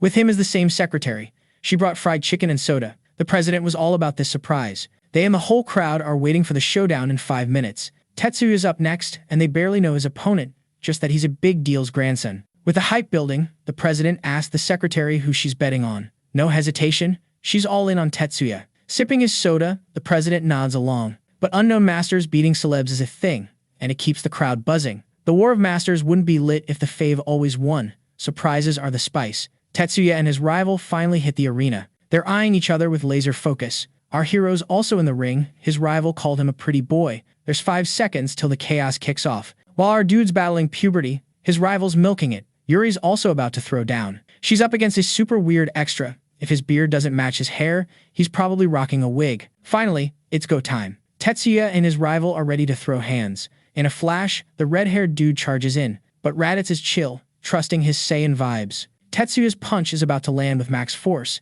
but just as it should have hit, nada. Just his image left hanging. A massive impact rocked the arena. The president's watching all this, eyes glued, with his secretary. After that power show, he's feeling pumped. Tetsuya is a total beast, packing insane power. He's sure the kid's gonna win. It's wild to think this master's still leveling up. But things aren't going as planned. Raditz tanked that hit, using one of his shields. All he got was a tiny cut on his forehead. Now knowing his rival's strength, Raditz is buzzing with confidence. The president can't believe the fight's still on. Tetsuya, even after starting strong, stays sharp. The low-key shadow dude in front of him is a tough cookie. The president's also wowed by this curb climber's toughness. Raditz finally struck a weird battle pose. His image started to warp. Tetsuya sensed danger. Before getting hit, he blocked with his perfect defense. These two tanks are going to deliver epic entertainment. Tetsuya went on the attack again, charging power in one hand, but the guard gnome on the other side is speedy. Now they're trading blows like crazy. Every hit's getting blocked. Way different from the OG Raditz, this hairy dwarf's putting the pressure on. Tetsuya's gotta use more of his smarts. But the move he tried got deflected by the mini-master's shield. Since he's into grappling, he grabbed Tetsuya's kimono, but as soon as he did, he got a headbutt to the forehead because they're super competitive. The president didn't see that coming. Turns out, it was the dwarf who headbutted. Tetsuya is now dizzy, almost hitting the deck. Seeing his chance, the low-key Shadow Master went all in, launching his rival far with a killer blow. More dust kicked up in the arena from that hit. Watching all this on the big screen, the president's feeling the nerves. That arena's made of demonic minerals, and it shook from the impact. If it was normal, it'd be toast. That dwarf is a total legend, no cap. But in the middle of the chaos, there's Tetsuya, looking like he just got whooped by a pack of wild dogs. With a little blood trickling down his forehead, he starts stretching his neck. Realizing the fight's still on, no breaks here. After landing a sick punch, the vertically challenged master remembers his grandpa's wisdom. The world's a massive place, and it's packed with fools. If fools could fly, the sky would be invisible. The pint-sized master sneaks behind the enemy, but Tetsuya's hand starts glowing like a supernova. Time to dish out some payback for all that pain. The kid-sized master dodges the hit, but Tetsuya's ready to throw hands. Watching the moves, Raditz knows the attack's coming from the shield side. He braces for it, but Tetsuya just vanishes. Poof. Even the president's clueless about what's going down. That's Tetsuya's ultimate move, and maybe the short-statured master can't handle it. But in a macho showdown, Raditz decides to take the hit head-on, after Tetsuya called him a chicken for dodging. The clash is epic, like a superhero showdown. For the president, Tetsuya's got the upper hand, gravity's on his side. The choice of the master with a pocket-sized shadow wasn't the smartest. Now they're both plummeting to the ground. Tetsuya's caught off guard by his opponent's slick moves, who wraps him up with his legs. It's his people's secret move, the groin lock. Still airborne, he flips the script. Who's on top is now below, and vice versa. The president sees them spinning. It's getting wild. The tension's cranked up. Whoever hits the ground gets a free chiropractic session,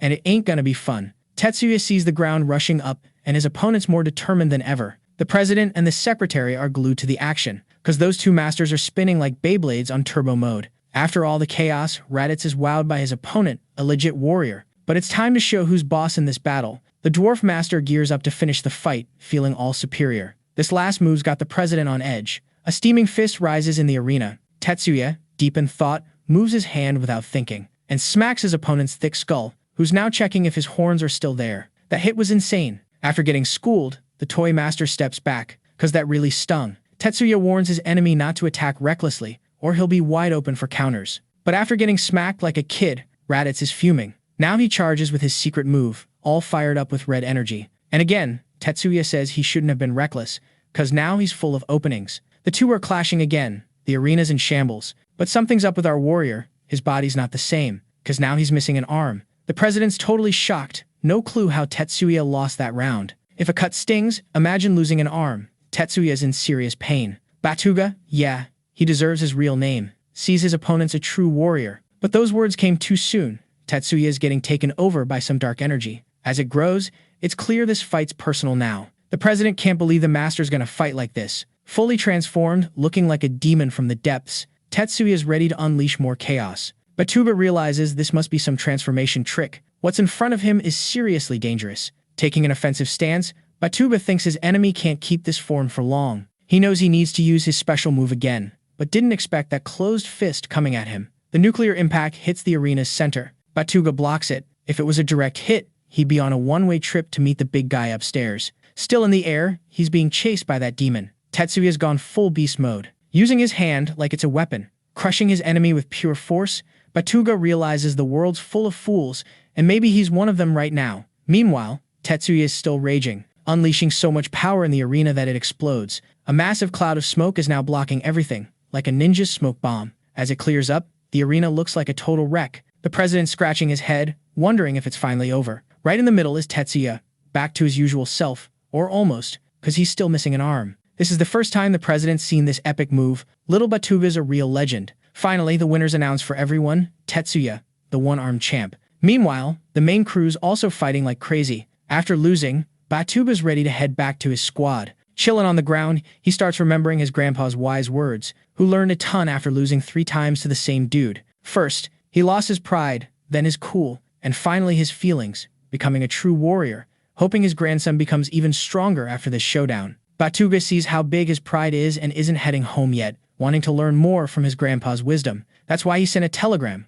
wishing the old man good health. The grandpa knew the kid had a wild journey ahead. Through the building's halls, a red-haired woman strolls. She heads straight to an open door. Miss Sarin gets a warm welcome. A bearded dude's already waiting for her. Sarin vanished, and our hero's wondering if she got snatched. Rin's just glad, cause she found her super annoying. Yuri tells her to chill and show some respect. Our hero realizes he shouldn't have left the place empty. Now they gotta find her. Rin thinks she'll come back on her own. They're just being dramatic. While they're chatting, someone swings the door open. Sarin's back, shocking everyone. But seeing her new look, our hero's hormones go haywire. Joining them is a stunning woman with a mysterious vibe. Our poor hero's sweating bullets. Puberty's hitting hard. Rin notices the mischief in his eyes. Trying to play it cool, Sun asks Sarin where she went. She says she needed some fresh air because she was bored. Our guy says she should have told them. The Iku Guild could have helped. After that, Sarin gets dangerously close to his face. With a flirty tone, she asks if this lively young man was worried about her. She thought he didn't like someone like her,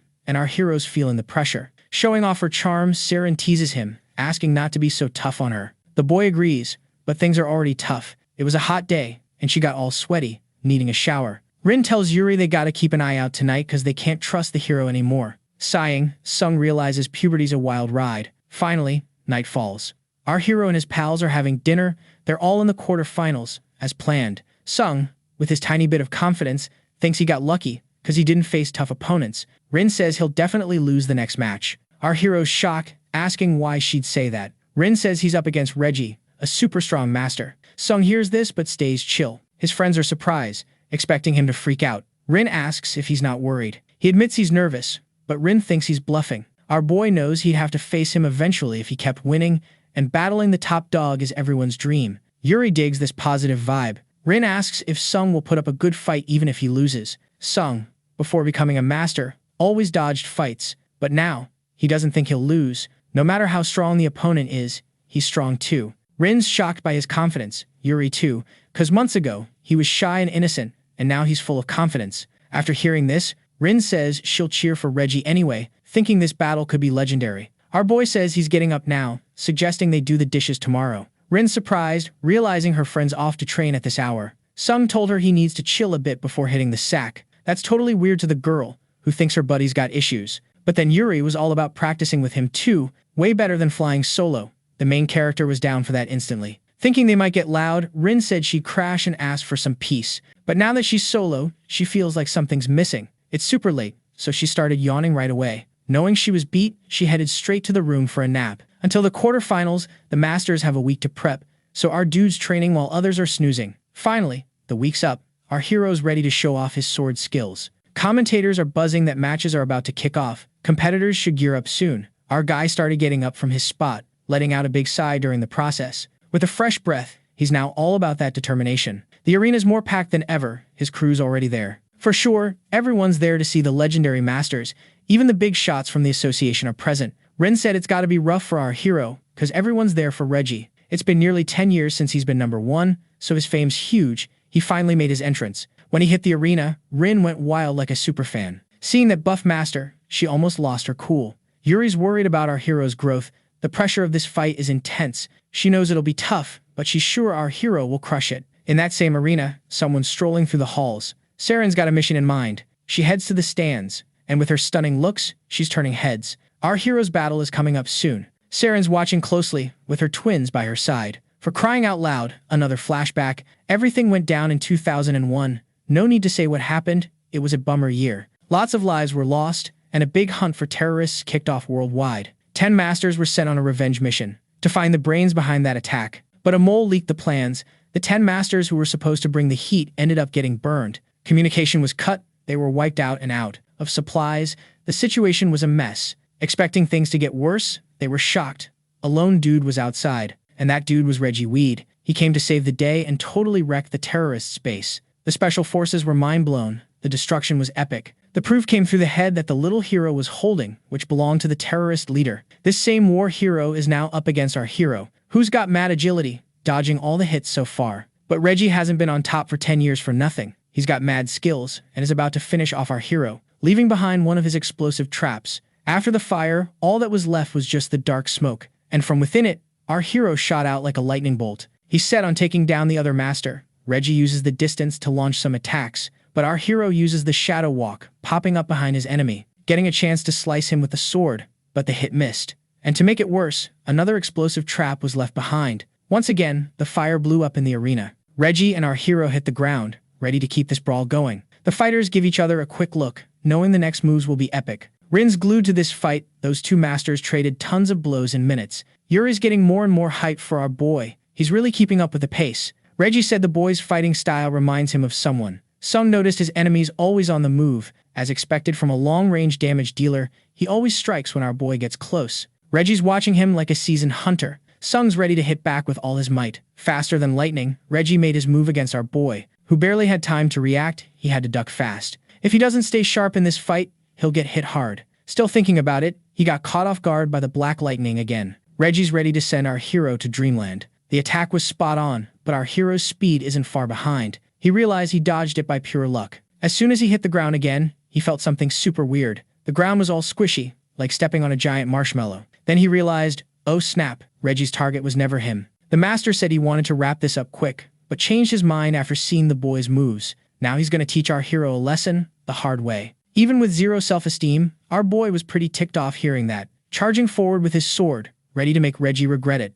But with the ground all soft, he couldn't zoom like he wanted, moving like a snail. And just when things couldn't get worse, energy arrows started raining down on him. Our boy dodges, but is shook by how massive the attack is, covering the whole arena. He quickly realized, no time to be starstruck, it's time to skedaddle or get fried. To save himself, he whipped out a special move to boost his speed. Reggie's still ready to dish out some serious hurt. Rin's getting more hyped, seeing the boy use his special move so soon. Wrapping himself in an energy bubble, he blocked all the attacks. At the same time, he sped up, charging at Reggie. Seeing this, Reggie slammed the ground with his energy, turning the arena floor into something like slime. Our boy noticed just in time. Elsewhere, a dude's carrying a mysterious gadget, looks like it's for some sneaky sabotage. The masked guy said it needs to blow up in the right spot to work. The bald, chubby guy holding the bomb is wondering if this plan's really foolproof. His older bro, who kinda looks like a lady, said they gotta have some faith. But the bald guy's not feeling it. They're way up in the arena, and the bald dude chucked the bomb at the big screen.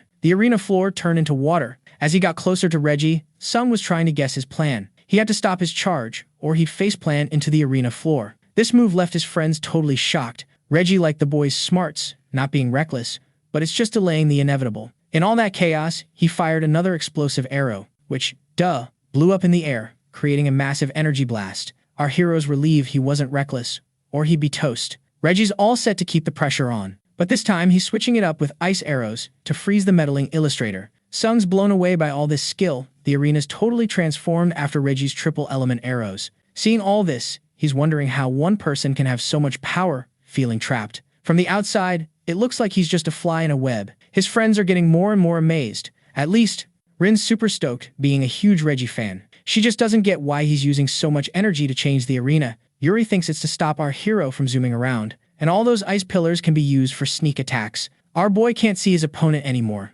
but he hears arrows whizzing by, trying to figure out where they're coming from. Soon, he felt a bad vibe from behind. Instead of dodging, he blocked it with his sword. The impact sent him flying, but he's okay. Taking some hits, he realized he's gonna lose soon. That's why he needs to find his enemy, and then he spots something. With his sword's help, he managed to protect himself. The attack's path changed. Reggie must be able to steer his arrows. Maybe that's his real power, way different from what our hero saw in the vids. He can't get distracted. He needs to find a way to track him down. While our boy's trying to survive, he's being watched. Reggie noticed he looks super confused, so he decided to end it all with the ultimate arrow attack. It'd be wild if he blocked such a beastly attack with just his sword. Our boy's exhausted, can't even hold his sword right, and thinking's getting tough. His body's been pushed to the max. Oh man, another flashback. Our dude asked this blue-haired guy what he does when he bumps into someone stronger. He's been through this before, so he came to get some answers. The blue-haired guy just said to focus on himself. That's his big secret. Sung was kind of blown away by how simple that was,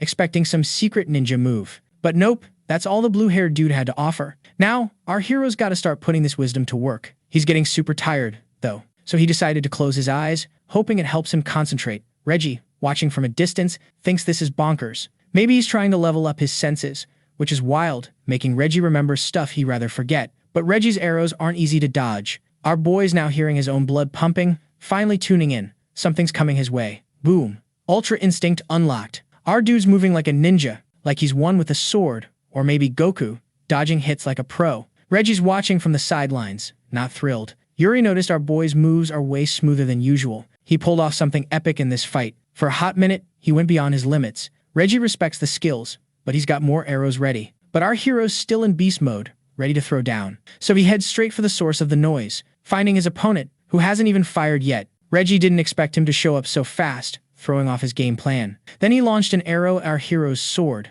Boom. Explosion in the icy desert. Now they're staring each other down, power radiating off them. A bit of blood dripped from Reggie's hand. He got hurt, which he totally didn't see coming, and now he's super mad. He's not just ending this fight, he's going full savage mode.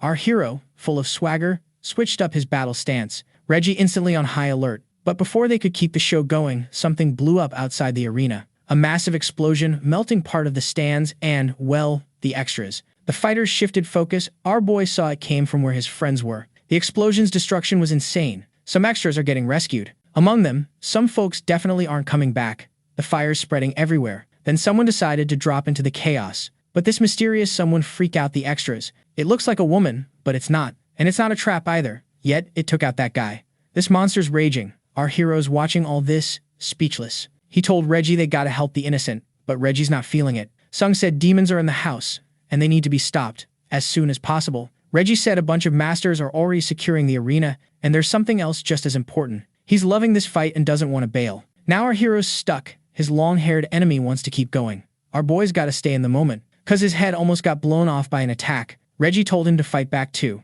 but our hero's not really into it. Then Reggie said if he keeps hesitating, he'll have to force him. This time, with a way more destructive attack. Our boy realized all those attacks aren't aiming for fatal spots. No choice left. He needs to wrap this battle up, pronto. Reggie's relentless, charging at our boy, pressuring Sung every which way. While he's fighting, the demon's having a blast outside. Our boy can't ignore the chaos. Reggie noticed he's super worried about it. Charging in again, he said Sung's mind is weaker than it looks. As he gets closer, Sung figured this might be for the best. He just dropped the sword. Our hero's not fighting back. Reggie keeps coming, all menacing, finally aiming his arrow at our hero's face. Then he asked if he's really giving up. Our hero said, yep, the fight's lost its meaning. It's pointless now. Reggie got majorly offended by that, calling the young prodigy arrogant, not wanting to end the fight like this. As his energy turned dark, he touched the arrow to the hero's forehead. He said masters just auto-heal after battles, thanks to some otherworldly minerals. But poison, nah, that sticks around. So even if this battle wraps up, our hero's gonna be stuck with it. Reggie asked again if it all still seems pointless, and honestly, not sure if our hero can even answer. He's looking rough from the poison. But surprise, surprise, the dude mustered some strength, showing he's got some serious grit. He said if this is how it ends, Reggie should save the others, cause he's got the muscle for it. Reggie stays icy and unyielding. But the epic speech move, straight out of Naruto's playbook, finally hit home. Reggie decided to chill and stop hassling our hero. He said he changed his mind, they can throw down another time. This news got our hero hyped, suggesting they take it outside for a brawl. But Reggie's not feeling it. Not today. Sung was bummed and asked about the poison. Reggie said he totally zapped it away. But before he could spill the rest of the tea, our boy just bounced. Reggie lets out a big sigh, feeling all ignored. In the middle of the chaos is that big bad demon. Our hero's running on fumes. He needs to wrap this up fast. But before he could leave the arena, he got blocked by some magic barrier. Sung didn't see that coming. Totally freaking out, he He tries all sorts of moves, only to find out there's no way out of there. This makes him even more ticked off. He can't stand seeing innocents in danger. While he's still plotting, Reggie pops up again. He didn't think the kid would bolt before realizing he was stuck. Sung's feeling pretty down about it. Reggie explained the arena walls trap the master's power. Only the control room can change that. Unless the power is stronger than the minerals in the wall, there's no way out. This info's kinda wild. A power level that breaks the master's limits. But it's so crazy.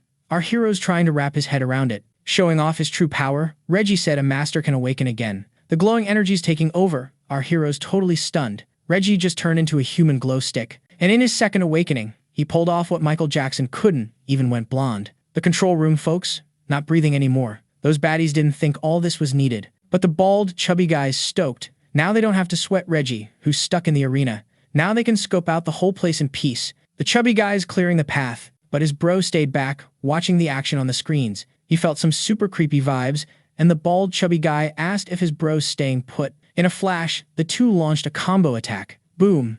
Big explosion in that room. Smokes everywhere. And the bald, chubby guy's trying to figure out what just went down. Even clueless, he thanked his bro for the assist. Looking at the wall, they saw a massive hole. No clue what made it. The hairy, chubby guy knows. It's Reggie Weed. Just thinking of that name, his hands started shaking like crazy. The barrier around the arena, totally smashed, which makes our hero super stoked. Reggie went back to his usual self. Now our boy can jump into the battle happening. All he's thinking about is keeping his friends safe. While flying, he spotted something on the ground. Then he swooped down to check it out, finding a huge magic barrier, shielding a bunch of people. That filled our hero's heart with joy. Yuri acted fast, saving all those extras. With things under control, they started getting the innocents out of the arena. Yuri's bummed. He only managed to save those folks. Our hero didn't care. His friends are safe. He's feeling relieved. Rin said the explosion was a terrorist act, but our hero's not buying it. He thinks it was a demon attack. Hearing this, Rin's all confused. No portal showed up there. Yuri said our hero might be onto something. She senses a demon too.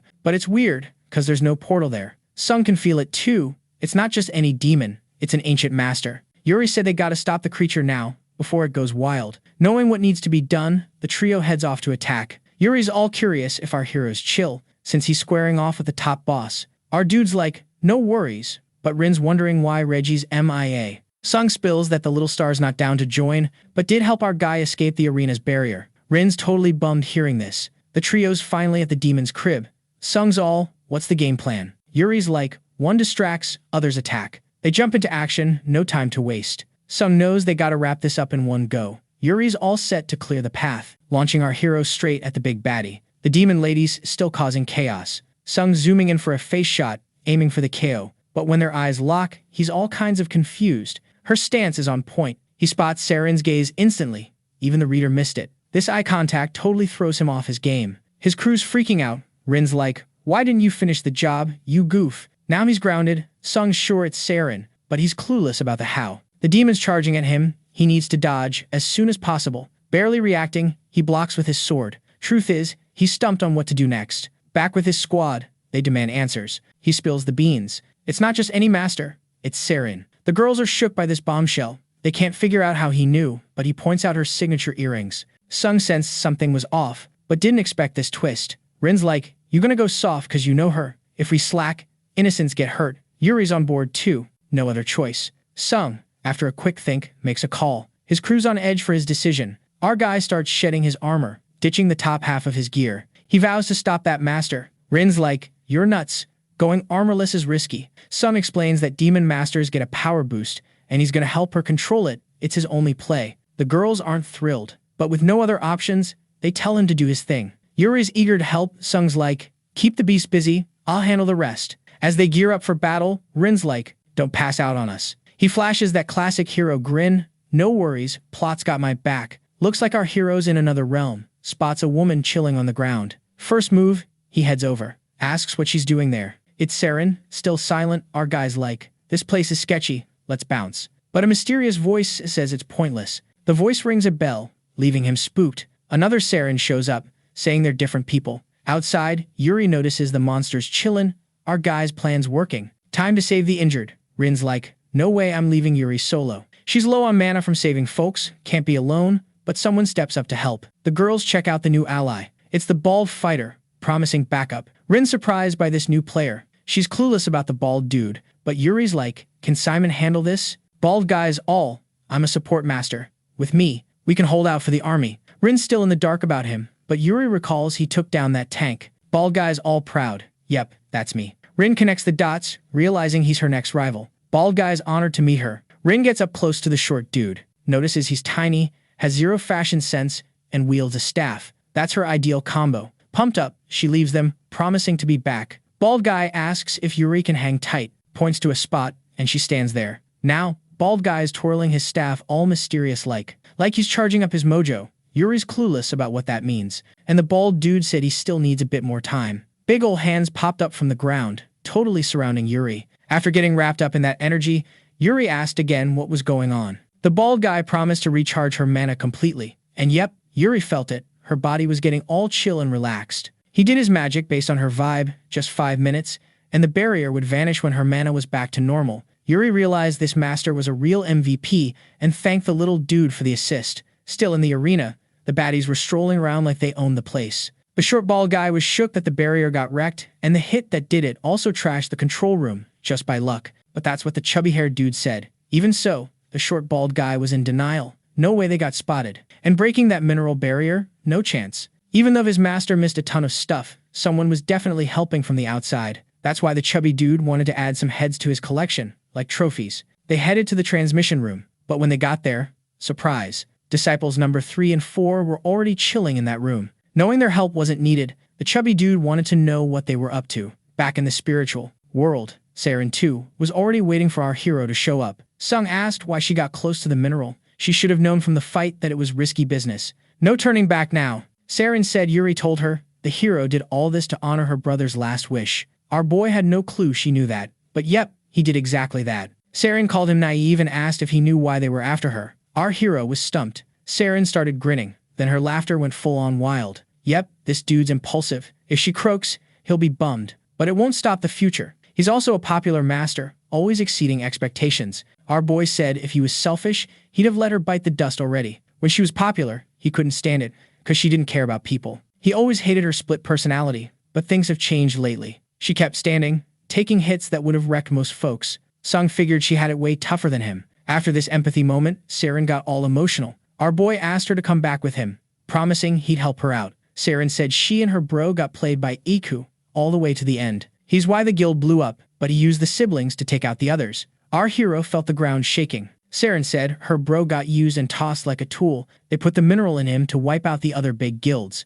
Seeing things get messy, our boy asked Sarin to bounce with him fast, but she was drowning in sadness, thinking life was pointless. At that moment, the hero realized things were super complicated. A massive demon beast showed up in that dimension, and it was so huge it freaked the hero out. Sarin couldn't move anymore, so the hero grabbed her hand. He started running, dragging her along, trying to get away from that beast. That monster was bigger than anything he'd ever seen. Sung asked her to keep it together. Everything was falling apart. It's her mind controlling that dimension. While they ran, something even worse showed up. A giant rock was about to squash them. Sung had to swerve at the last second. Things were getting crazier by the minute. He said only Sarin could get them out of this mess. Our boy would handle the monster while she tried to escape, but the ground kept cracking beneath them. Tentacles popped up. Their options were running out. Some tentacles snagged the boy's ankle. Our hero was stuck, couldn't move freely. He needed to act fast. Looking up, he saw a giant rock heading their way. That was definitely going to be game over. As soon as it hit, debris flew everywhere. A huge dust cloud rose up. Sarin was still totally fine. But under that giant rock,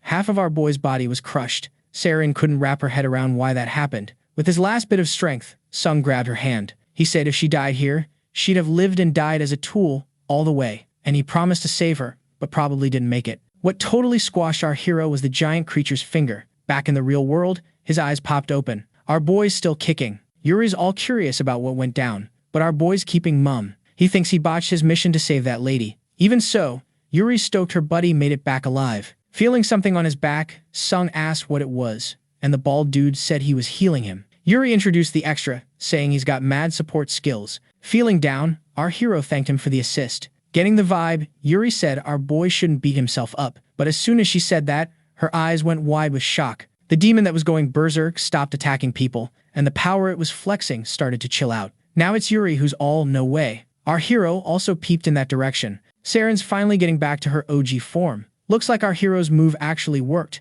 Without a second thought, he dashed towards the woman. Yuri was super worried, saying Sung shouldn't just rush in. But our hero's not sweating it. He went there to hype up Sarin, saying she's got this. The woman tried to say something, but it was all gibberish. Sung asked if she could recognize him. With her still demony face, she gave Sung a nod. That made our hero super pumped. And his squad too, who saw that epic plan unfold. A magical shield popped up around Sarin's body. Our hero's trying to figure out what that is. The source of this mysterious power seems to be one of Sarin's eyes. Out of nowhere, half of her head went boom. A shockwave sent our hero flying back. He got dragged for a bunch of meters. Yuri was totally freaking out after seeing that. Sarin's body went wild again, popping off with mini explosions. Even though our hero's plan worked, something went sideways. While the demons going kaboom, Yuri and the bald dude try to help the hero. Even though he's out cold, those wounds aren't too gnarly. But remembering everything that went down, Yuri got super ticked off. Now she wants to know who's behind this whole mess. Len's chilling at the top of the stands with Hazuki. Yuri seems to have spotted these people, and she's fuming.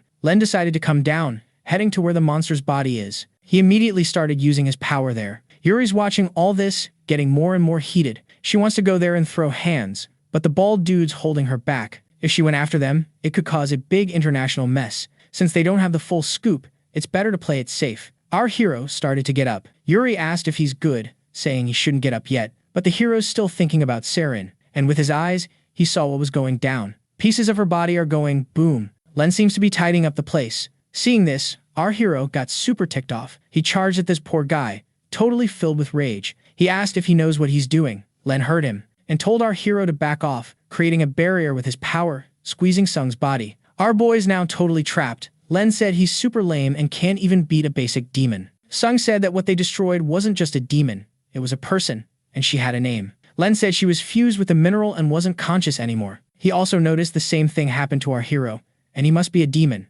Trying to break free, Sung said the girl should have lived, she deserved to live. If they hadn't messed with things, she'd be alive. The mineral in the hero's body started to spread. Len's watching this closely, until our hero managed to totally smash that magical barrier. Yuri started to worry, watching the hero lose it. Len's ready to throw down, saying our hero's just like that creature. What he's feeling now is because he's got the mineral in him too. Len tried to trap him again with an even bigger barrier, saying he expected more from the one who took down Yon. As the barrier started to implode, he said our boy's super frustrating. A letdown. Yuri had to watch all this without doing anything. Seeing the chaos from that attack, when the smoke cleared, she got super worked up, still heading towards what went down. Fuming, she's getting closer and closer to Len. The gray-haired dude saw this and used his barriers, stopping Yuri from getting to him like she wanted, making the girl hit the ground hard. That hit alone was enough to knock her out of the fight. Len watched with major disdain. Our hero's down, looking like he just lost a wrestling match with a grizzly bear. But no quit in him. He's trying to stand up again.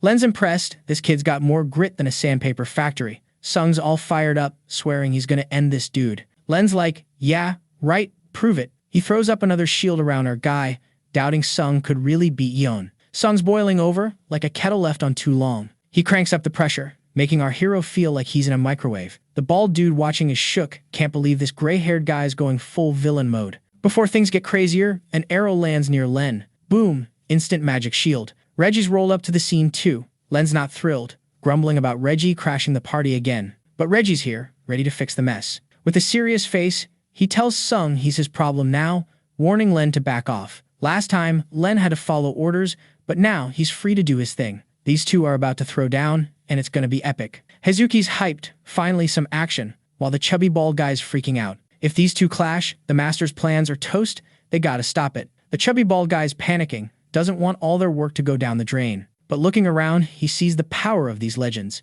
Finally gets, there's no other way. Len's like, Reggie's got mad luck. Rumor has it he beat Iku a decade ago. But not many know he was Iku's student. Reggie just rolls his eyes. Like, whatever. Ready to go full MJ, he calls Len a cocky brat. After their little chat, a tiny light pops up in the arena. Then it goes supernova, growing huge. The energy's off the charts. Chubby bald guy throws up a shield to save his crew. Good bald guy does the same, keeping Yuri safe. Through the smoke, a hand appears. Reggie's trapped in a barrier by the enemy. Still standing, explosions go off everywhere. Len's pulling all this off without breaking a sweat. He even blocks an attack from Ren like it's nothing. The kid's ice cold in battle. Reggie zips behind him. They lock eyes for a sec. Len knows these weak attacks won't cut it, suggesting they crank up the chaos. He's curious about the planet's top master's power, showing his full potential. Len's not planning on losing. He busts out a massive move, trapping the top master. In his space, Reggie's speed is useless. Good bald guy is far from the fight, but he's glued to the action.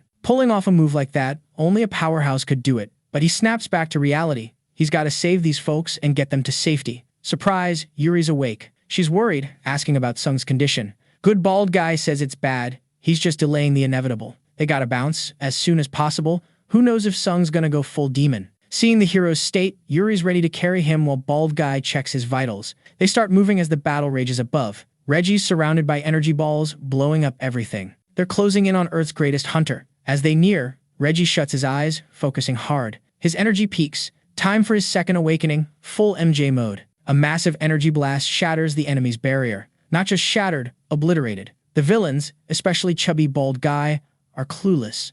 Lens Lotus prison, total fail. If Reggie's secret move is the second awakening, short guy says they should join the fight. Hazuki knows short guy is smart but can be a total goof. Masters are born with one of three skills. Geniuses who can handle mana like pros, talented peeps who can control mana and unlock abilities, and superhumans who totally own their awakening. The short dude said he already knew all this stuff. Hazuki said the second awakening is when a master levels up skills beyond the usual. Surprised by this, the short bald dude asked if a damage dealer could learn a healer's or support's moves. Hazuki said it's possible. The second awakening doesn't care about those differences. After hearing this, the chubby dude got super worried because Len might be in big trouble. But judging by Hazuki's grin, she seems to doubt that, revealing that the boy also managed to awaken a second time. The chubby dude could hardly believe this info. While the battle's going wild, the chubby dude's communicator buzzed. With the speed of a grandma, he grabbed his phone, and the message there left him totally shook. Len, right now, is shielding himself from an attack with his barriers.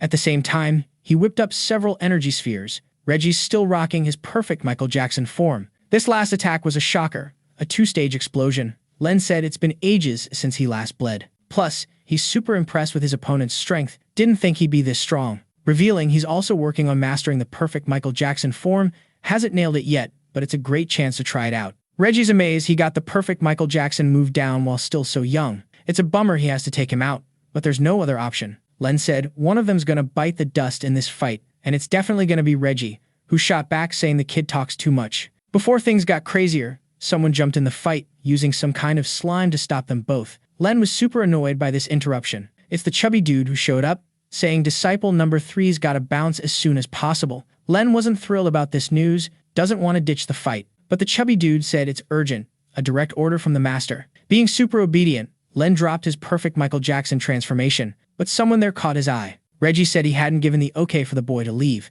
In the middle of this chaos stands the bald chubby dude, totally freaked out by the most powerful master ever. Still, he said he's got a message from his master Iku, and a request for them to leave safely. Reggie took an envelope in his hands. After that, the chubby dude politely said, "Peace out." Finally, they bounced from that spot. Reggie started reading the telegram and was totally surprised. Soon after, the letter's paper just burned up on its own. After being left alone there, Reggie also dipped, but there was someone in all that mess. Rin popped up, saying the heroine's back, but she didn't get it. The arena's empty. No one's around. Besides being annoyed, she realized she was starving. Iku's crew went back to where he chills. The bearded old dude started grinning a lot, like he was into what he heard. In front of him is the bald, chubby dude, saying sorry. But the old dude said he should be thankful to him. Thanks to the chubby dude's move, that fight didn't go down, and the master squad couldn't do anything against them, even though they didn't have all the minerals. A war now would be a mess. So, the chubby dude handled the crisis like a boss. However, the old dude wasn't done with his review, and the chubby dude started sweating bullets, totally scared. Iku said the chubby dude pretended to be him, and so should get punished. Something the chubby dude definitely didn't want. Later, the old dude strolling inside the temple, his sidekick asked if everything's cool with the Reggie Weed situation. Cause he's a super dangerous guy, the sidekick's ready to handle it. Iku told him he'd deal with it himself, which made his sidekick worried. Plus, the sidekick doesn't get why Reggie hates the old dude. Maybe it's cause of what went down during the tournament battle 10 years ago. Rumors say the old dude lost that fight on purpose, and this must mess with Reggie's ego. In response to this rumor, the old dude said it's not that simple. Getting more confused by this info, the sidekick wants to know why there's so much beef. Iku went silent after this question, which made the sidekick nervous. Then he revealed that the essence of the mineral Reggie has was originally a pear. The sidekick was blown away by this, asking if the old dude has the other half. For ages, Iku held back on using all his resources to pull off his plan,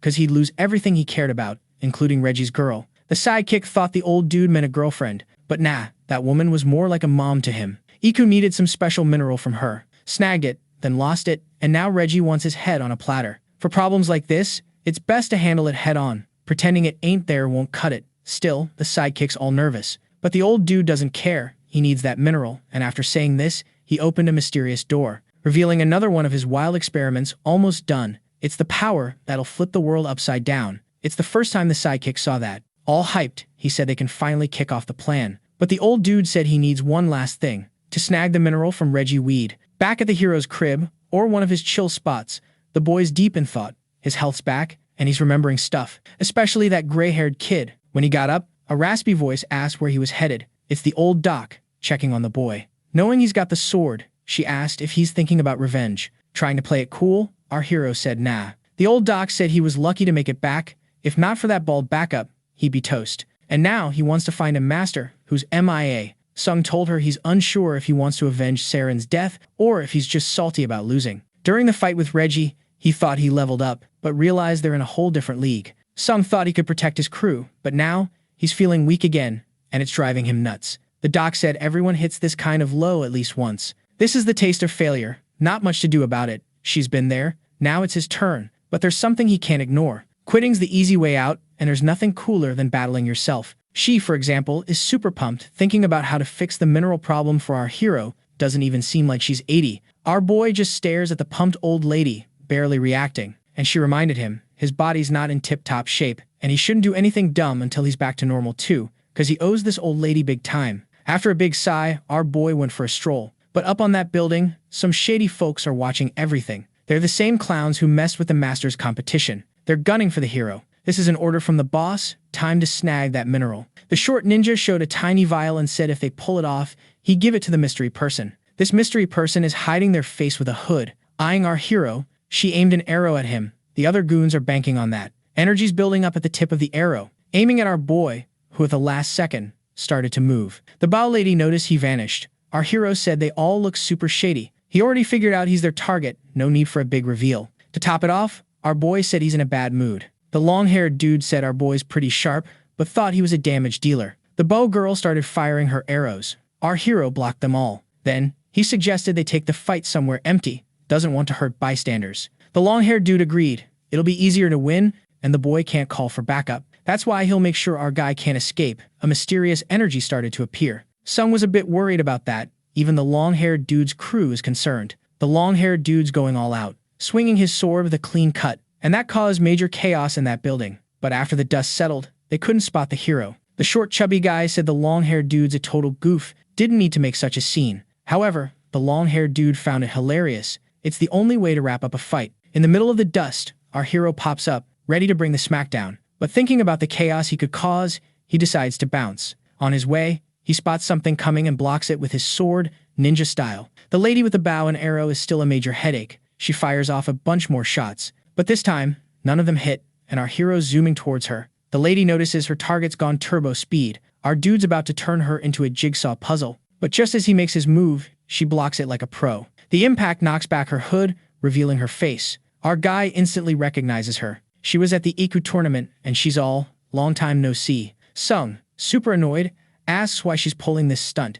She spills that it's all about the cash. Trying to attack again, she says she needs his mineral. But all she gets is a one-way ticket to Naptown. Our guy's fuming and calls out for the next challenger. The long-haired dude is loving this chaos, and the short ninja's whining about the mess that's coming. The long-haired dude's like, been ages since I stretched my legs, this is gonna be wild. But before he can get to our guy, he spots something. Someone just popped up from the ground. And it's Yuri, ready to throw down too. She was about to smash them with a punch, but the short chubby dude shields everyone with his barrier. That move was a bit freaky. They didn't see that coming. Knowing our guy, he says that lady's got his back. The long-haired dude says to look up. As soon as he does, the chubby dude sees a massive fireball incoming. But the long-haired dude blocks it with his sword. No sweat. The mineral in his sword just gobbles up that energy. Feeling saved, the chubby dude thanks him. He could have blocked it, but would have gotten wrecked. The long-haired dude jokes he didn't know the chubby guy could say thanks, suggests he should do it more. In the middle of what could be a roast session, the tiny ninja tells them to stay sharp. A mage and a tank are in the mix. Things could get dicey. Yuri wants to know who these people are. Rin's like, who cares? Time to make them pay. The long-haired dude says he's got stuff to handle, but after, he could party with these lovely ladies. Rin's totally grossed out. She'd rather eat dirt than date a guy with a horse face. The long-haired dude warns her she'll regret saying that, and she totally repeats it, which ticks off the long-haired dude big time. He decides to go after her with his sword, but this gives our hero a chance to jump in. He realizes he can't hold back in this showdown. The long-haired dude's still super cocky. Finally, their swords clash. After that, the long-haired dude sees our heroes not backing down. The other baddies are scheming too, and behind them, a giant creature shows up. Seeing it, our hero's a bit freaked, not knowing what it is. That's when the long-haired dude asks if he's distracted, telling him to focus on the fight. Back in action mode, our hero uses the shadow step, and then he realizes he can't use his energy. Surprised by the long-haired dude's attack, who's definitely not messing around. The short ninja seizes the moment to kick our guy, sending him flying. Sung's still trying to figure out why his energy vanished for a sec. The long-haired dude notices his confused look and says it's like the boy.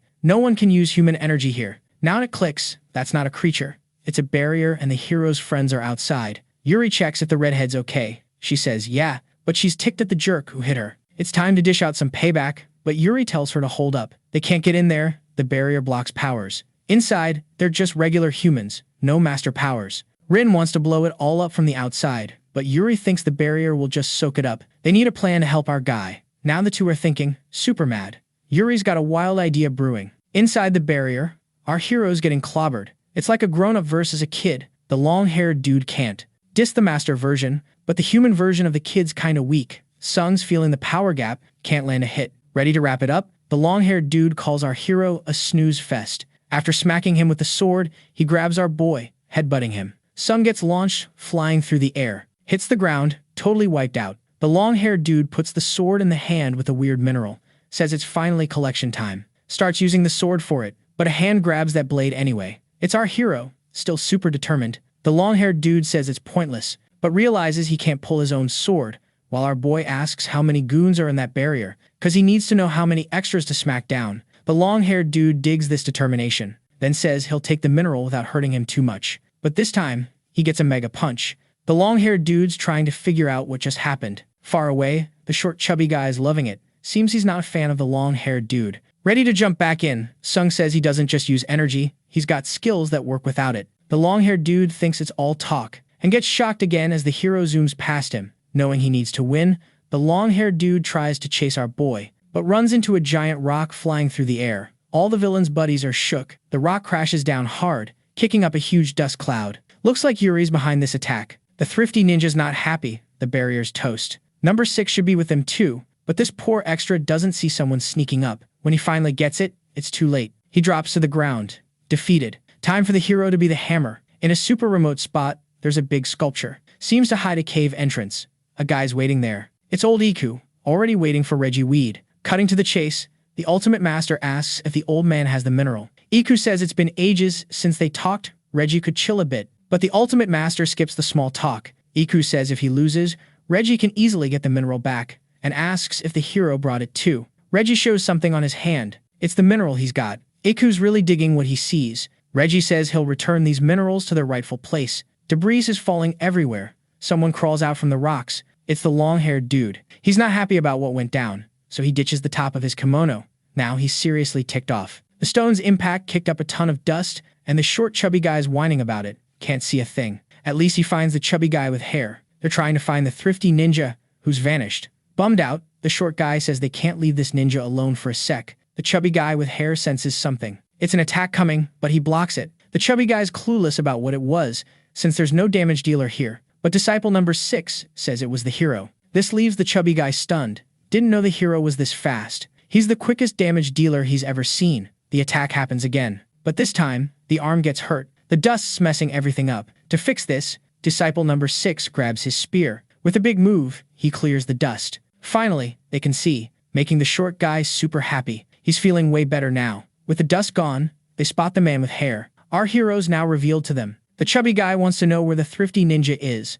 The sword guy says he's lying right there. Once again, the chubby dude's all, man, it's tough keeping this guy safe. Now with some serious motivation, the dude with the hair's like, I got this. I'll handle the main guy. The chubby dude's just chill, accepting the plan. Finally, the villain's charging up his own power, like he's in a video game. Time to jump back into the epic battle that's going down. Our main guy's zooming in, using all his speed like he's in a race. The dude with the hair can't keep up with those crazy fast moves, but he figures out the next hit's coming from behind, so he blocks it like a pro. Sung's all, whoa, this big guy's super bendy, this fight's gonna be tough. The dude with the hair is like, attack from the front, or you're a total chicken. Our main guy's feeling totally called out by that. While they're duking it out, disciple number 6 is giving Yuri a hard time. She's feeling the pressure, like, if I run out of mana, I'm toast. Fire's flying everywhere, like a fireworks show. Rin's trying to roast the little chubby dude. He realizes he's up against a demon and can't save number 2's body. The chubby dude's got the worst matchup ever. He's got to figure out how to get away from this beast.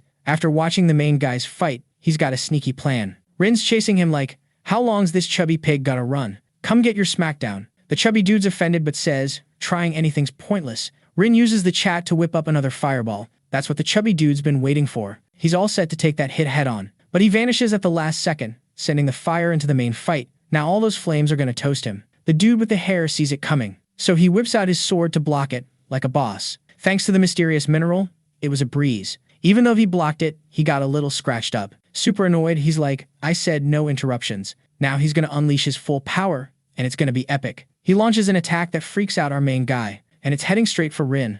No mercy. Sung's yelling at her to dodge it, but she's stubborn, thinking her flames can block it. A massive impact shakes the battlefield, blinding everyone. Something flies through the air, all bloody. It's a tiny piece of armor. Looks like someone got seriously hurt. The dude with the hair's catching his breath. Our main guy's looking back, super worried. But his opponent's like, stay focused, dude. Trying to hit our boy again with the sword. He blocks it but gets thrown way back. Sung's trying to get up again. Not knowing how his friend's doing, he's raging. The dude with the hair's watching, all smug. Our boy's confused, doesn't know what to do. Then he yells, calling for Yuri. He just says, hurry up, and help the red-haired girl, who's been seriously hurt. Yuri rushes to help, trying to patch her up. Sadly, Rin lost part of her arm, a major bummer. Yuri stops the bleeding, but there's no fixing the girl's hand. Sung's like, get her to the hospital, but Yuri's not leaving him alone. Sung knows they're after the mineral in him, so he tells Yuri to go before he passes out. The girl's super kind in that moment, all while the long-haired samurai's like, it's almost over. Yuri's ready to take the red-haired girl to the hospital, trying to cheer up our boy. She says they'll be waiting for him. Finally, they leave the scene. The samurai's like, are the goodbyes done? I'm getting ticked off. While saying this, he doesn't notice the main guy's vanished again, and he's right in front of him, ready to slice and dice. All the samurai sees is a big white flash. Feeling our boy's power just went through the roof. Now they're trading blows like it's a deadly dance-off. The samurai can't keep up, getting pressured and hurt. He's getting mad, saying our main guy's super annoying. The samurai's using an overload move, ready to end it all. But our main guy's as chill as a snowman, the minerals spreading through him, his hands fully transformed, gripping the sword. The samurai's realizing things are getting real. Our main guy tells the samurai to chill out. Alright, buckle up, cause this is about to get wild. So, Sung's got this samurai dude in a chokehold, right? With just one hand, he's got him sweating bullets. The samurai's using every ounce of strength not to faceplant, and Sung's already winding up for a knockout punch. Boom! Instant face makeover, no plastic surgeon needed. With that kind of power, the samurai's toast, no doubt. But Sung's not done showing off yet. He boots the guy's body like he's punting a football. Smack! Right into a stone wall. Still buzzing with energy, Sung's all, party ain't over yet. The samurai's beat up and gasping for air. Then someone pipes up, saying he can't win solo. Enter the not-so-tall ninja, back from the dead, and it's been ages since the samurai got this kind of smackdown. Even though he's battered, he tells everyone to butt out. His crew's like, you sure about that, dude? Gripping his sword tight, the samurai's all, this is a blast. And jumps back into the fray. He trades a few more hits with Sung, while the crowd watches. And, surprise, he's tossed out of the ring again. The short guy's not doubting the samurai's skills. Even after the beatdown, he's like, it ain't over. But the short guy's like, time's ticking, bro. Tells the samurai to zip it, and smashes a vial of mystery juice, slaps it on the samurai's back, saying he needs to snag the mineral now. It's some kind of super juice, and the samurai's juiced up. The ninja's proud of this trick. It's like a power-up from a video game. The samurai's back in action, all charged up. Even though he's strong, he's not a fan of using this cheat code. Never thought he'd need it to take down a kid. Since they gotta finish the mission, disciple number 6 jumps in too, which just ticks off the samurai more. Back at HQ, where the big boss hangs out, chaos is spreading. Even the statue's sweating this fight. Reggie's cranking out ice like a snow cone machine. Iku's all, you've leveled up, mastering the full Michael Jackson mode. And Reggie's like, I've always been the GOAT, old-timer. This gets Iku teasing him. Staring Reggie down, He asks if he's gonna play ball or not. The top dog stays quiet, says he heard Iku's planning to throw down with the Masters Association. But the old dude's like, this ain't war, just fixing the world. Reggie's like, that's not your gig, it's the association's. But the old guy's like, they blew it. Thinking back to that big attack 5 years ago, Reggie's like, was that your doing, old man? Dropping truth bombs, the old guy's like, had no choice. With this knowledge, Reggie's got no choice but to take him down. Using his shadow powers, Iku's like, Reggie, you've gotten cocky at the top. Weaklings don't get a say. Reggie's spooked by this dark energy. In full demon mode, the old man's like, the strong call the shots, and I'll show mercy now. He's gonna snag that mineral again. Back to our hero's brawl, he's up against 2 foes, both juiced up on power-ups. The chubby dude notices our hero's got mad balance. Helping his pals, he tries to nerf our boy's power. Disciple 6 seizes the moment, smacking our boy, who gets launched towards the samurai, who's ready to dish out some pain, sends our boy crashing down hard. The fight's so intense, even the bystander baddies are throwing up shields. After that last hit, the chubby guy thinks it's game over, but he's not totally convinced. The ninja knows that last hit packed a punch. With the power up, they're as strong as the master. Knowing this, the chubby guy's sure the fight's done. Now he's gotta hustle and grab the mineral. The samurai's still keeping a close eye on things, and the ninja's like, chop the kid's arm off, keep the mineral safe. The chubby guy's like, I'll give it a shot, but when he grabs the hero, he notices something. The hero's skin's all sticky, and the chubby guy's getting stuck. His crew's like, what's going on? And he's like, this is whack. Now the ninja's yelling at him to hurry up, but it's too late for the chubby guy. Some weird slime's creeping up on him. He's about to get trapped, but the samurai spots the danger. Acting fast, he chopped off the chubby dude's arm. Now he's in mega pain. Karma's a beast, right? Mess with our precious, get messed up, that's justice for ya. Super mad, the chubby dude asked why the samurai did that. Samurai said the chubby dude's too loud for someone who just got saved. The ninja backed him up, saying the chubby dude almost got eaten.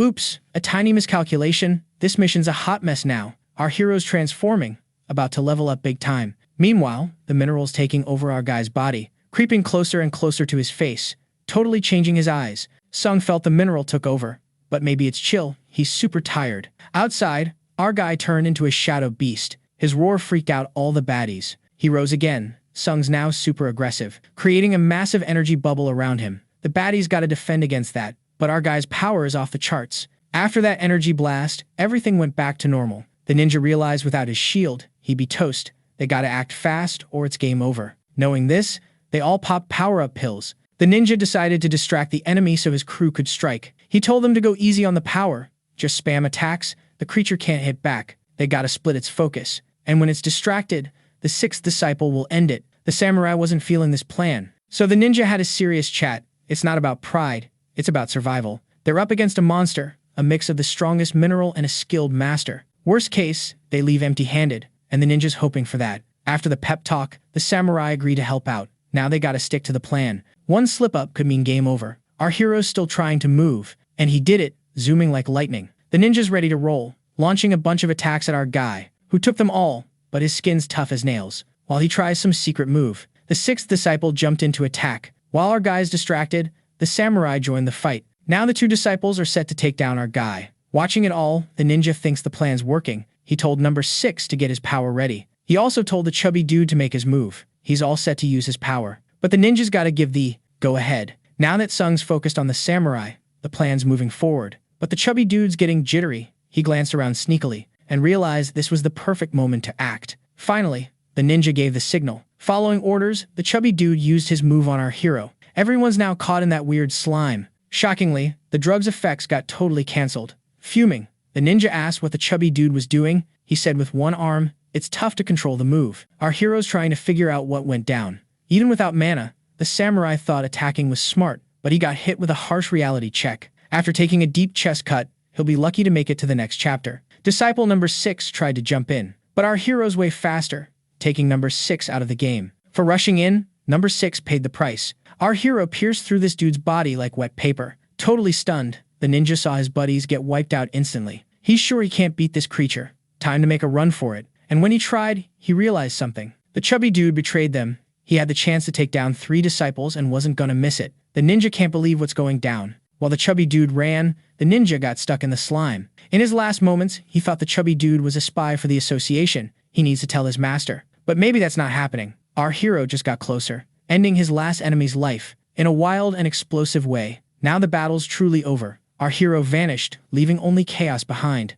Amidst the wreckage, an energy starting to show. The bald dude was there, and he totally saved the doc's life. No cap. Now that our main guy has gone full demon mode, he's just standing there, like, why isn't he moving? The bald dude's stressing, saying the army's gonna roll up soon. The doc's like, if that happens, it's gonna be a mess. Lots of people could get hurt. They gotta fix this as soon as possible. Bald dude's all got a plan. While he's thinking, the good bald dude spots something wild. He can't even believe it. In the middle of the chaos, someone's getting up. Even though he's super beat up, the samurai's still kicking. The place is littered with bad guys in containers that used to hold drugs. The samurai's scoping out the scene, all detective-like. He notices the chubby dude bailed and respects the main guy's power. Trying to stand with his sword, the samurai's in serious pain. He sees his hands a mess, blood everywhere. He takes a deep breath, trying to chill. Standing tall, the samurai's still got that fire. The doc's worried, thinking this guy should have just stayed down. As he's about to bite the dust, the samurai remembers a day when he got totally owned, called a loser by his rival,